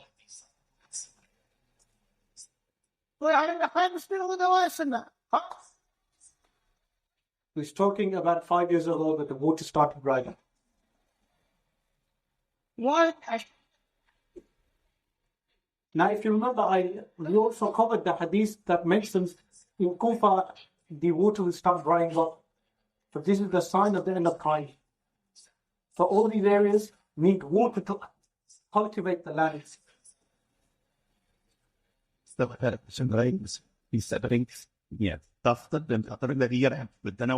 that's sufficient. Okay, now what some people have tried saying is that what's meant by this hadith is oil. And because oil will be traded in for gold, or should be traded in for gold, and they mentioned Malik Faisal, that Malik Faisal traded in Saudi oil, or we will say oil of Jaziratul Arab, in exchange for US dollars, when in reality the oil was worth gold. And they give this interpretation. So this is written by me. I wrote, some researchers have suggested that the gold referred to in the narration is a metaphor for the oil reserves in the Middle East. They have based their observation on the turning oil of black gold and the many wars that have taken place over oil fields in modern history. The following are some points for one to reflect upon reading this narration. First point, the oil fields do not exist within the depths of the Euphrates. You don't find oil fields in the Euphrates River, and neither has the Euphrates uncovered oil fields. Every war that has transpired has not occurred over oil fields in the Euphrates. Now remember, the hadith states, from every 100, 99 will die. That type of war has not taken place. In terms of linguistics, adopting a metaphorical meaning within the Arabic language is impermissible when there is no apparent allusion toward that meaning. The term black gold was coined many years after the prophecy. So they say gold means black gold, therefore that is what is meant. But the fact is that you don't find oil near the Euphrates River, and neither is the term black gold used for actual for oil in the time of the Messenger sallallahu alaihi wasallam. The prophecy specifies the Euphrates, yet in neighboring Arab nations there is more oil than there is in the vicinity of the Euphrates. Another point, there is a clear prohibition in the narration for the believer to partake of this gold. If oil was intended by this narration, it would be prohibited for people to take from it. Even when this gold shall be uncovered, 99 of every 100 who attempt to claim a portion of this gold will die. No such turmoil has taken place to date over any portion of the Euphrates River. Evidently, the sanctions on Iraq and other Arab nations have been prophesied elsewhere. I mentioned that the sanctions, the hadith and the sanctions we have covered, they have been mentioned elsewhere, that the food and the currency will not get into Iraq. So for someone to say this refers to the sanctions on Iraq, it cannot be, because the sanctions have been mentioned elsewhere, as well as the pillaging, plunder and colonization of those lands. But the prophecy regarding the Euphrates is an event yet to transpire. You know, point F, there are other prophetic traditions which categorically mention the discovery of oil and other precious minerals with no allusion toward the gold of the Euphrates and the ensuing bloodshed.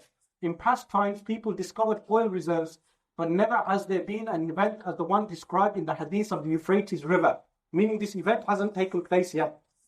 Abdullah bin Amr radiallahu anhu reports, now this hadith is in the Mustadrak of Imam al-Hakim, many precious minerals will be discovered.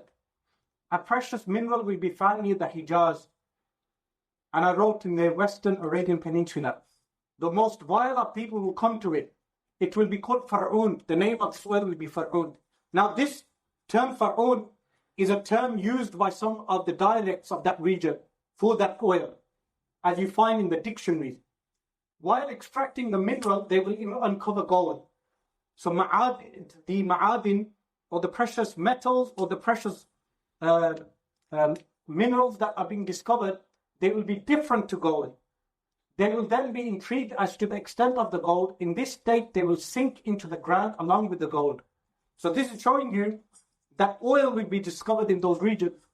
In another hadith narrated by Imam Ahmad and Abu Ya'la in his Musnad, minerals will be discovered, and the most evil of creatures, shirar al-khalq, will go to them. And we have witnessed ourselves that oil, the monopoly of oil in our age, is by shirar al-khalq. Firstly, American oil companies, OPEC and others, American oil companies have a monopoly over Muslim minerals. And these are the worst of creatures. And then those Muslims who have given them that gold. And this is the last point on this. The uncovering of a mountain of gold does not necessitate that the entire river will dry. Rather, water levels in a specific region will recede, uncovering a mountain of gold. Our master Abu Hurairah radiallahu anhu report from Rasulullah sallallahu alayhi wa sallam, the fourth tribulation. This hadith is in this book.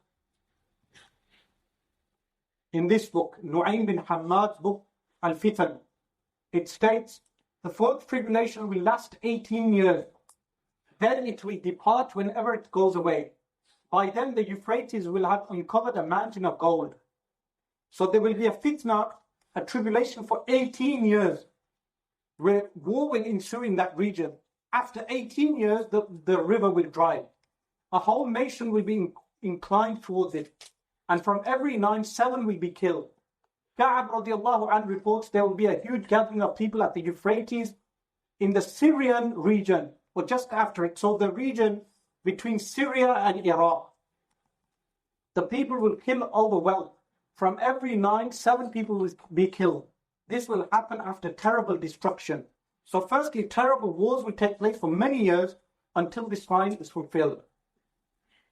Now this hadith points out to us the signs of Imam Mahdi radiallahu anhu, which states, Abdullah bin Hawada radiallahu anhu al-Azdi radiallahu anhu reports, the Messenger of Allah sallallahu alayhi wa sallam placed his hand on my head and said, O son of Hawada, when you see the caliphate has reached the sanctified land, Al-Quds. Now some people said this refers to the time of Sayyidina Umar radiallahu anhu.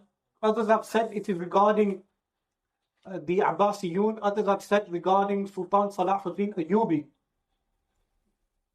Whichever it may be, it also refers to Sayyidina Imam Mahdi radiallahu anhu, that he will take Al-Quds back from Al-Yahud, from this Jewish state of Israel. But the state will only be finished in the time of Sayyidina Isa alayhi salam.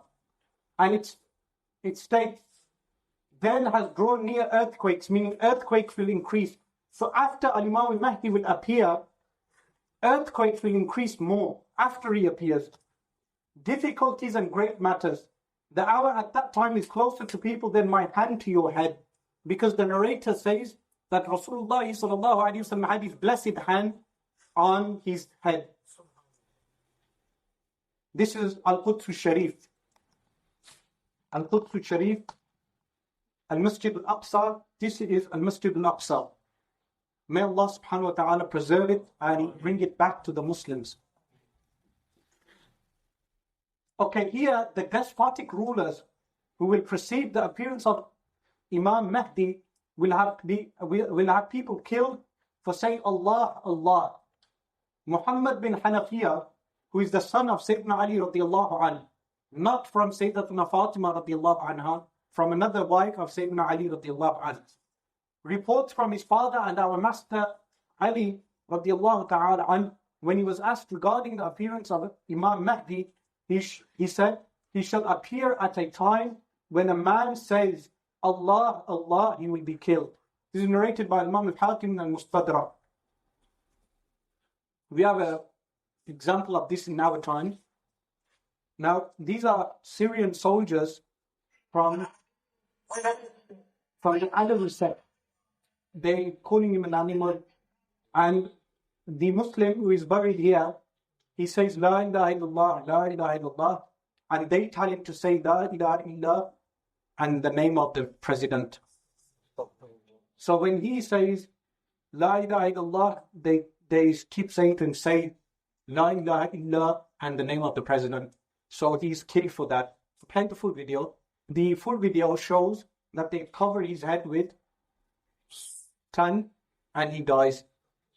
So this crime has taken place. Okay, now this is referring to the time of Imam Mahdi radiallahu anhu,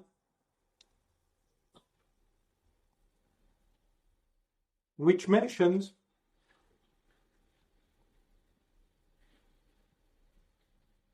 three people will kill over your treasures. Each one of them will be son of a Khalifa, none of them will attain it. Some scholars, like Al-Imam Barzanji in Al-Isha'a al-Sharat al-Sa'a, mentions that the treasure which is meant by this hadith is the treasure of the Euphrates River, which will be exposed. The ruler of that region will die, and then the sons of that ruler will fight over that treasure. None of them will attain the treasure. This is one of the signs of the appearance of Imam Mahdi.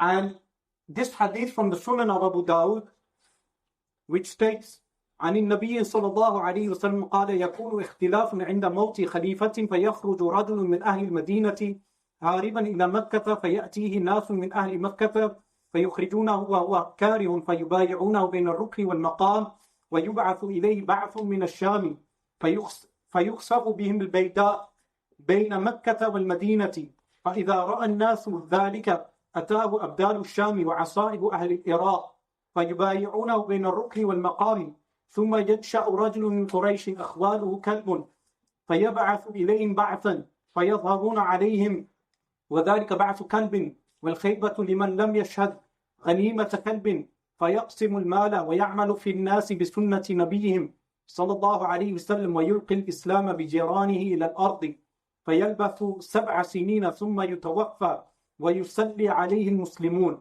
This hadith in the Sunan of Imam Abu Dawud, who has Kitab al-Mahdi within the Sunan, states disagreement will occur at the death of a caliph. Now, the word Khalifa here does come in the meaning of a ruler. It does not come in the meaning of the technical Khalifa. Hizb al-Tahrir interpret this to mean the Khalifa should return, the caliphate should be restored at the hands of Hizb al-Tahrir, of course, and then one of their Khulafa will die, and then Al-Imam Mahdi will appear. But I can prove from Hadith literature that this refers to a ruler, but that is not the subject of today's lecture. And a man of the people of Medina. So this shows Al-Imam Mahdi, before he appears, many wars will take place. Then the Euphrates gold will be uncovered. People will fight over the Euphrates gold. Then 3 sons of a king will die fighting over that gold. Then civil war will ensue, and a man from the people of Al-Madinah will come fleeing to Makkah. Some of the people of Makkah will come to him, bring him out against his will, and swear allegiance to him between the corner, a rukn, meaning the corner of the black stone, and the station, meaning of Sayyidina Ibrahim alayhi salam. Now, I place this special to Israel, beware of the 3 princes, because of the 3 sons of a king will die. Okay, here is an old picture of Safa mountain, of that region, Safa and Marwa. And this is Safa today. So, in the hadith it states, Al-Imam Mahdi will be on Safa mountain. And from Safa mountain he will be taken to this area, between Abruk and Maqam. The Maqam is where the footprints of Sayyidina Ibrahim alayhi salam are kept, and Abruk is the corner of the black stone. Sayyidina Imam al-Mahdi radiallahu anhu, the allegiance will be given to him in this region, in this area. And the rest of the hadith states An expeditionary force will then be sent against him from Greater Syria, Sham, but it will be swallowed up in the desert between Mecca and Medina, and the area is Bayda. The area is known as Al-Bayda. When the people see that, the eminent saints of Syria, Abdal, these are saints known as the Abdal, and the best people, Asaib al-Iraq, will come to him. And some have said that the Asaib is a group of awliya also, and swear allegiance to him between the corner of the Black Stone and the station of Sayyidina Ibrahim alayhi salam. So Al-Imam al-Barzanji also mentions this as one of the signs of Al-Imam al-Mahdi, that an army will be swallowed up in the desert. So until the army is not swallowed, no one can claim to be being Al-Imam al-Mahdi radiyallahu anhu, and we should not entertain such people. Here is a map of the Arabian Peninsula. From here, you have Haratu Khaybar, and here's Al-Madinah al-Munawwara. The valley that is referred to is here, this region, all this region. And the army will come from Sham, it will march, and it will reach this region and be swallowed. The army will be swallowed. This is one of the definitive signs of Al-Imam al-Mahdi. So when people ask, is Al-Imam al-Mahdi coming next year in Hajj? We should not entertain that, because the hadith has told us when he shall appear. We should mention that the hadith mentions he shall appear when an army will be swallowed in the Arabian Peninsula. We should mention that Al-Imam al-Barzanji mentions that he will appear after the Euphrates gold appears. These are the clear, definitive signs of Al-Imam al-Mahdi radiyallahu anhu. And until these signs are not fulfilled, we await the coming of Al-Imam al-Mahdi radiyallahu anhu and these signs to be fulfilled, showing the truthfulness of the prophecy of Rasulullah sallallahu alayhi wa alihi wa sallam. With me, I have a narration from the Fitan of Nu'aym bin Hammad, which has a description of this army and what will happen. I did not place it, but the narration is in the hadith number 934 in the book of Nu'aym bin Hammad. It states, from Sayyidina Abdullah bin Abbas radiyallahu anhuma yaqulu, يبعث صاحب المدينة إلى الهاشميين بمكة جيشا فيهزموهم فيسمع بذلك الخليفة بالشام. That the ruler of Medina will send out after the Hashimiyin, meaning the descendants of Rasulullah sallallahu alayhi wa sallam, showing Al-Madinah al-Munawwara at that time will not be ruled by Imam al-Mahdis. The ruler of Al-Madinah al-Munawwara will send out people to Mecca al-Mukarramah after Al-Imam al-Mahdi radiyallahu anhu. Because Al-Imam al-Mahdi radiyallahu anhu, after the death of the three princes, will move to Mecca al-Mukarramah. The leader of Al-Madinah al-Munawwara will send out people after him. And the leader of Sham, now it states, فَيَسْمَعُ بِذَلِكَ الْخَلِيفَةُ بِالشَّامِ. The Khalifa in Sham will hear about this. Now Khalifa here refers to Sufyani. Sufyani is the power that will come into power in Syria, who will be a disbeliever. He will commit fornication with a woman openly in the masjid, in the Bani Umayyah masjid, the Umayyad masjid. This is mentioned by Al-Imam al-Barzanji. So he will be an open disbeliever. Yet he is referred to as Al-Khalifa here. But the word Al-Khalifa here means ruler. The ruler of Syria will hear this. فَيَقْطَعُ إِلَيْهِمْ بَعْثًا فِيهِمْ. He'll send an army. فِيهِمْ 600 عَرِيف. فَإِذَا أَتَوْا الْبَيْدَاء. He will send an army to this region, al-Bayda. فَنَزَلُوهَا فِي لَيْلَةٍ مُقْمِرَةٍ. They will come at a night when the moon will be full. So when they arrive, the moon will be full. أقبل الراعي ينظر إليهم ويعجب ويقول يا ويح أهل مكة ما أصابهم. A shepherd shall come and he will be surprised and he would say, woe to the people of Mecca, in the sense that what is going to happen to them. This army is marching to Mecca al-Mukarramah. فَيَنْصَرِفُ إِلَىٰ غَنَمِهِ. Then he shall return back to his sheep. ثُمَّ يَرْجِعُ فَلَا يَرَى أَحَدًا. Then he will return and he will not see anyone. فَإِذَا هُمْ قَدْ خُسِفَ بِهِمْ, that they will be swallowed up, but he will not know. فَيَقُولُ سُبْحَانَ اللَّهِ ارْتَحَلُوا فِي سَاعَةٍ وَاحِدَةٍ. He will say, glory be to Allah, they traveled in 1 hour, meaning this army is gone. فَيَأْتِي مَنْزِلَهُمْ فَيَجِدُ قَطِيفَةً قَدْ خُسِفَ. He will go to the area where they were and he will find them that they have been swallowed. بِبَعْدِهَا وَبَعْدُهَا عَلَى ظَهْرِ الْأَرْضِ. Some of them will be swallowed, some of them will be on the top of the earth. He will try taking them out and then he will know that the earth has swallowed them. Then he will go to the ruler of Makkah al-Mukarramah, who will be by then Imam al-Mahdi radiyallahu anhu. And he will inform him and give him the glad tidings. Now it states in other narrations that 2 men will survive from the army. One will go back to Syria to inform Sufyani what has happened, and the other one will go back to Al-Madinah, to Makkah al-Mukarramah to give the glad tidings to Al-Imam al-Mahdi. So one will bear glad tidings and one will bear bad tidings. After this, Al-Imam al-Mahdi radiallahu anhu will rule this region and then rule the region of Syria and conquer Al-Quds al-Sharif. After the conquering of Al-Quds al-Sharif, in the 7th year he shall conquer Constantinople. All these events yet have to transpire. Okay, this is an aerial shot of that region. The aerial shot is showing you some regions around Al-Madinah al-Munawwarah to show you that those regions are volcanic.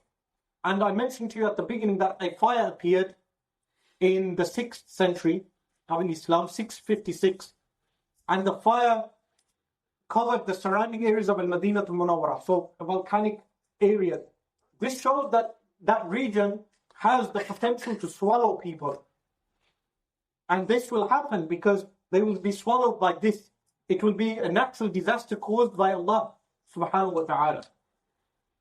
The reason why I placed this map is 2 groups of people will be involved in strengthening and helping Al-Imam al-Mahdi radiallahu anhu. One will be the people of Al-Hijaz, and the second will be a group from Khurasan. And Khurasan is this region, some of it in Afghanistan, some of it in Iran. It has these regions in it. For instance, Sabzawar. Sabzawar, we all know, well, so we studied the text Sabzawari in Mantiq text in Dars Bizami. The author of that is from Sabzawar here. And you all know Mashhad. Mashhad is a famous city in Khurasan. And then you have Haydariya, and you have Kashmir, you have Firdaus, you have Birjand. We know of the name Birjandi. Birjandi, these are famous names of scholars. These regions are Sunni regions. Traditionally, they are Sunni regions. Many Sunni ulama come from these regions. This region, by that time, by the appearance of Imam al-Mahdi, will have many supporters for Imam al-Mahdi radiyallahu anhu. These are the black banners that are mentioned. These are the black banners that are mentioned, that the black banners will come from this region. And the black banners are mentioned in 2 different events. One is the black banners of Bani Abbas. The black banners of Bani Abbas are mentioned by Imam al-Barzanji are not the black banners that will come in support of Imam al-Mahdi. The black banners in support of Imam al-Mahdi will come from this region of Khurasan, and the people who will support Imam al-Mahdi we do not know of currently. But when the time will come, the people of the world will know. So we should not jump onto theories that different organizations belong to those black banners until that time actually happens. But we do know it will be from this region, and there will be many hundreds of people and pious people. Next to that region, we have this region of Asfahan. Can you see this region? Asfahan.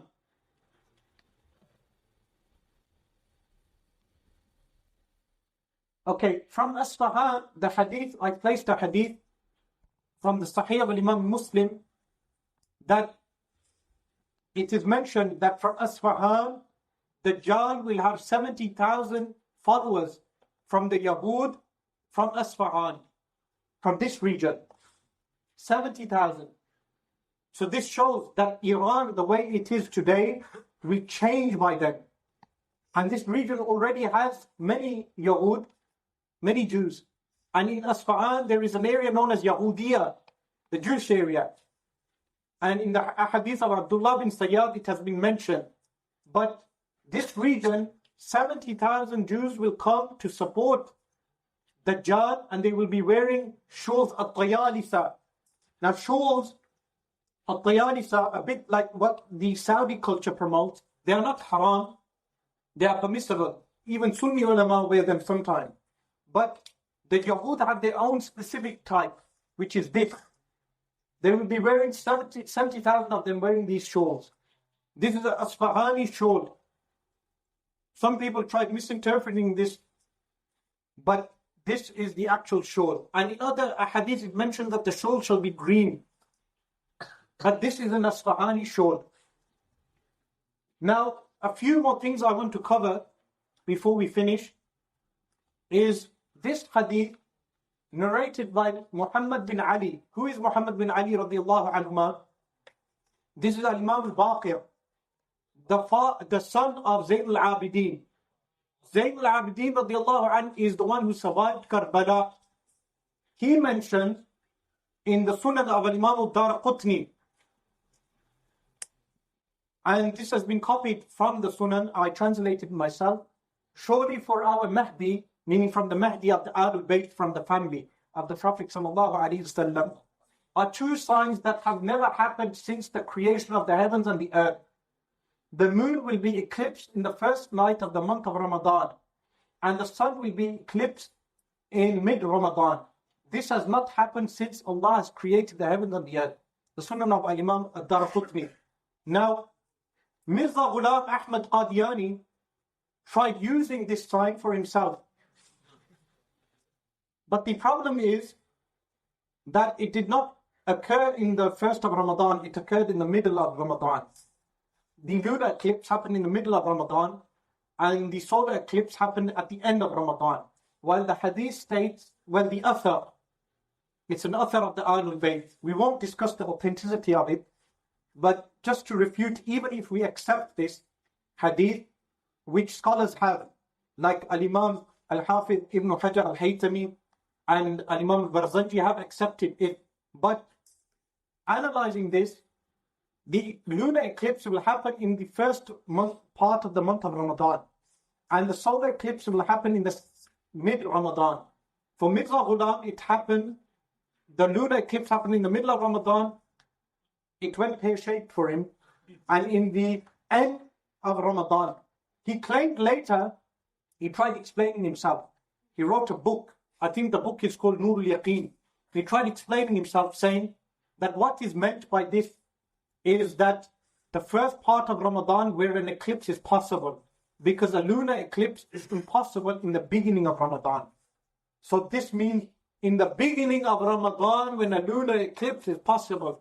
So he made a far-fetched interpretation. The scholars refuted him, but sufficient to say, if the followers of Mirza Ghulam Ahmad claim he is the Mahdi because of this narration, then why has not the Euphrates dried and a mountain of gold appeared? Why has not the army of Syrians been swallowed in the Arabian desert? Why have not 3 princes died fighting for the gold of the Euphrates? Why has not the bay'ah been given to him, allegiance between the corner of the black stone and between the station of Sayyidina Ibrahim alayhi salam, and many other signs? This is one of the reasons for mentioning these signs. This is an eclipse that will happen inshaAllah. Now, these are the last 2 frames which I will finish just to let you know that there may be a part 2 to this lecture. This palace is what they term as the palace of Dajjal, built on the outskirts of Al-Madinah Al-Munawwarah. This palace, it's on the outskirts of Al-Madinah Al-Munawwarah. And this has been foretold by the Messenger sallallahu alaihi wasallam. In the hadith, in the Musnad of Imam Ahmad, on the authority of Sayyidina Abu Hurairah radiyallahu ta'ala an, And with this, I will finish to say that this topic, as you have noticed, is deeper than we think. So inshallah, in the coming months, another lecture like this will be delivered covering Ya'juj and Ma'juj and Dajjal, specifically these two, and the rule of Imam al-Mahdi, these three things. You can say this was a preliminary to build up for the main part. The topic of Imam al-Mahdi radiallahu anh and the rule of Imam al-Mahdi radiallahu anh. The appearance and identity of Dajjal. I will present things which maybe many people have not said before in a public lecture. But they do exist in books, so I'm not innovating. They exist in the books. And inshallah, the identity of Ya'juj and Ma'juj, and whether are they the Europeans or not. Because throughout this lecture, I have avoided the question purposefully to show you that the European global culture, or the Anglo-Judaic Christian culture, can be explained solely through the hadith, without any reference to Ya'juj and Ma'juj. As for the identity of Ya'juj and Ma'juj, inshallah, we will cover it in the coming months, and you will have to wait until the announcement of when that event will take place. And inshallah, the slides and the preparation will be even better, inshallah. أقول قولي هذا واستغفر الله لي ولكم وأتوب إليه. جزا الله عنا سيدنا محمد صلى الله عليه وآله وسلم ما هو أهله. جزا الله عنا سيدنا محمد صلى الله عليه وآله وسلم ما هو أهله. جزا الله عنا سيدنا محمد صلى الله عليه وآله وسلم ما هو أهله. سبحان ربك رب العزة عما يصفون والسلام على المرسلين والحمد لله رب العالمين.